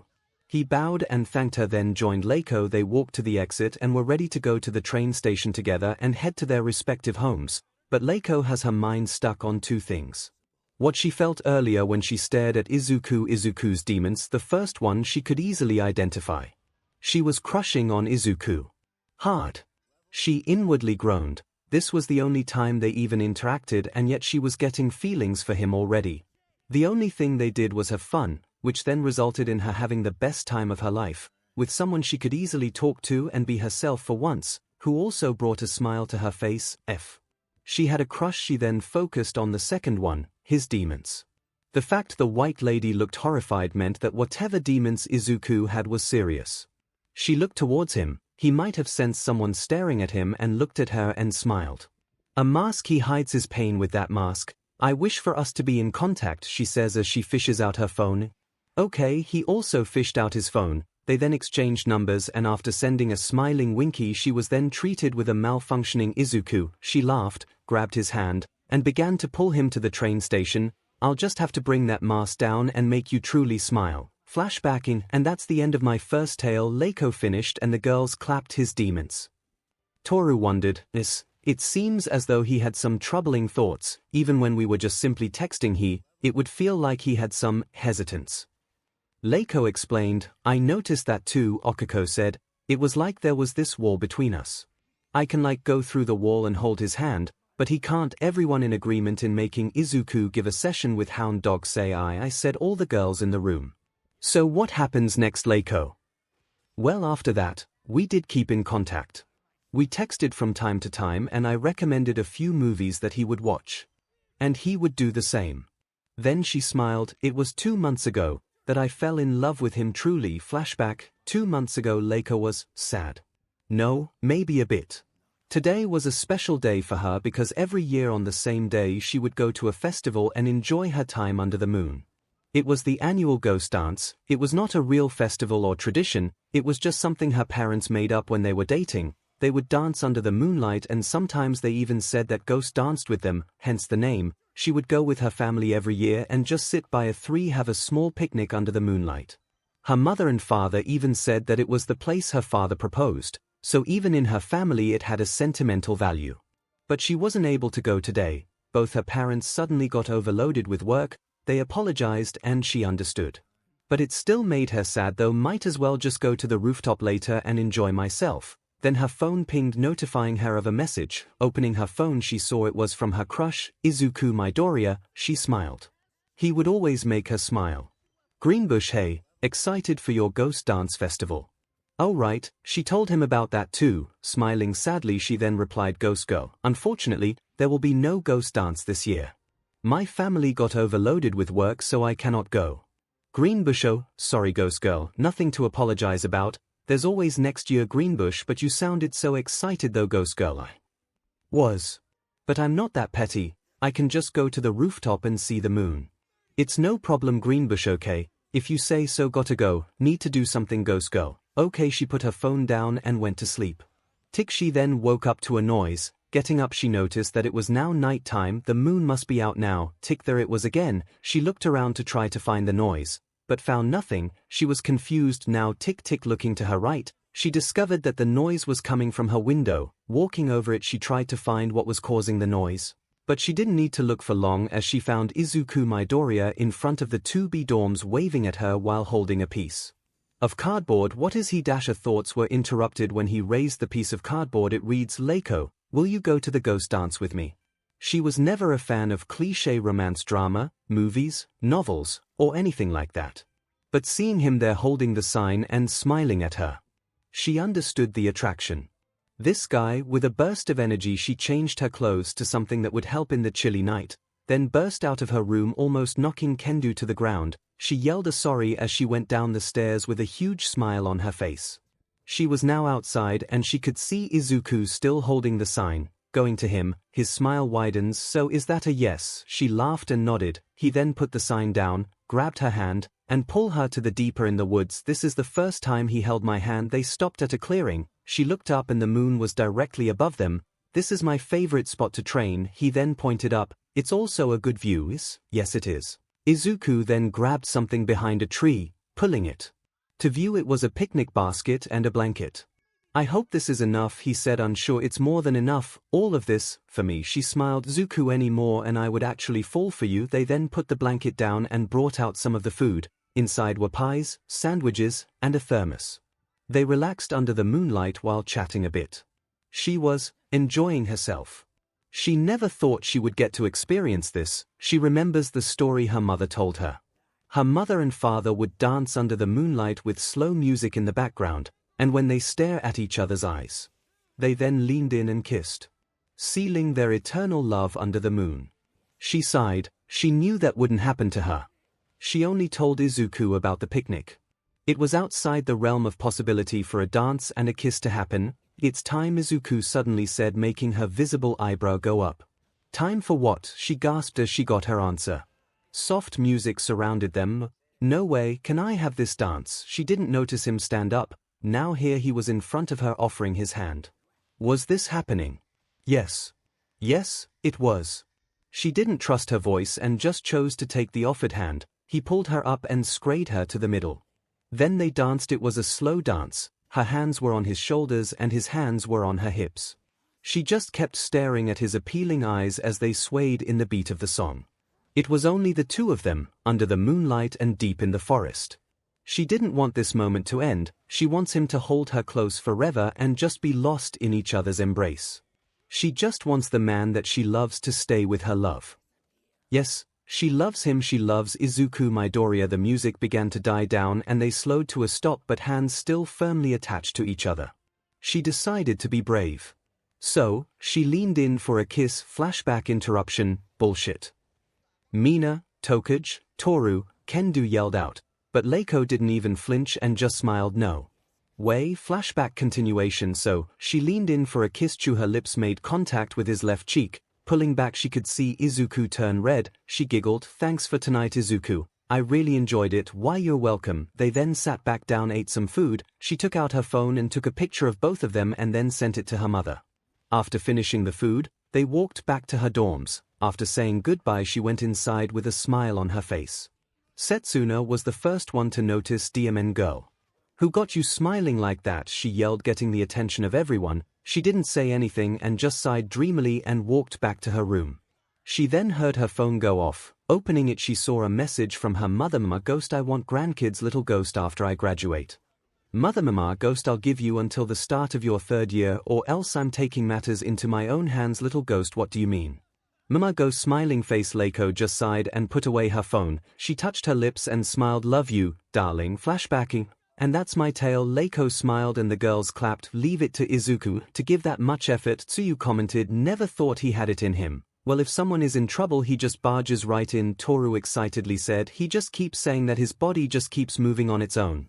Let's hope that his hips move too, he commented with a faraway look. Bonk. She looked up and saw Kendo holding a bat labeled corny but meanie. So anyway, I think we only have one more story to tell.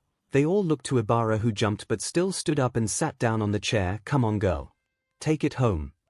You know it's weird, Jiru started. We all started this whole thing to know how we all got into a situation where we're pretty much going for the same boy, which then evolved to us just confessing and telling stories about how we fell for said boy. Yeah, it's strange, Kinoko said. We've only talked today and yet I feel like I know all of you for much longer than that. All of them nodded. Then Kendo's phone went off. Opening it, she saw a message. Well, we better wrap this up quick. Tetsu sent me a message. They're almost home. Go ahead, Ibara. Finish this with a blast. Preferably a blast from Izuku. Smiled and wiggled her eyebrows. Bonk. Oh, so I had a crush on him after the second joint training, but I didn't act on it. I merely thought that it was just in the heat of the moment, but it actually got confirmed and I fell for him when he visited my club. Your club? Ibara nodded. My gardening club. Flashback. 3 months ago, Ibara was humming a tune as she waters her plants. Gardening was always a joy for her, keeps her calm and relaxed. As a child, she always loves taking care of plants. Even if said plants tried to eat her once or twice, she would still take care of them. Right now she was in her club. She had permission during her first year to make a club like this and it got approved. Sadly, she was the only member. Normally that would be a problem, but the principal just said that as long the club doesn't endanger the students or be a bother to some other clubs, then the club can stay. She then heard a knock on the door. Strange, no one ever bothers her here. Excuse me, is this the gardening club? Asked a voice from the other side. Not wanting to be impolite, she went to the door and opened it. She was surprised to see Izuku Midoriya, monster of 2A, her may or may not crush. "Oh, Midoriya-san, what brings you here?" she asked, smiling. He returned her smile with a smile of his own. "I'm here to get Nezu's flowers." Under his request, he then pulled out a piece of paper and a receipt, confirming that he was indeed under Nezu's instructions. One of her patrons was the principal. He would order a specific bouquet of flowers, and yet she never noticed the same flowers in his office. She didn't question it and just kept working. Reading the order, he was now requesting a bouquet of daisies. "All right then, you can sit down while you wait, Midoriya, and I'll get the order sorted out," she says as she walked to the section of daisies and began to pick the flowers with her tool. "You got her appealing garden here, Ibara-san," came the voice of Izu. "Why thank you, Midoriya. I've been taking care of them since our first years." She then remembers the time she was only taking care of 5 plants and 1 plant that was trying to eat her. Now she had over 30 plants and flowers alike. It was a joy for her to see her hard work pay off. "That's amazing," he sighed, and she blushed. She distracted herself by getting the flowers. She then walked to her personal counter and began to tie them together. "Ibara, watch out," she heard him shout, and suddenly she felt something wrapped around her and then got pulled. Next thing she knew, she was in Izuku's arms with her back against his chest. And she was blushing. So this is what Kinoko meant by a wall of muscles. "Ibara, what is that?" He pointed something on the counter. She looked and she shot an annoyed look at it. It was one of the plants that tries to eat her. Though they are harmless, even if they did manage to get her, they would just leave some marks here and there, nothing fatal and major to worry about. "Oh, that's just Mido," she answered while blushing. It was pure coincidence that Izuku's last name and her plant's name was somewhat the same. Pure coincidence, nothing more, nothing less.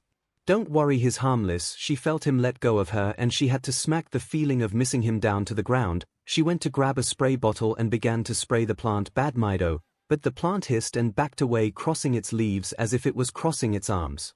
Ibara tied the flowers together and put them in a container. "Here you go, Midoriya." She handed the flowers to the boy, who bowed and then left. Once she was sure he was gone, she ducked under the counter and covered her face with her hands. She could practically feel the steam that was coming out of her. "The way he just held me like that." It wasn't a secret that Izuku Midoriya is a force to be reckoned with. Everyone in UA saw and knows of his amazing feats, defeating a villain to save a little girl, taking care of said little girl, taking care of robbers during one of his grocery runs.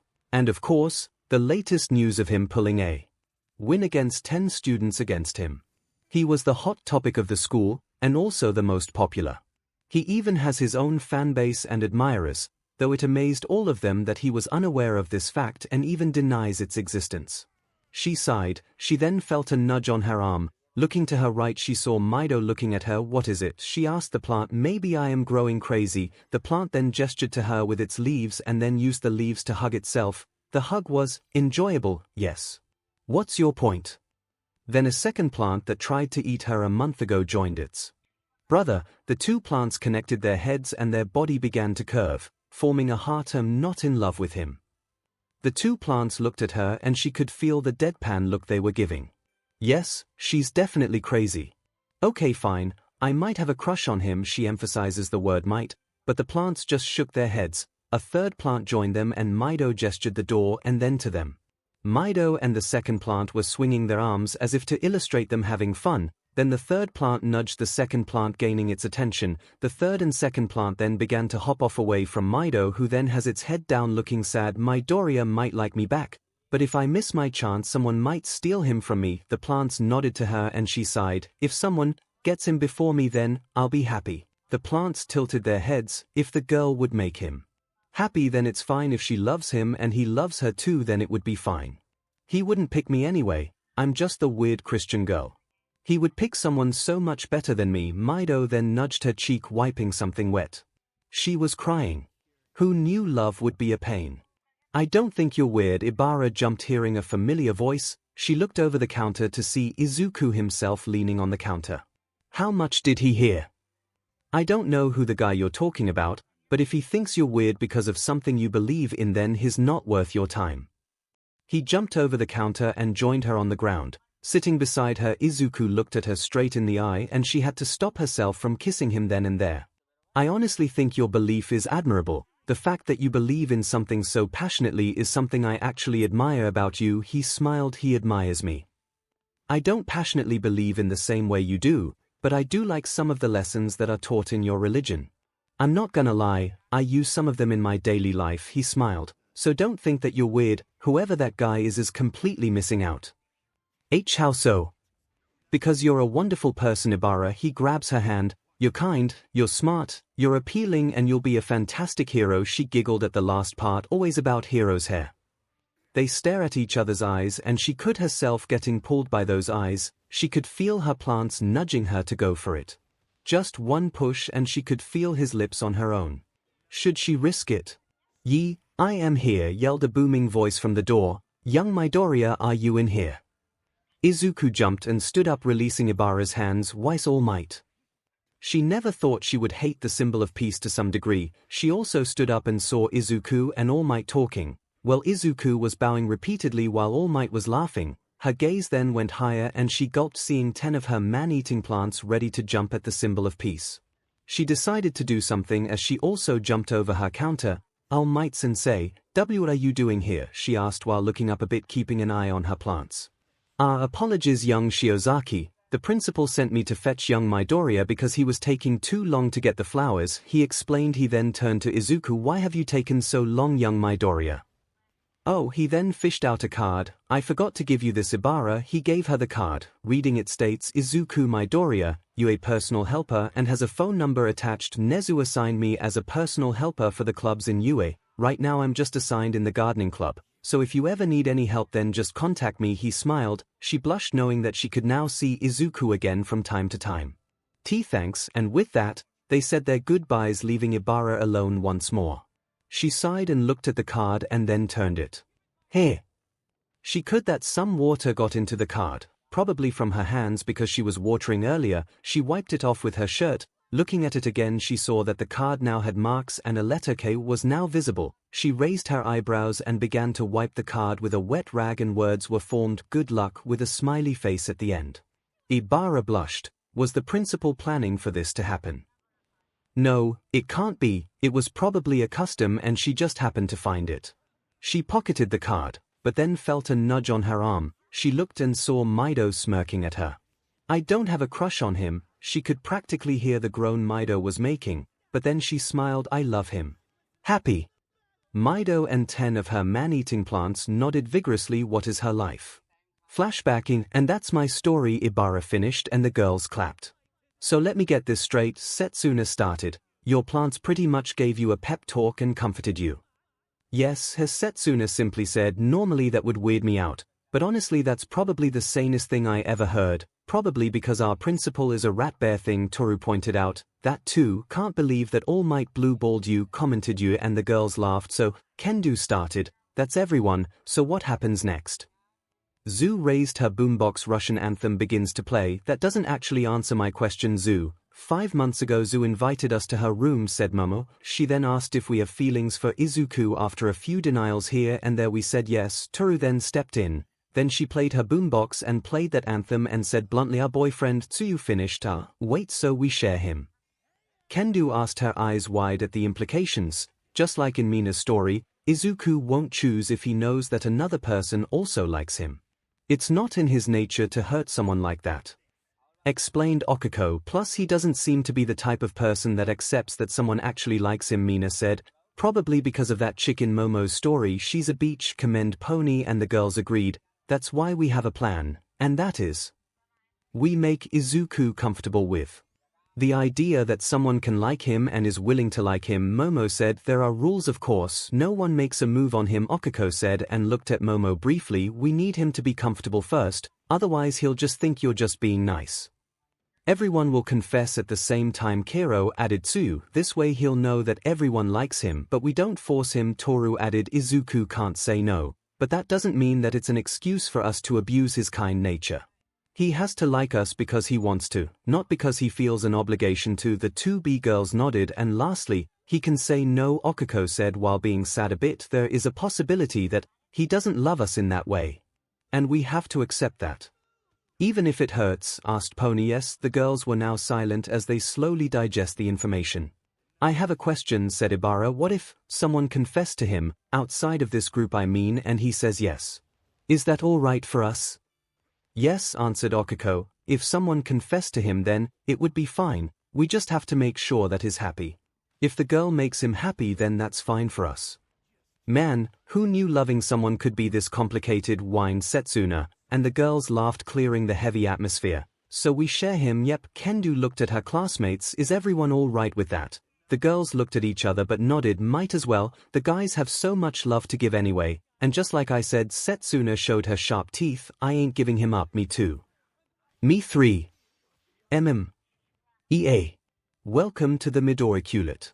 Yelled both Mina and Toru. Is that really the name? Deadpanned Kendo. Heck, it's better the name for the green. Jiru snorted. We're home. I smell pizza. The girls jumped as they heard the voices of the two B-boys. Oh, didn't know you guys had visitors, said Tetsu, seeing the 2A girls. Are you here admitting that 2B are better? DK. Monoma couldn't finish his rant as Kendo chopped his neck. Miss you too, you blonde idiot. And with everything was said and done, the 2A girls said their goodbyes and walked to their own dorms. Toru was carrying their share of the pizza to give to their classmates. Momo and Gyro were talking about what's for dinner, and Mina and Tsuyu were talking about something that concerned about whose but was better. That went well, commented Okiko. I kinda expected that we would have to fight them, to be honest, Jiru said, clearly exhausted. I thought they wouldn't agree, Toru added. Well, it turned out fine, and now we found people that love Izuku just like us. Gotta wonder how many people love Izuku. I bet it's not that many. What they didn't know was that a lot of women just sneezed at the same time, wondering who was talking about them. But that was a concern for another day, as the girls seized their dorm coming into view and they could pretty much hear the rowdiness of the boys inside. They entered and the boys noticed them. Hey guys, where have you been? Asked Kirishima, who had Kaminari slung to his shoulders trying to make the electric boy puke, and based on the face he was making it wasn't long. Oh, we hung out with the 2B girls for the rest of the day, Mina answered. How was your outing? It was fantastic, exclaimed Kirishima. We had a lot of fun and got to meet with some people. Well, mainly he got to meet them. They pretty much went to him the moment they saw him, interjected Zero, who had a bucket, who asked Toru. Oh, and I'm here too, exclaimed a tiny cute voice. They turned and saw Eri beside the couch. I yelled the girls, and Toru basically just slid towards her and hugged the cute unicorn. We missed you so much. Eri giggled. What are you doing here? Papa and Uncle Zora told me to come here, saying they have something to tell me. Izuku basically told us to watch over her while he takes care of something, added Soto. It's true, though I believe it's not bad news considering that Midoriya was smiling, Tokomi said with a plate of apples. Dark shadow popped out of Tokoyami and grabbed the plate and placed it on the table. Here you go, said the quirk. Thank you. As she then grabbed a slice and began to munch. Well then, I believe it's my turn to cook dinner, Momo said, and she kneeled to Eri's height. What do you want for dinner, Eri-chan? Afwe Effie, she said with a mouthful of apples. All of them laughed at the adorableness. Even Ida just let it slide. Don't talk when your mouth is full, kid. Bakugo lightly scolded while he was playing video games. Eri then swallowed apple pie, she repeated. It was a sight to see that Bakugo doesn't curse when Eri was around. Heck, he wasn't aggressive at all when she was around. He was still angry, but not violent again. That can't be healthy for you, Eri, said Sot. Be quiet and make the diamond pie, commented Bakugo, whose eyes are still on his game. Soto sighed and gave in. Momo then suggested making some curry for dinner, in which no one disagreed. But before they could even begin to cook, Izuku walked in with All Might, Aizawa, and his mother in tow. The girls then began to panic. Alert. Alert. They hastily tried to fix themselves properly, seeing the parent. What's going on? Asked Kaminari. Midoriya has an announcement to make, Aizawa said. His eyes then went everywhere, then stopped seeing his target. Can you come over here please? The little girl did so, and Izuku crouched to her level. Heying, he gently smiled. Hello pose, she corrected, and Izuku smiled. You don't have to be shy or correct yourself anymore. You wanna know why? He said, gripping the piece of paper in his hand. Inko was about to tear up, but she stopped herself. All Might wore a proud smile, and Aizawa, while you couldn't see because of his scarf, he was also giving a smile to the teen and little girl. Why? Asked Eri as she nervously gripped her dress. Izuku then brought the piece of paper and folded it open. Because from this moment forth, Izuku Midoriya is now the father of Eri Midoriya. He showed the paper. It was an adoption paper Izuku was now officially adopting Eri. Everyone was silent as they stared at the duo. The guys were shocked and their jaws were open. Kirishima had to hold back yelling manly. The girls were shocked and happy at the same time as they watched and waited. "Why you're my papa now," she said, staring at the paper and then at Izuku. "I'm now your papa and you are now my daughter." His smile widens further as A lunged and hugged Izuku, crying on his shoulder. The two A yelled in celebration at the now father and daughter hugged. The girls squealed and Mina grabbed Toru and began to shake her. Okiko though grabbed Tsuyu and began to shake her, making the frog girl blur a bit. Kirishima was so happy that he grabbed Kaminari and slammed him to the ground, then proceed to yell out manly. Bakugo just crossed his arms but had a smirk on his face. It was a joyful night for the 2A as they celebrated the now father and daughter. Nezu then dropped by alongside midnight and lunch rush, pushing a cart full of food. Okiko took a picture of Izuku hugging Eri while the both of them had smiles on their faces. She then sent the picture to the newly made group chat. As the celebration began to die down, Izuku's mother had to go back to her apartment after saying goodbye to her son and now grandchild. She was sprayed by All Might. Nezu also had to go and pull the rest of the staff with him. Eri was now tired. The day for her was a fun and exhausting one. Seeing her yawn, Izuku decided to put her to bed, which was in his room. Saying goodnight to his friends, he began to carry his daughter to his room. It was currently 9 p.m. and the rest of the students said their goodnights and went to their rooms. Okiko was in her room, was wearing her custom mittens. It was an eventful day and a tiring one. She couldn't wait for what tomorrow would bring. She laid down, but before she could sleep her phone gave off a notification. She groaned, clearly annoyed. Opening her phone, she discovered that Kaminari made a group chat. "Don't we already have a group chat?" She then just read the messages Kaminari made for the boys group chat. Kaminari added 19 people to the group. Kaminari, isn't it kinda weird that Midoriya is not a version anymore? That made Okiko wide awake as she stared at the message with bloodshot eyes. "Bakugo, you dumb F." Kaminari, what? I didn't mean like it's weird that he ain't a version, I meant like it was kinda unexpected, you know. I mean I'm no version either. But if I say it then it's not actually unexpected. Bakugo, what girl would be dumb enough to F you? Kaminari, bold of you to assume it's a girl. Bakugo, what? Kaminari, what? Ida, Kaminari, we agreed that everything that was said in our trip would stay with us. Kaminari, yeah. It's not like I added the girls here, just 2A and 2B boys. Kirishima, dude, look at the people you added. Kaminari, fine fine. Oh Bakugo, you dumb F. Okiko stared at the messages as if it was holding a knife to her throat. Then another ping went off. This time it was the girls' group chat. "Midoriya frog, but we have a problem." Itsuka Kendo was frustrated, to say the least, and it was all because of a green-haired student of 1A named Izuku Midoriya. She didn't know how it happened. If she was being honest, he suddenly just can't stop appearing in her head. No matter what she does or what gross thing she tries to think, he always crawls back with that stupid, adorable, cute face he has. She groaned. How did it start? He got her attention at the sports festival. The fact that he finished first was pretty much how she knew his name. Then his fight with Todoroki, time and time again he broke his bones and just didn't stop no matter how it hurt. She was impressed. After that, the name and his face were pretty much in her head ever since. Then the stain thing happened and she wouldn't lie, she got worried for the guy. Facing the hero killer. There's no way he got out of that without any injuries. Then after the whole camp fiasco, she heard that he beat a villain, broke both of his arms, and still kept going. She didn't know why, but she wanted to just barge in his hospital room that day and just chain him in his bed until he fully recovered. Then the overhaul thing happened. She watched it on the news.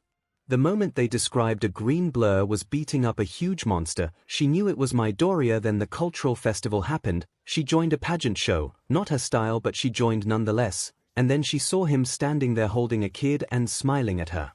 She wasn't gonna lie, it felt nice when she felt his eyes on her. Then the joint training happened, and she was both terrified and impressed. The fact that the whole tentacle thing happened and he still managed to pull a win, left an impression on her. After that, he pretty much approached her and asked if she could teach him martial arts. She agreed. It has been so long since she had a decent sparring partner. This then led to Setsuna teasing her that they were close, and the fact that she didn't deny it added fuel to her teasing. It was a common thing now that whenever she got back from a training session with Midoriya that one of the girls would sing Itsuka and Izuku sitting on a tree. Setsuna kept suggesting that she had it bad, and she was head over heels for the guy. Which was not true. She was not in love, she just admires him. Who wouldn't? He's good with academics, he's a skilled fighter, he was nice, he was patient, he was cute, he had nice freckles that makes you want to connect them with a marker, he had a great bod. She shook her head at that thought. No, she was not in love, she will never be in love. Nope, not gonna happen. You seem to be in deep thought, Kendo, said 𝐒𝐻𝐢𝐫 in her gym uniform. Oh right, they had training today. May I ask what makes you seem troubled? Kendo sighed, but before she could answer, Setsuna beat her to it. Probably thinking about her boyfriend, she teased, and the girls reacted. Kendo, you got a boyfriend? Kinoko yelled, congratulations. Congratulated Pony, and Itsuka groaned. For the last time, Izuku is not my boyfriend, she said firmly with a blush on her cheeks. See, the thing is, I didn't say his name, Setsuna cheekily replied, and Itsuka realized her error. You just assumed that I was talking about Midoriya. Shut it. Kendo stuttered. Of course he's the one you're talking about, he's the one you keep talking about. I mean, I don't blame you, that guy is a catch. Setsuna grinned with a blush of her own. Itsuka then saw this as an opportunity for revenge. Well, if you think he's a catch, why don't you go after him? Kendo suggested with a smirk, which then backfired as she saw Setsuna just blush even more and went to a thinking pose. You think I should? I don't know, I don't seem to be his type, you know. It took a moment for Itsuka to process what her friend just said. When it did come to, she blushed and pointed at Setsuna. Hold on. Are you for real? Setsuna seemed shocked but nodded. I mean, yeah, I wasn't lying when I said he was a catch, she admitted, and Kendo could feel her jaw drop. Agreed. Pony cheered. He's like super cute. Kendo then looked at 𝐒𝐈 and saw that she was also blushing. You too, 𝐒𝐈, said girl flinched a bit. I do admit that he has captured my interest. Kendo then sighed. Is everyone here having a crush on Midoriya? She asked rhetorically. She looked up and all the girls raised their hands. Seriously? Yes, said Yu. The quiet girl now finished changing. Unlike you, we fully accepted that we are in love with Izuku. Why should I accept that? Yelled Itsuka. I'm not in love with him. The girls looked at each other. Girl, you should be honest with yourself, said Kinoko. Yeah, it's kinda obvious, added Setsuna, and before Kendo could say something there was a knock on the door. Girls, came the voice of a waist from the other side of the door. Are you okay in there? You're taking a long time to change. All of us are in the gym already. You guys are the only ones we're waiting. After yelling an apology, the girls then changed quickly. Before Kendo could walk out of the locker room, Setsuna stopped her. Listen, I'm not going to force you. All I'm saying is, to be honest with yourself, and with that Setsuna walked away, leaving Kendo staring at her friend. Be honest with what? She was being honest. She wasn't in love with Izuku. That's it. Welcome, students. Today we will be having a 1v1 fight. No quirks, announced Vlad. As much as that would have excited Kendo, her attention was set on a particular boy who was on the other side. Turns out, they were having another joint training with 1A, this time no quirks. Hooray! She couldn't find in herself to be excited, she was just frustrated. Right now she was staring at the source of all her frustration, Izuku Midoriya. The boy must have felt someone staring at him. Looking around, he saw Kendo and he smiled and waved at her. And just like that, her frustration was gone and was replaced with a happy, fluttering feeling. She could practically hear her friends groaning at her. First match. Vlad then took out a piece of paper from a box. Itsuka Kendo versus, said Aizawa tiredly as he took out a piece of paper as well. Izuku Midoriya. There were some oohs and cheers from her class, with Setsuna yelling, "Go get your man. She would strangle that girl later." Right now she was looking at Izuku, who was on the other side of the ring. Okay, this was it. She was going to prove that she wasn't in love by beating Izuku with her martial arts. After that, hopefully, this would her friends from telling her that she was in love with the boy. She heard the starting signal. She lunged and now she was staring at the ceiling. She blinked. What happened? Itsuka Kendo is out of bounds. Izuku Midoriya wins. She heard the announcement, but she was still confused about what had happened. One moment she lunged at Izuku and the next she was staring at the ceiling. What? Then his sweet adorable face came to view with the concerned expression of his that he always wears whenever he saw someone get hurt. Are you okay, Kendo-san? He asks while she just stared. She could see from behind Izuku that the principal was sitting in one of the support beams. He looked at her and waved. Her attention then went back to the adorable boy that was above her. Was he always this handsome? Not even a second after she thought that she screamed, "Kia!" the sound of her scream would forever haunt her and would forever be ammunition for Setsuna to tease her and tell her again and again how she realized her feelings for Izuku.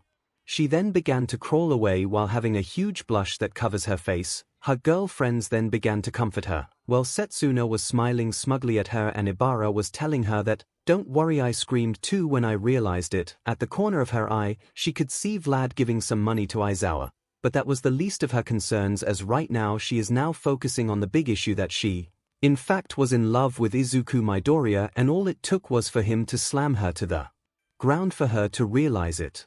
Shino Sasaki, aka the pro-hero Mandalay, stared at the device in her hand with a mix of joy, terror, and anxiety. She expected this, but it still hit her hard. She lied to him that it was a safe day, she lied when she said that she was going to take a pill the next day, and she lied when she said it meant nothing to her. On her hand was a PRGNNCY test. And it was positive. She was PRNNT with his child. She smiled at that thought and she sighed. She remembered that day. It was his graduation, and of course, she and her team and other more pros were invited to the graduation party that night. After a long night of dancing, singing, and just chatting, the two of them talked privately outside of the building where the party was held. She had to admit that she giggled a lot seeing the man still blush and be a fanboy even though he was now an adult. After a long talk and a confession coming from the both of them, they decided to go somewhere more private. They went inside his dorm and for the whole night they just made love. She had to admit that even though she was the mature one there, she didn't know what to do, because at that time she was still a virgin. And so was he. That night she completely surrendered herself to him and the both of them just got lost in the pleasure, and when he was about to burst, she told him to come inside. He was hesitant but she insisted. That night, it was just her and him. And now, the price has shown itself. Did she regret it? No, absolutely not. Will she keep the baby? Yes. Will she tell the father? No, as much as she wanted to. The baby was her responsibility, she couldn't trouble him with this, he was on his road to being one of the greatest heroes that ever existed. It was his dream, and she wasn't going to take it away from him. She was going to tell the news to her team though, they're going to find out eventually, and she needed all the support she needed. Taking a deep breath, she tossed the test in the trash and walked out of the bathroom. The next problem now was how to tell her team. As much as the direct approach would work, this kind of news needed to sink in and needed to be gently given. Walking to the kitchen, she could hear her team chatting and someone cooking. Heading there, she prepared her best smile and was ready to tackle the day. "Hey guys," she waved. Her team then looked up when she entered.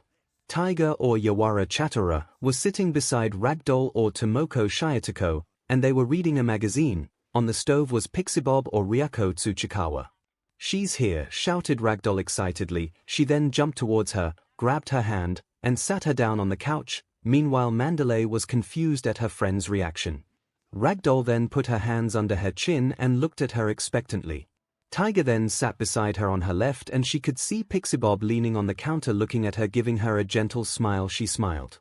She had the best teammates, you guys already know, don't you? Using her quirk to deliver her message to her teammates, "Welder," Pixibob said, smirking at her. "Kinda easy to connect the dots when you suddenly leave, come back with 3 PNCY tests and disappear in the bathroom for like an hour." Mandalay blushed at that. "So Deets girl, are you expecting?"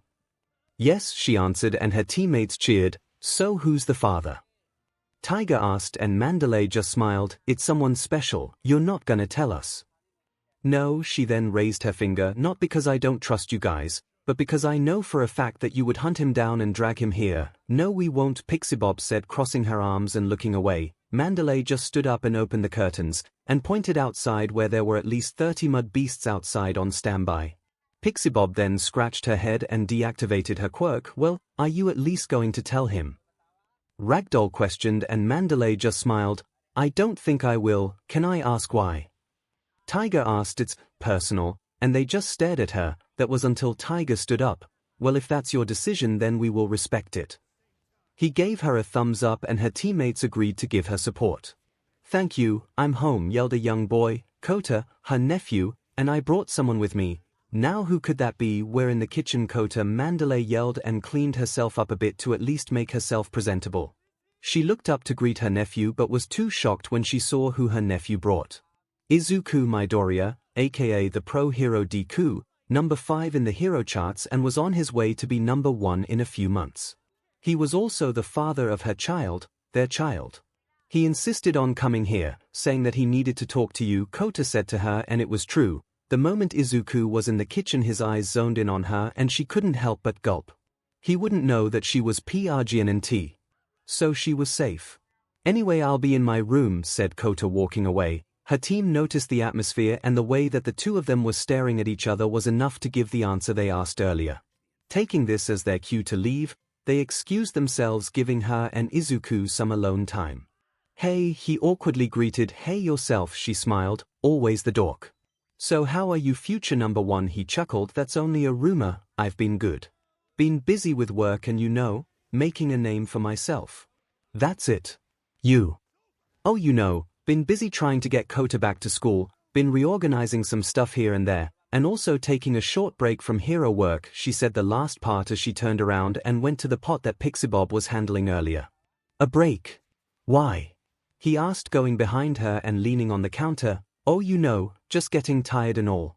Might as well help Ragdoll with some of the paperwork in the office, a lie of course, but she wasn't going to tell him the truth. She gripped the handle tightly, hearing her name. The only time that he used that name was that night. Are you? Of course, he knows. Am I what? She walked away, not facing him, tired. Of course, I am, people my age. We just get tired so easily now, we're not that young anymore, he said, making her stop. Are you he with my child? He was behind her, she could feel it. And what if I was? She asked, hugging herself. What are you going to do about it? What am I? I'm going to be there for you, of course. He was now in front of her, looking at her as if she asked something dumb. I'm going to stay by your side. I'm going to slow down with work. That's the problem, she yelled, balling her fist and looking at him. That's why I didn't want to tell you. Because you would stop with work and start taking care of me. Well, what do you want me to do then? He yelled back, equally annoyed. Leave you alone and let you raise this child alone? Yes. Because you would at least live your dream. She pointed a finger at him. It's what you always wanted, right? What I want is to be with you. And to be with my child. He took a step forward. I'm not abandoning you and my child. And that's final. God, you're so stubborn, she yelled, going up to his face. They stare at each other, waiting for the other to make a move, and someone did. Mandalay grabbed his shirt and pulled him close, capturing his lips with her own. Izuku then hugged her with one arm while the other was behind her head, deepening the kiss. And almost instantly Izuku put his hands on her thighs and lifted her and pinned her to the nearby wall. She gasped as her back collided with the wall, but that didn't stop them from connecting their lips once more. After a minute, they pulled away and looked at each other's eyes. Still not gonna leave? This is your final chance? Mandalay asked, looking at his eyes. No, he said firmly. This was his decision. I'm staying, Mandalay sighed and laughed. This is one hell of a day. Tell us about it, said a voice, and both of them jumped. Izuku looked back and Mandalay peered over his shoulder. Peering over the doorframe were Ragdoll, Tiger, and Pixibob. All three of them were smiling at them. Who knew that the kitty was so bold, said Ragdoll while wiggling her eyebrows. Yo Izuku, you better take care of Mandalay or else I'm beating you to a pulp, threatened Tiger. Hey Izu, do you have any friends that you can introduce me to? Asked Pixibob, who was then sprayed by Tiger with water, and she hissed. Izuku sighed and Mandalay smirked. Better get used to it, lover. This is your life now. She smiled and Izuku just looked at the woman and stole another kiss, getting a few cheers from the three people in the doorframe. Pulling away, he just smiled at her. I'm still staying as I uses Deku on Ms. Joke. It's super effective. Aizawa was annoyed, to say the least, and the source of his annoyance was standing in front of him. Emi Fukukado, also known as Ms. Joke. She was an annoyance before, but he didn't know why and how, but she seemed to be even more annoying than before. If he were to track down when she actually became even more annoying, it was probably after the license exam. After that, she seems to have taken a liking to visit UA almost every other day. Why Nezu allowed this, he had no idea, and he wasn't going to ask the rat. But he did find it strange though. Normally she would joke about him and her getting married, but no. This time it was centered around his class. Hey, any of your students got engaged yet? Your student still single? Wanna hook me up with one of your students? Those kinds of jokes. He didn't know why, but she would have this light blush on her cheeks whenever she asks, and she never had those kinds of blushes when she joked around him. So what changed? His answer then came the next day. It was a normal day for the staff and students of UA. He and some other teachers were in Gym Gamma were teaching their students some proper control with one of their quirks, other applications for their quirks, and testing the limits of what it can and can't do. 𝐼, of course, was there watching them and annoying Aizawa as usual. He was barking orders left and right, nothing unusual there. Then he yelled at Izuku Midoriya, and out of the corner of his eye, he saw her flinch and look in Izuku's direction. Now he could have written that off as just him barking an order to a particular student, if not for the fact that he has been barking orders to every student and calling their names and she didn't move.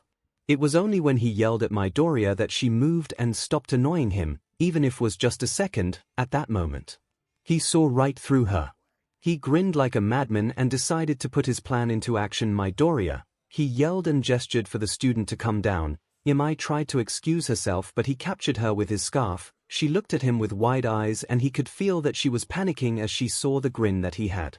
"Why, sensei?" asked the boy after landing down. "I'm sure you know who this is." He pulled 𝐼 a bit closer, and he saw his student go fanboy mode, but he wasn't going to listen. "Ms. Joke here has personally volunteered to teach you the works of being an underground hero." He could practically feel 𝐼's eyes boring to his skull. As such, for the rest of this period, she would be in charge of you. He pushed 𝐼 lightly in front of Midoriya. "Good luck," and then walked away. He could hear Midoriya shouting a bunch of thank yous, but he didn't care. His job was done. He then felt his phone vibrate. Opening it, he saw a message from the principal. "Overlord, I'm proud of you." Yep, his job was done. Tagata hooks Deku up with Bubble Girl. Tagata was curious as to why Bubble Girl wouldn't contact Deku. She clearly misses him. Right now he was behind her and she was looking at her phone. On her phone was a picture of her and Deku. He clearly is confused to why she couldn't just text or call him. He actually thought that once the Night Eye agency was back in action that Deku would come back with him. Now that his quirk was returned thanks to Eri, he was back to work. Sadly, Deku was in Endeavor's agency and said that he was needed there. They didn't complain and just said to visit sometime. On the other hand, Bubble Girl was saddened by the news but still kept working. And now here he was scratching his head as to why she wouldn't just contact him. Then he had a thought, why not call him himself and give the call to Bubble Girl? That was a brilliant idea. "Me. Thanks, me." Fishing out his phone, he pressed the video call option on Deku's contact. Once it rang, Bubble Girl jumped, finally noticing him. "What are you doing?" "Calling Deku," he said, simply waiting for Deku to answer. "Why?" "Oh, Beck, hello. Mirio-senpai, is something wrong?"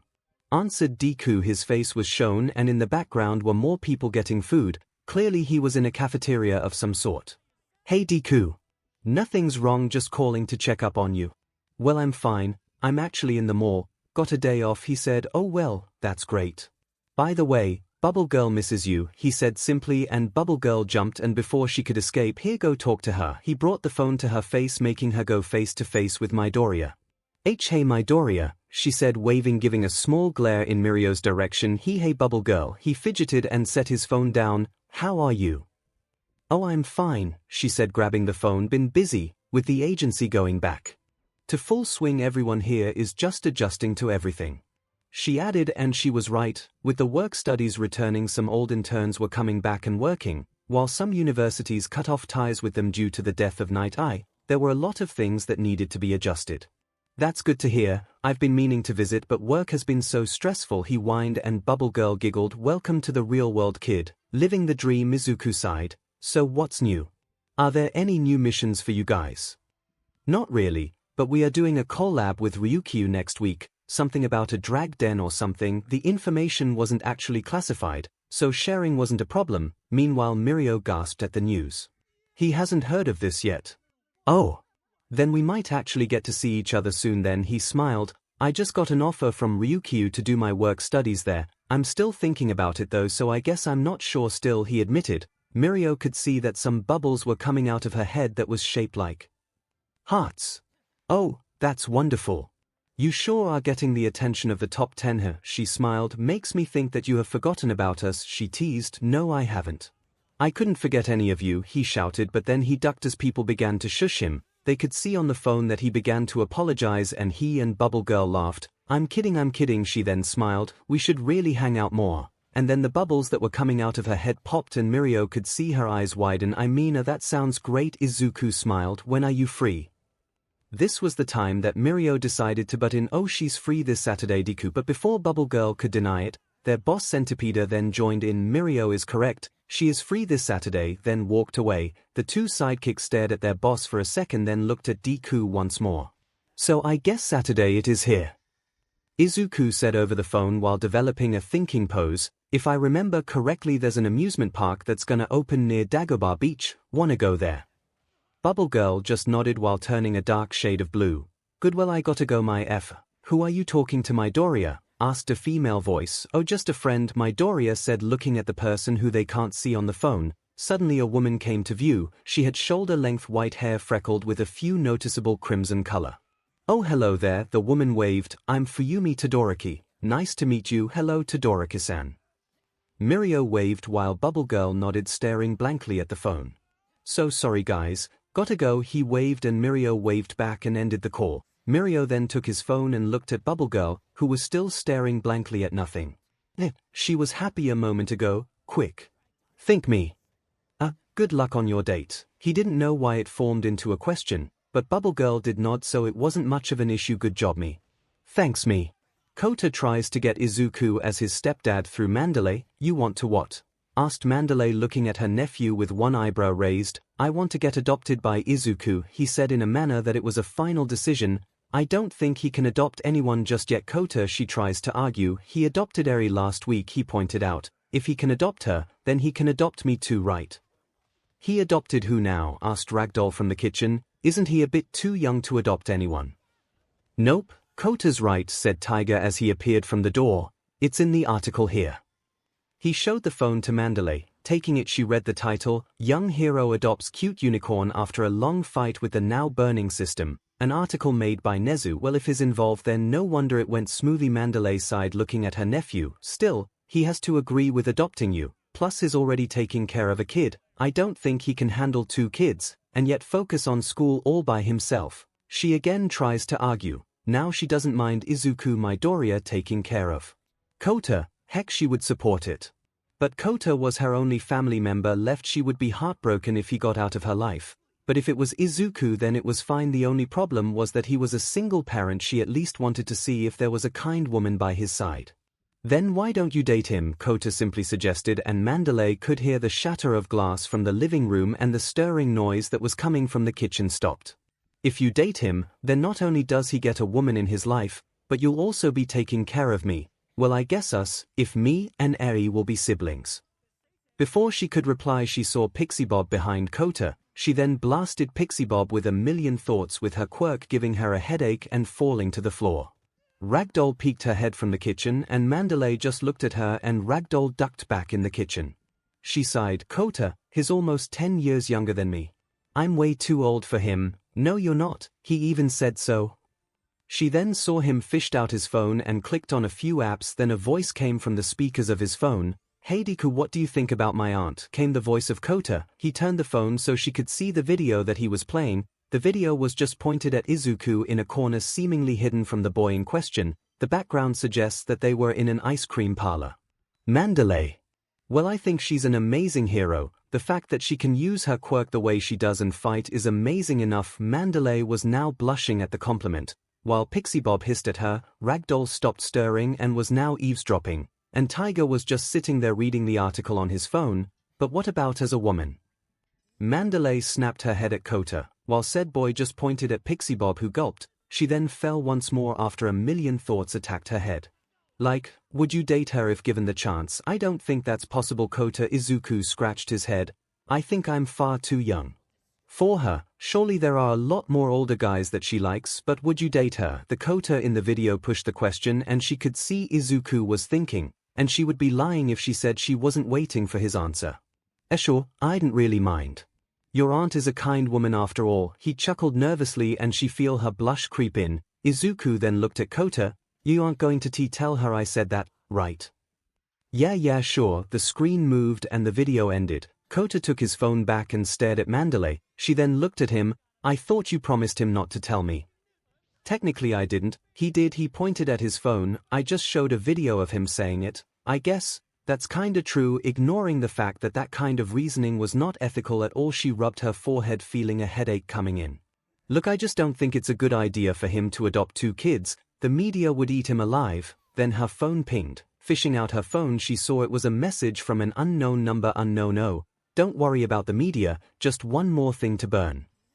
That DMN rat. She sighed. She didn't know if she should say yes. Maybe I should ask him myself, she suddenly thought, and she couldn't find it in herself to disagree with that. Might as well ask him and get his opinion on adopting 𝐿𝐻𝐻, and maybe ask him if he really doesn't mind in dating someone like me. She looked up and saw a smiling 𝐿𝐻𝐻, a coughing tiger, an angry pixie bob, and a slack-jawed ragdoll. I broadcast that, didn't I? You traitor, screamed Pixie Bob, and she was about to tackle her, but she was then sprayed by Tiger with water. Mandalay sighed. This has been a tiring day. Now all that's left was to find the opportunity to talk to him. Her phone pinged once more. Opening it, she saw that it was from 𝐒𝐿𝐻𝐻 himself. 𝐒𝐿𝐻𝐻, heya? Are you busy this Sunday? Mandalay blinked at that. Was he? She shook her head. He wasn't asking her out. That would be ridiculous. Shino, not really. Why? 𝐒𝐿𝐻𝐻, can you watch Eri for me? I'm sorry. Everyone I asked just said they were busy. Principal Nezu said that I should ask you since you might not be busy, but if you are, then I can understand. Sorry. That DMN rat. Then another ping from an unknown number. It just reads, you're welcome. She sighed and decided to reply, Shino, stop apologizing, it's all right. I'm free this Sunday so I can take care of your daughter. Congrats, by the way. Also, can I take 𝐻𝐻𝐻 with me? 𝐒𝐿𝐻𝐻, thanks.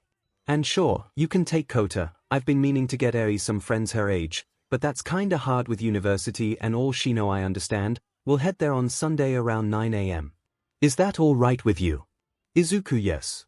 Thank you again. See you this Sunday, laughing face. Shino, see you. Suddenly she then felt someone breathing on her neck. Turning around, she found her teammates and nephew looking over her shoulder and to her phone. I can explain. Traitor.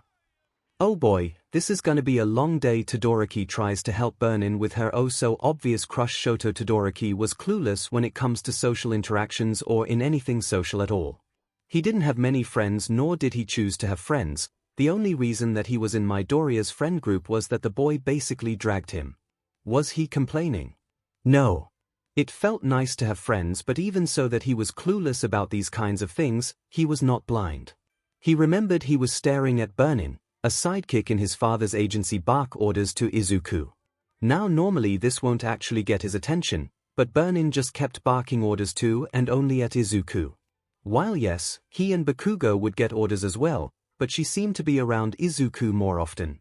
Even in assignments where it requires 2 people, she would just gravitate towards 𝐒𝐿𝐻𝐻 or take 𝐒𝐿𝐻𝐻 as her partner. It was obvious that Burnin had a crush on 𝐒𝐿𝐻𝐻. Now some may ask, why should he care about this? Well, 𝐒𝐿𝐻𝐻, his first ever friend, needs more women in his life.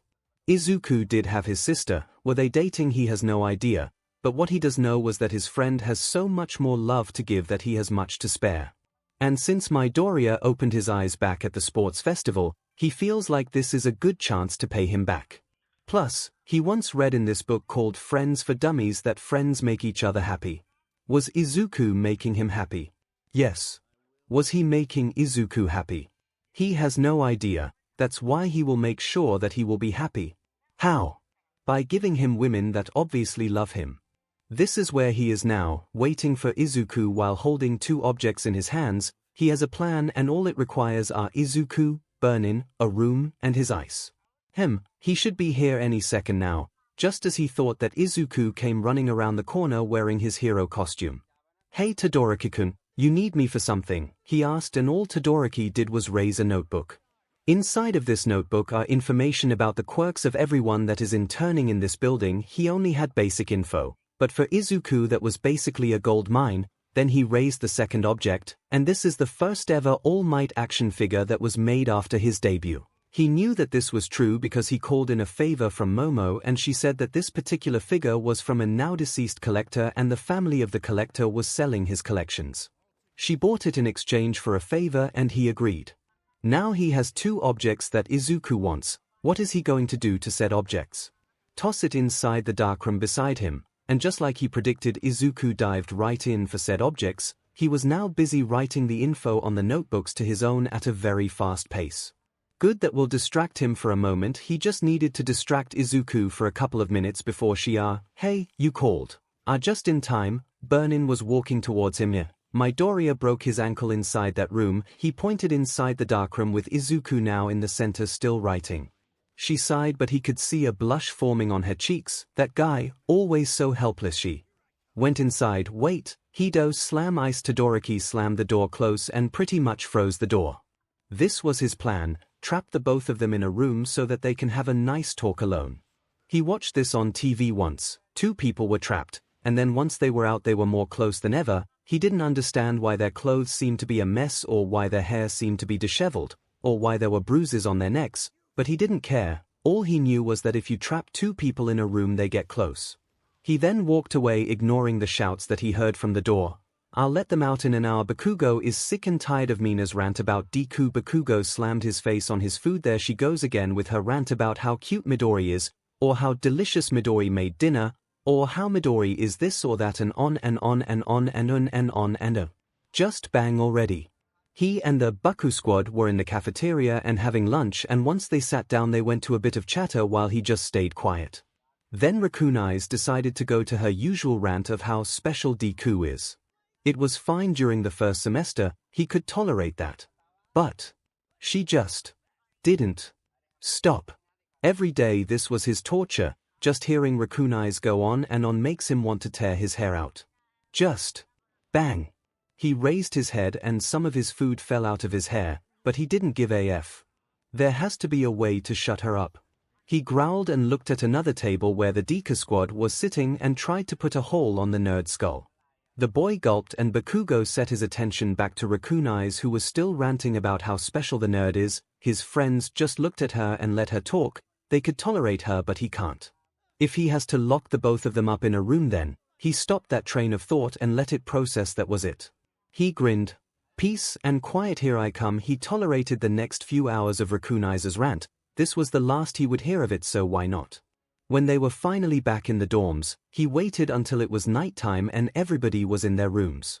Not bothering to knock, he slammed the nerd's door open with his foot. The said boy was just sitting on his chair writing something, but Bakugo didn't care and just proceeded to grab the boy's shirt and drag him to the girl's side. 𝐭𝐿, where are we going? The nerd asked while slightly struggling. Shut up, Bakugo answered and continued to drag the boy. Once they were in front of 𝐒𝐿's door, Bakugo just knocked harshly at the door. He could hear her yelp, "𝐒𝐿, open up." The door opened and 𝐒𝐿 was in her pajama bottoms and a shirt labeled acid. "What do you w?" He didn't let her finish as he pulled Midoriya here and pushed him to her. Fortunately, 𝐒𝐿 managed to catch the nerd in a hug. Bakugo then grasped the door handle. "Now bang and get it over with," and slammed the door close, then proceeded to walk away. He plopped down on his bed and went to sleep with a smile on his face, happy that his plan worked. The next day, the students were back in the cafeteria to enjoy lunch and Bakugo slammed his face on his food once more. His plan failed hard. Based on her rant, they didn't bang. All they did was talk about quirks, heroes, and watch movies. And now she has new things to rant about. How awesome Midori is. He got his face out of his food again and looked at the Deku squad. There has got to be a way to get her to. He blinked, then he looked closer to the nerd's group. Round Face, or Uraraka, was sitting oddly close to the nerd and shifting his eyes back to 𝐒𝐿. He could see that she was staring too, and whenever she stares she would go quiet. Looking at Round Face again, she was also staring at Mina, albeit a bit annoyed. But that was not all. Even the frog was sitting close to the nerd. That was it. Jealousy. That was the key. Make women get close to the nerd and make 𝐒𝐿 so jealous that she keeps quiet. It was brilliant. But there was one flaw. Two girls were not enough, he needed more. Then he listened. Actually listened to the chatter of the cafeteria. All he heard was the nerd's name. If it wasn't his name, then it was at least something about him. He looked around. Some of the girls from the 1B were stealing glances at the nerd, and so were the girls in the support course and general course. Heck, even the third years were stealing glances at him. He grinned. This was perfect. The only problem was how to make them interact with the nerd. Then his phone vibrated. Opening it, he only saw that it was an unknown number and the contents were just a simple smiley face. The F, he just pocketed his phone and stared at the nerd and grinned like a madman. At the Deka squad Zuku Midoriya was scared, no scratch that. He was terrified, as he stares at his childhood friend grinning madly at him. That could only mean one thing. Kaken was planning on something and it will directly affect him. He gulped. What's wrong? D asked his best friend 𝐒𝐿𝐼𝐺. You seem to be out of it. Oh, I'm fine, he said, now calming down. Midoriya said, Tsuyu, I have a question. He took a sip of water and coincidentally Todoroki and Ida was doing the same. Did you and Mina have sex last night? Q spit take, cough cough and no cough. He coughed and he could feel Uraraka rub his back as an. Zoo, that is not a question that you should ask in public. And Midoriya, Ida gestured to Izuku with his hand. If you do decide to do the deed then please wear protection. Ida then somehow produced a white screen and a projector. Luckily I have prepared 50 slides of safe sec. Ida to that won't be necessary. Izuku tries to stop his friend. I already know everything. Plus he doesn't need it, Todoroki commented after recovering from his spit take. What makes you say that, Todoroki-san asked Ida with his chopping arms. Because his fiancé can teach it to him if need be, Todoroki answered, then began to slurp more of his soba, not noticing that the whole cafeteria had gone quiet. Well, Bakugo was laughing maniacally, but that was beside the point. All of the girls turned to Izuku and as they turned you could practically hear the creak while they turn. Fiancé? Akiko and Tsuyu asked almost hollow-like and Izuku gulped, feeling the pressure. Well, you see, there's an explanation here, he said. Then the two girls leaned in. Wait, before he could tell the truth the cafeteria door burst open, snapping everyone from their daze and looking at who was at the door. It was Mo Kamiji, aka Burnin. She looked around while holding a piece of paper. Her eyes then landed on Izuku and she sprinted towards him. Aizu. Burnin jumped and landed on Midoriya's lap. Izuku, not wanting her to fall, held her with his right arm on her back and the other beneath her legs. Babe, what's the meaning of this? She shoved the piece of paper to his face. Izuku read the paper and he saw that it was the document that says his transfer of work studies. She gripped his shirt. After what you've done to me, you decided to leave me, she said with tears in her eyes. Ida was malfunctioning. Bakugo was on the ground laughing. The rest of the girls had dangerous auras surrounding them. The guys just said nope and walked out of the cafeteria. Mineta was bound with head to toe with tape and was screaming, and Todoroki was still slurping his soba. I promise not to be mean to you anymore, so please don't leave me. Burnin then hugged him tightly, then looked up at Izuku. What about our child? Nani? Midoriya. I thought better of you. Nothing happened, we just talked. Then what's this child she speaks of? I don't know. I need more soba. Principal office. Nezu was having the time of his life sitting in his chair and watching the live feed from the cafeteria. Knock knock, shutting off the monitor. He then sat straight. Come in. Aizawa then walked in with a piece of paper. So your request to have a week of joint training with the 𝐒𝐲 Academy has been approved. Excellent. Accepting the letter, Nezu then began to place it inside his drawer. Sir, I have a question if I may. Oh, what is it? Why did you suddenly decide to have a week's joint training with an all-girls school?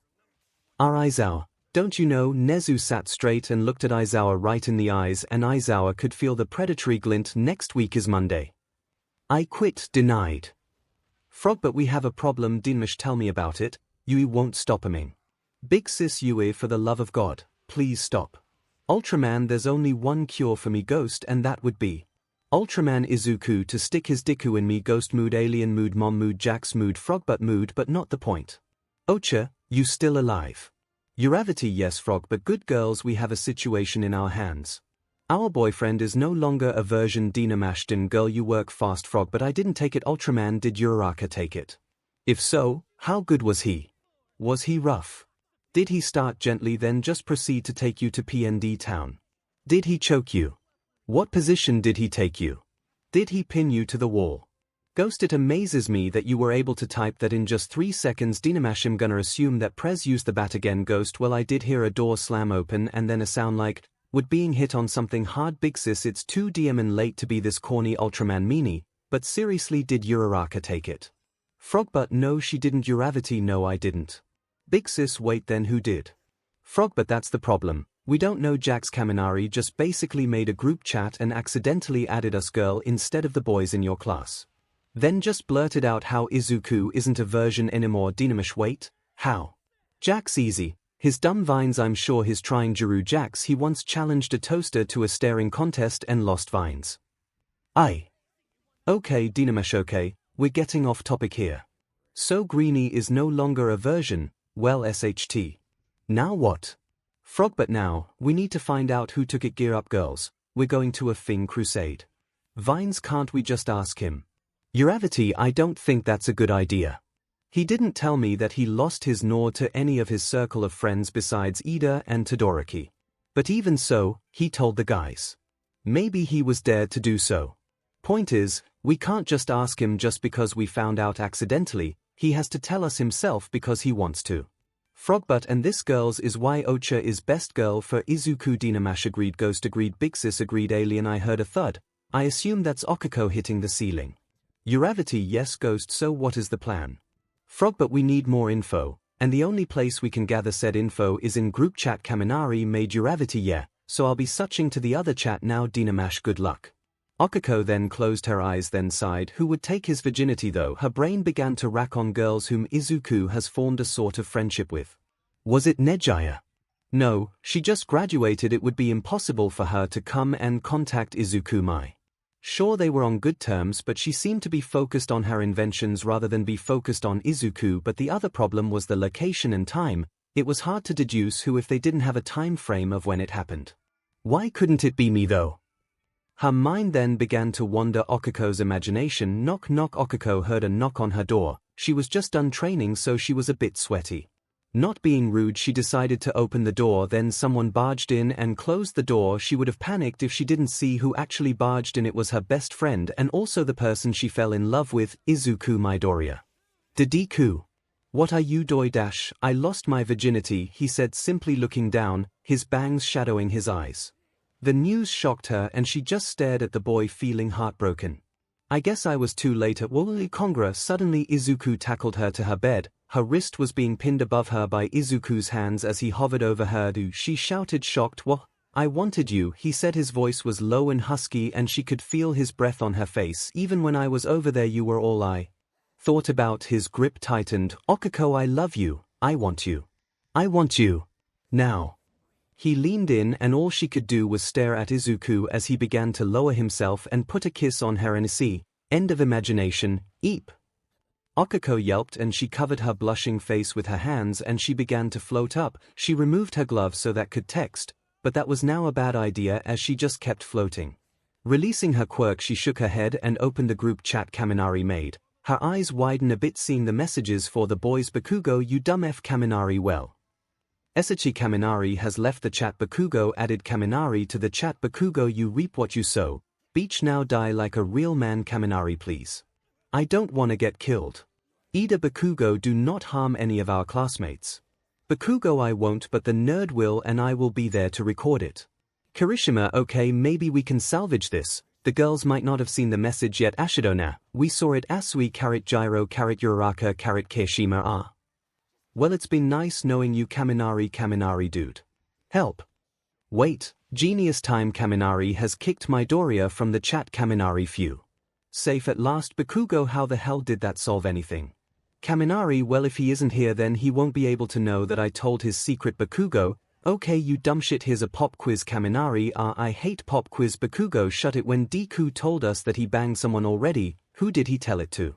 Kaminari, us guys of course. You know 2A and 2B. Bakugo, good. Now, who did he not want to know the secret? Kaminari, the girls of course, if was just for us guys after all. Bakugo, very good. Now last question. Who are the people in this chat that can obviously read your previous message from earlier which you basically spilled his secret? Kaminari, right. Ashido, hello. Asui, hi. Gyro, good job. Kaminari. You figured it out. Bakugo, now give me one good reason why I shouldn't add the nerd back in here again. Kaminari, because you love me. Bakugo, adding him now. Kaminari, wait please, I'll do anything. Bakugo, anything you say. Ida. Bakugo, stop whatever you're doing. Kaminari, them. Kaminari, mad. Ida, disappointed. Bakugo, aho, this I gotta see. Ida, Midoriya has put his trust on us when he told his secret, and yet you squandered it. Was his trust for you not great enough? Have you no shame? He trusted you like a brother. A friend. And you just threw it away like that. How dare you? Kaminari Ida. Kirishima dude, I'm crying right now, that was so manly. Todoroki Ida, I think you're being too dramatic here. Ida, do you not feel the same way? Midoriya trusted us.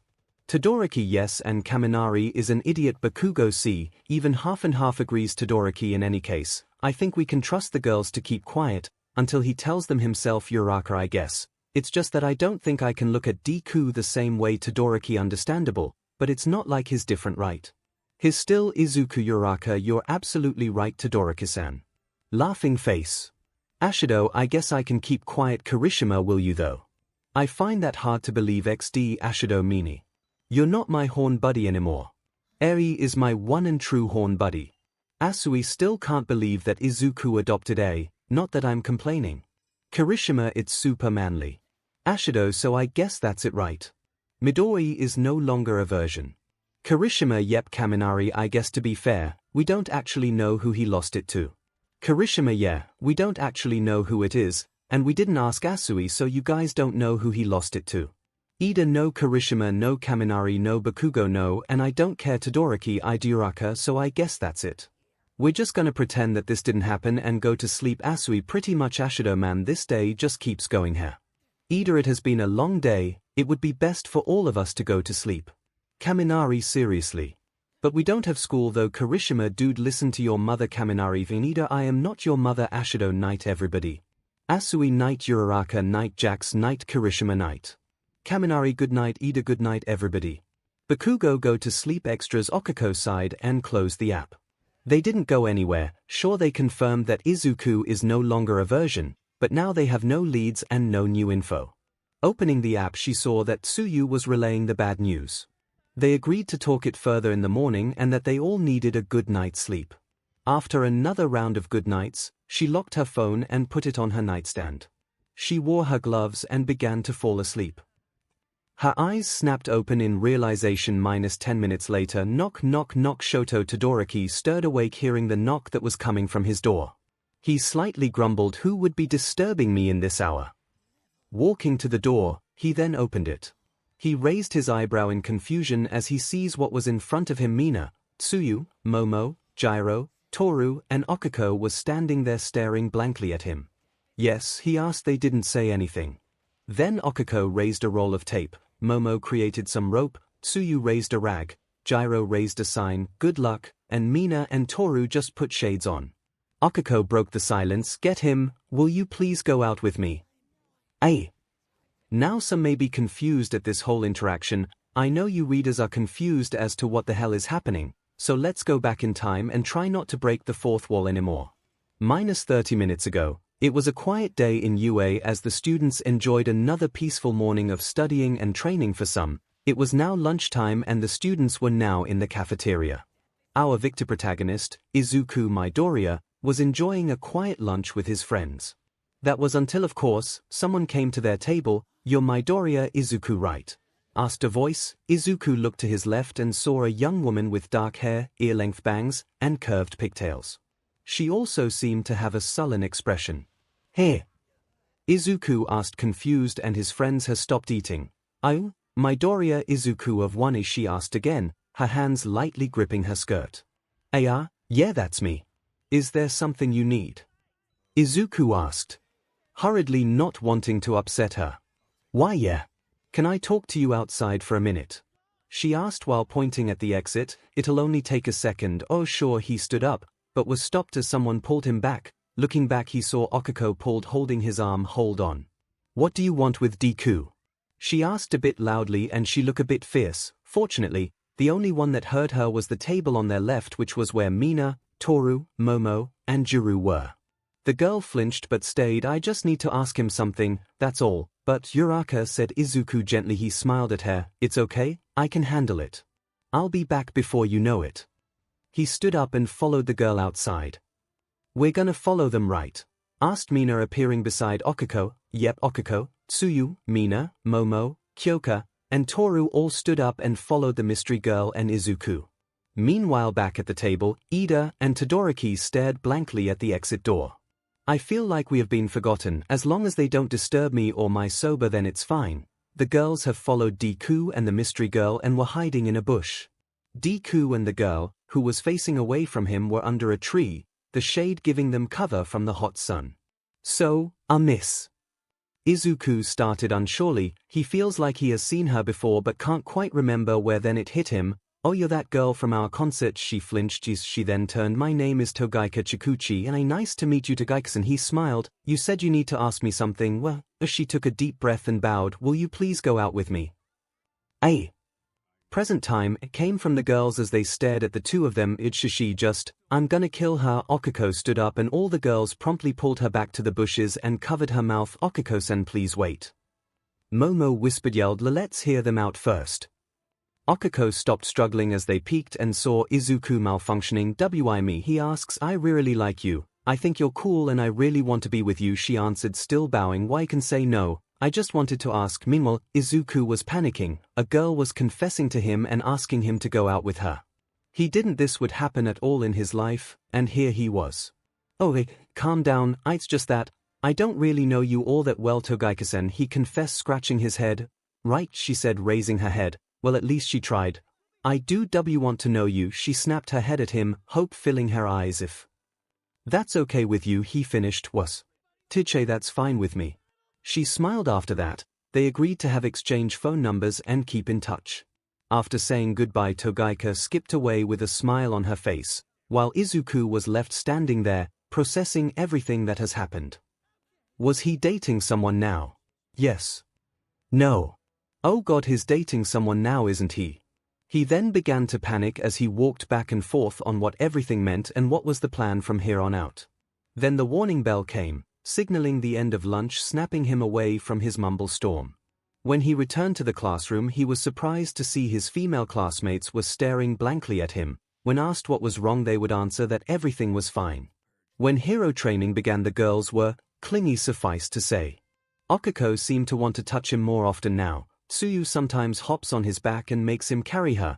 Toru hugs him from behind, Mina hugs him from the front, and Gyro and Momo wanted to be carried bridal style. It was a tiring day of training and trying to run away from Mineta, although it was useless considering he was his neighbor. He was now in his room, already eaten dinner, and was now staring at his phone as if it would explode in any second. He has texted before. He texted Uraraka, Zu, and some of his friends. Heck, they even have Discord. And yet this was completely different. He would be text a girl to court her. Well, technically they were just hanging out and getting to know each other, but still. Then his phone gave a notification and he jumped. Staring at his phone, he saw that it was a message from 𝐒𝐿𝐽𝐫. All she wrote was pooped, but he sighed. He could do this. He opened his phone and began to type a reply. Wanna talk about it. What followed next was 5 hours of texting, laughing, and sending funny memes. Well, she was the one sending them, but still. It was fun, but now he was tired and so was she. He decided to be brave. Are you busy this Saturday? He waited and waited for what felt like an hour, but in reality, it was only a minute. Then the speech bubbles came. No, they then agreed to go on a date on Saturday, but with UA being on guard, they can't actually go outside. So they decided to have a simple picnic somewhere in UA. He promised that he knows a spot and just agreed to meet at the entrance. The days went to a blur as Saturday was now here. Izuku was standing there with shorts and his famous shirts with dress shirt written on it and carrying some drinks in a bag. He didn't really feel like dressing up much, and luckily it seems his date was thinking the same as she approached him wearing the same shirt as him. Hers has dress written on it, wearing some jeans and carrying a picnic basket. Stopping in front of him, she saw his shirt and snorted, nice shirt, nice dress. They laughed and unbeknownst to them the 1A girls were hiding in a corner watching them. Why are we doing this again? Asks Toru. Because we need to make sure that she's not going to hurt Deku, Okiko said while staring intently at the couple. Are you sure that's the only reason? Yes, back to the couple. Izuku then began to lead them to the UA building. Stopping in front of one of the windows, 𝐒𝐿𝐽𝐫 raised an eyebrow at him. This is the spot, she asks unsurely. Do you trust me? He asks, letting Black whip out. 𝐒𝐿𝐽𝐫 stared at the tentacles, then at Izuku. He has one of his confident grins. Yes, Black Whip grabbed the basket from her hands and Izuku then proceeded to carry her bridal style. She yelped, not expecting him to carry her, suddenly ready For 𝐤𝐻 she wasn't able to finish as Izuku bent his knees and jumped. They were soaring up in the sky and she could see the window flew past them as they went higher and higher. Then they soared over the building. She panicked and was about to yell at Izuku. That was until she saw his smile as he stares at something. Turning to the direction he was staring at, she gasped. The sunset was appealing. She took out her phone and took a picture, then they descended slowly to the rooftop. So this is the spot.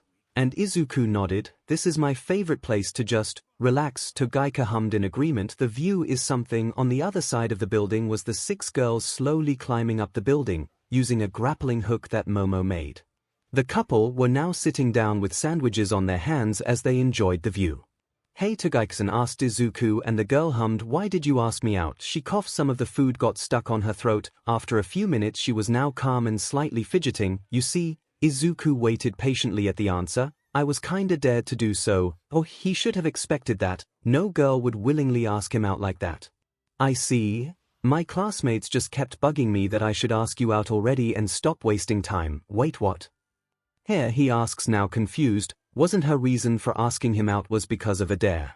Oh god, I guess I'm gonna admit it finally here, 𝐤𝐽𝐾-san shyly said as she blushed. Fine. She took a deep breath. I got a crush on you ever since the sports festival, she admitted, then began to cover her face with her hands while muttering why? Why, she repeated. Dude, you literally won first place in the race without using your quirk, and then in the fight with that Todoroki guy, you just kept fighting even when you were hurting yourself, she said with a smile on her face. Kinda hard not to get a crush on you there, came from some of the girls that were hiding behind a roof ventilator. Also I guess, I got inspired, you know, she admitted with a bit of sadness in her voice as she stares at the sunset. Seeing you work so hard. Even though your quirk destroys you, inspired someone like me, someone like you. He didn't know why, but the moment he heard her say that he could feel a connection from her, she laughed, but it wasn't a happy laugh. I guess it's time for the big surprise. She turned to him and smiled. I'm quirkless. His eyes widen. Quirkless? Yep, the girl that asked you out is a creepy waste of oxygen, quirkless freak, she sighed. Go ahead, call me whatever you want, do whatever you want, heck you can even leave. She hugged her knees but still looked at him and smiled. I had fun, thanks for humoring me, my Doria. Quirkless. Here he was, living his dream. The shoe was now in the other foot, as he stares at her smile. Her smile was sad. He knows. Of course he knows. He was just like that once. And like all things, his body moved on its own. He stood up and went to her side. And hugged her with one arm. The girl blushed, but shook her head expecting a trap. But whatever trap that may be, it never came, just Izuku hugging her. I'm not leaving, by the way, he said simply. Really now? She looked at him in the eye. Even for a quirkless freak like me? He looked at her and she could feel him stare directly at her soul. I'm not going to leave you, he said as if it was his final decision, and she could feel her face growing hotter. She just then decided to look at the sunset. You're all right, Izuku, my Doria. Next day, the Deku squad were in the cafeteria enjoying lunch, but this time they have a new addition to the group. Guys, this is 𝐤𝐽𝐾 Chikuchi, Izuku introduced, and she waved. Hello there, 𝐤𝐽𝐾-san. It is nice to meet you. Greeted Ida with his usual chops. Hello. Greeted Todoroki, who was slurping his soba. Hello 𝐤𝐽𝐾-chan. Call me Zu. Greeted Tsuyu warmly. Hi 𝐤𝐽𝐾-san, wanna try this rice? Okiko offered with a bright smile on her face. Turns out, they heard everything and decided to no longer be hostile to the girl. It wasn't like they could help it though. It wasn't the first time Izuku managed to get a girl to have a crush on him. Susumu. 𝐤𝐽𝐾 was about to reply when someone accidentally elbowed her head. Oh, sorry about that. Guess that big head of yours got in the way, said a random guy. Freak like you sitting on this table. Got a lot of nerve there, freak. Izuku was about to intervene, but someone beat him to it, with a fist to the face. The guy that was insulting 𝐤𝐽𝐾 fell to the ground as he clutched his now broken nose. Standing over him was Okiko's fist raised and smoking, but she wasn't done. She grabbed the guy's shirt and pulled his face to hers. Listen here, you two-bit waste of organism. She gripped his shirt as she stared directly into his eyes. You will never call her that, or insult her in any way, shape, or form. And if you do, I will find you and I will shove my foot far up your ass that you'll see your ancestors. I clear. She growled once. She released her grip and the guy began to crawl away. Okiko then sat back on her seat and her face was back to her normal bubbly face. You want some rice? Yes, please. It was dark. The curtains were drawn and no light pierced his room. Todoroki tried to move his wrists only to remember that they were tied to the chair he was seating on, and so were his feet. He could just freeze or burn them, they were only rope. The only reason he didn't was that he knew who put him here. The girls of his class knocked on his door and then proceeded to force him to a chair, tape his mouth shut, and tie him to said chair. It's a good thing one of them put a rag while they were tying his wrist, otherwise, his wrist would be an annoyance to him. So there he was, sitting in a dark room waiting for the girls to begin whatever they planned. God, I need sleep. Flash. Suddenly a bright lamp shined to his face, making him recoil. Once his eyes adjusted to the light, he looked behind the lamp and saw Ashido standing there wearing a suit and some shades. Rip. The tape that was on his mouth was ripped suddenly. Oh! Looking to his left, he could see Toru Hagekyo standing there while also wearing a suit. He looked at Mina. What does slam? He was about to ask but was interrupted when Mina suddenly slammed her hands on the table, making the lamp shake a bit. We're the one asking the questions here. Knock knock. A knock was heard from a wall. Keep it down over there, I'm trying to sleep. The muffled voice of Zero was heard. Mina at least had the audacity to look sheepish, clearly forgetting that it was nighttime. She then turned to him once more. Todoroki. She then pointed a finger at him. Where were you yesterday at 8 p.m? She whispered, yelled, and Todoroki raised his eyebrow.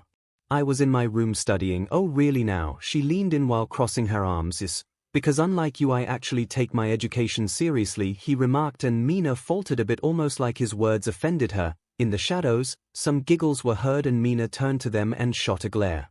Fine, she said, but yesterday, Soto has made some blueberry pies, correct? Yes, and you would also agree that everyone in 2A had a slice, yes, but some were reserved, correct?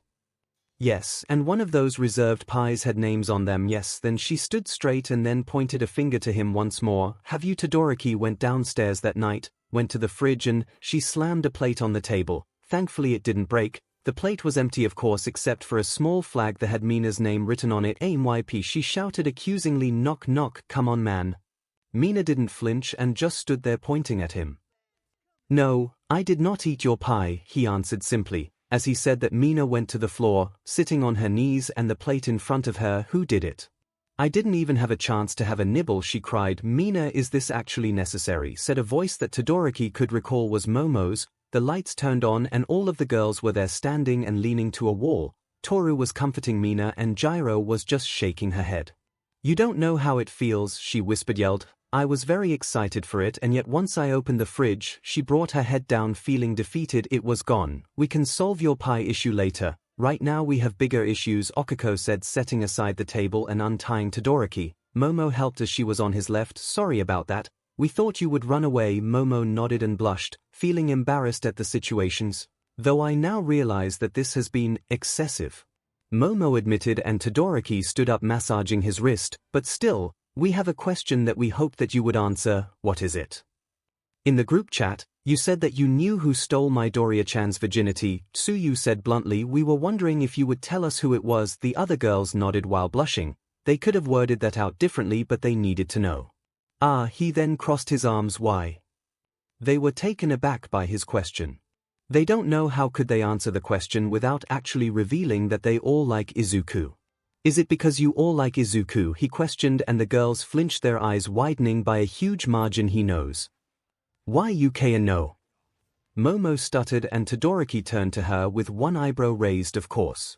While I admit I'm socially awkward, I'm not blind, Momo, he said. Then he looked at all of them. It was difficult at first, but as the days went on I could notice the looks that you keep giving him, or the smiles that would just appear sometimes in your faces whenever he was near. He looked at Okiko specifically. At first it was Uraraka. I noticed that you just gravitate towards him. He then turned to Tsuyu. Then Tsuyu, I could see that you would always care about him, even the little things. Like forgetting his lunch. Then to Momo, I could see on the way you look at him was different from the first day, as if you respect him. Then to Mina, I kept noticing how much happier you seemed to be whenever he was near. Then to Toru, Toru was difficult to know, but whenever Midoriya talks to you, you would just stop and just listen. Then lastly to Gyro, I noticed that you were comfortable around Midoriya, not as friendly as you are with your other friends, but whenever you were Midoriya you would visibly relax. He finished, and the girls were shocked. Were they that obvious? How long did Todoroki know? Todoroki then continues, I couldn't actually say that you all liked him in some way other than friends, but the only thing that I could all see that was similar was that whenever Midoriya was near, all of you would be happy. He finished crossing his arms. The girls just stood there trying to process everything that Todoroki said. They were all that obvious. If they were that obvious, then how many people knew? Momo then asked what everyone was thinking. How many people know about this? As far as I know, only me, he shrugged. I didn't voice it to anyone because I wasn't actually sure on my guess to begin with. If I did, then I would just be going around making rumors about my classmates that was only centered on assumptions. The girls sighed in relief. They looked at each other then nodded. Agreeing to come clean. Okay, fine. Okiko started. All of us here are in love with Deku. All of us have different stories on how it happened, but all of us feel the same. Yep, Toru agreed. Izuku pretty much captured our hearts with his witty charms, though he just approached because we all looked like we needed help, Momo commented, and Todoroki smiled. That I can believe. He still remembers his fight with Midoriya. He didn't ask for help, and yet there he was, breaking every finger he has just to open his eyes. So I assume that I'm the only one that knows this. The 2B girls also know, Sai replied, though they also like Izuku the same as us. Kiro. Todoroki just nodded. And I'm right to assume that you want this to be kept as a secret. The girls nodded even. To Izuku. We want to tell him ourselves, said Okiko. We'll come clean with the other guys as soon as we confess to him, okay? Your secret is safe with me. The girls sighed in relief, feeling some weight on their shoulders finally released. Okay, so can you please tell us who stole Midoriya's virginity? Asked Mina, and Todoroki looked at them, took a deep breath, and said simply, no. They stare at him blankly. Next thing Todoroki knew, the lights were turned off and he was back in the chair all tied up once more. We wished it didn't come to this, Todoroki-san, said Momo behind him. But you left us with no choice. She then put a mask over his mouth. He tried to say something but only a muffled noise came out. He raised his eyebrows at the mask. Why would I need this? Then suddenly a laptop was placed in front of him with a video paused. Mina, play the video. Mina pressed play and the video began to play. At first, nothing happened. It was just a black screen, and then suddenly the 𝐒𝐻𝐻𝐿 dance song started to play. He looked at Momo but she just smiled, grabbed his head, turned him back to the screen, and kept it there. Then the screen became white and his father's face was shown looking at him over his shoulder. The endeavor on the screen was animated, of course, but it was well made that it almost looked real. Then the camera zoomed out and his widened. The top part of his father was fine. He was wearing his old costume. The bottom part was what made him look terrified. His father was wearing fishnet stockings and some heels. It felt so wrong. He tried to turn away but Momo's hands kept his head firmly on the screen with surprising strength. Then, his father danced slide to the left. His father still has his back turned towards him, did so, and he recoiled seeing his father's butt jiggle. What was this? SHT? Slide to the right. His father did so crisscross. His father jumped. He tried to close his eyes but found that someone was keeping it firmly opened with their fingers. Keep watching, Todoroki, you're gonna miss the best part. The sound of Toru's voice sang in his ear. He watched. Oh, he watched as his father kept sliding and jumping. How could this get any worse? It's a real smooth, and the unthinkable happened. His father twerked. He screamed loudly but only muffled sounds came from him due to his mask. He tried breaking from his binds but found that the rope was somehow cancelling his quirk. He struggled but it was no use. The girls had him and all he could do was watch. 𝐿 slammed the door opened with an annoyed look on his face. Dude, can you keep it? Whatever he was going to yell was forgotten as he looks at the scene in front of him. Todoroki was struggling on a chair with Momo behind him, her hands firmly on his head preventing him from turning away from the laptop. Based on the floating clothes beside him, Toru was also keeping him from doing something. Mina was beside the laptop smiling at Todoroki. Yes, Sirison, sang a voice beside him. He jumped and turned to the voice to find Okiko with her eyes closed smiling innocently at him. We apologize for the noise, but we just need to ask Todoroki-kun some questions. She then opened her eyes and Siro could only see a promise of hurt and trauma in her eyes. Maybe you would like to join him later. He gulped and looked at Todoroki. Never mind. He slowly closed the door and walked away, mumbling about how he was just going to forget anything he saw and just go to sleep. Meanwhile, Todoroki was still watching the video, then it paused. He took a couple of deep breaths. What kind of abomination was that? I hope you would be cooperative from now on, Todoroki-kun, said Momo sweetly. She turned the chair towards her. Now, Give us a name. He looked at her and stilled himself. No. Momo looked almost disappointed. She turned to Mina. Mina, load up the one where Endeavor and Hawks are making out. No, wait, he screamed. The girls looked at him expectantly. Won't give you a name, but I'll give you a time frame. A time frame? Mina asked. What good will that do us? We could eliminate a lot of people with a time frame, considering that we don't know when it happened. Having a time frame would help us in eliminating people that Midoriya hasn't talked to in those days, Momo deduced. But why to have that, when we can directly get the name from you? Todoroki-kun, sang Toru, still beside him. Because no matter how many videos you make me watch, I would never betray my friend, Todoroki said firmly. The girls looked at him as if weighing their options. It's better than nothing, Kiro. Tsuyu sighed. We would at least have some info to go over tomorrow. I don't know about you guys, but I want some sleep. Gyro yawned tiredly. Well then, it looks like we have an agreement, Momo said joyfully and turned to Todoroki. So Todoroki-san. He sighed. It's after our dance in the culture festival and the day of the hero ranking announcement. Oh. Toru shouted. So it happened during our first year. Yes, that does help. Thank you very much, Todoroki-san, Momo cheerfully said. Todoroki looked at them expectantly, then raised his hands to emphasize the binds he was in. Oh. I'm so sorry. Momo panicked and began to untie him. Menmo, you really went all out, Gyro snickered. And you called me excessive, Mina laughed, and Momo just pouted with Todoroki freed. They said their thank yous and apologies and went off to their rooms to have a good night's sleep. Gyro went inside her room. Locking the door, she turned to her bed, but before she could walk forward, her attention was stolen by a specific instrument that wasn't hers sitting at a corner. Going to it, she played a couple of strings and giggled. Mina stretched in her room feeling tired after a long day. She then noticed something sticking out of her closet. Opening it, she laughed, seeing a familiar dress. That feels so long ago. Toru was in her room plugging her phone into her charger. Her phone lit up, and what she immediately noticed was a very familiar app. She smiled and dragged the app to a trash can, uninstalling it. I found the one for me, Tsuyu curled around her bed with the covers over her. She then grabbed a pillow and hugged it, imaging it was the boy that captured and took care of her heart. Momo was in her bed trying to fall asleep, but no matter what she did, sleep did not come to her.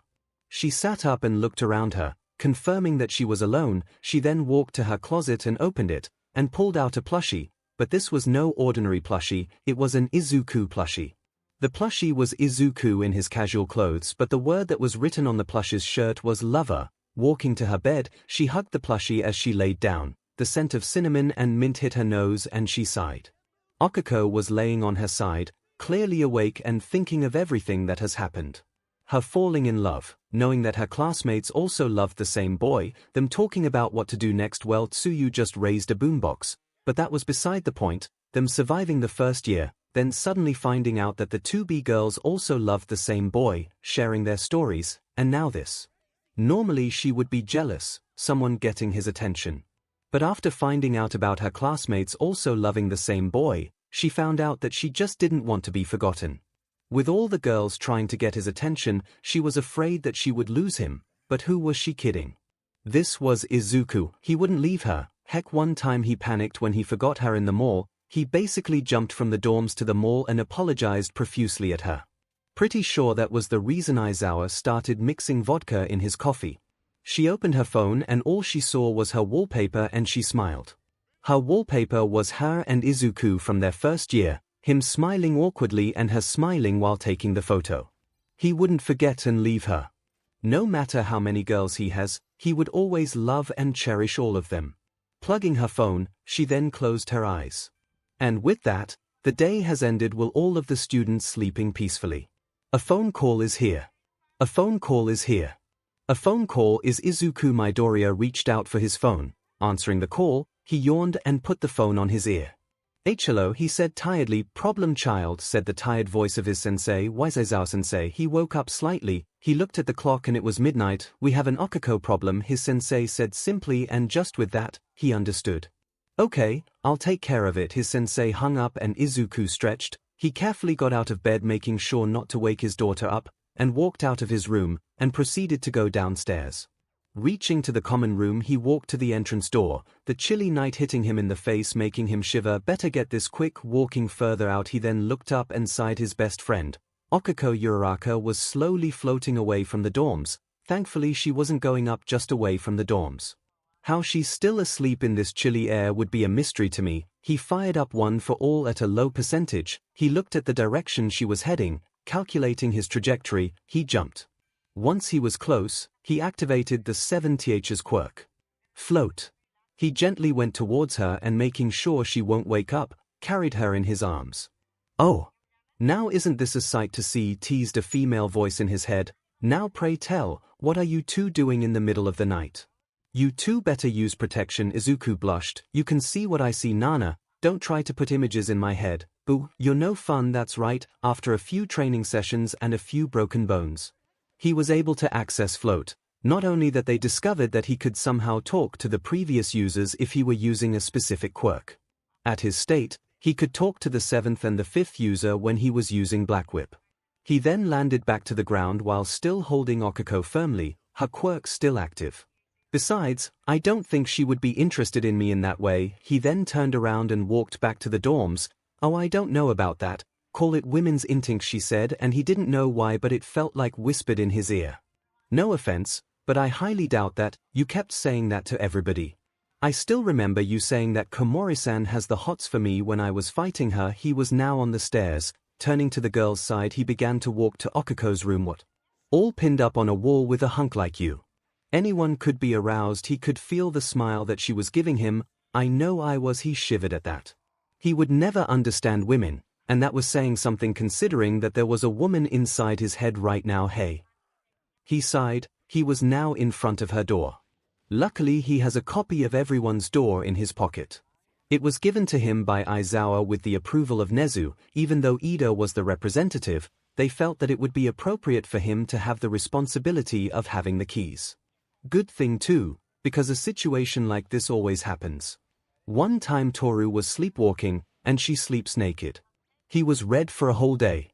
Opening the door, he set her to the bed. He wrapped a line of Black Whip to her waist gently, and before she could float away, he pressed her fingers together, deactivation her quirk. He used Black Whip to gently put her to bed. He then put her gloves on, closed the window, and locked it. He sighed and then put the covers over her.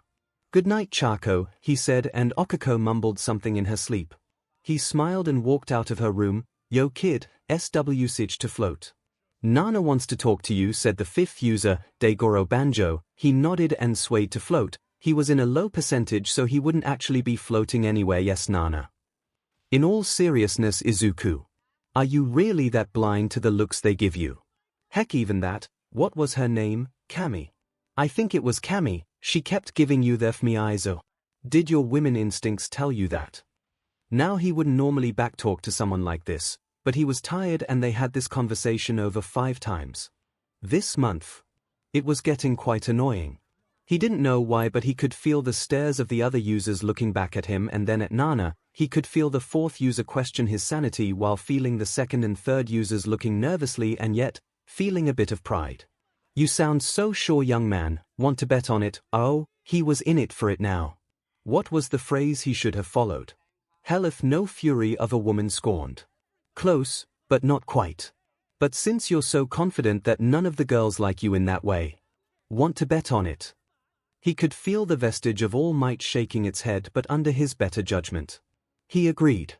"Fine, you're saying that all of the girls that you mentioned that likes me actually likes me. That's a long list, Nana, a list that I'm confident in. Tell me, Izuku, how many women have you smashed?" He could feel her teasing smirk and he gulped, his hand frozen at the handle of his own door. "More than 4 foot," he hesitantly said, and she hummed. "And you're saying that none of those women like you romantically?" "I was just secretary. Right. I don't know, my women instincts are not to be trusted, remember." He cringed at that. He was so in trouble now, which is why we're going to bet on it. And the bet would be, he opened his door and walked inside, "If none of those girls confess to you by the time you graduate, I will stop talking about this and would admit that I was wrong with my instincts, and if they do confess, then you and I will have some quality time when you fall asleep." He stopped and processed what she just said. As he was staring at a window, he could see that his reflection changed to Nana's and she winked. Now he would admit that Nana was a appealing woman. Why, thank you, let me monologue in peace. She was a appealing woman and he wouldn't be against having some quality time with her. "Beaut." Nana sang teasingly. He felt unsure of it. He kinda wanted it, but it also felt like he shouldn't. It was a weird feeling. Well, good news is that it will only happen if I win the bet, and you have a full year for you to decide. Well, I guess until someone confesses to you that is he could feel her smile gently chin up kid. Don't let this old woman bring your mood down, you're not that old Nana, you at least look like in your 20s, oh smooth talker hair. No wonder you made all of those girls fall. He could hear her laugh and he just sighed. There was no winning, but do you agree on the bet? He pondered on the bet and what was at stake. There was no way all of those girls were interested in him, right? Fine, he agreed, sealing his fate.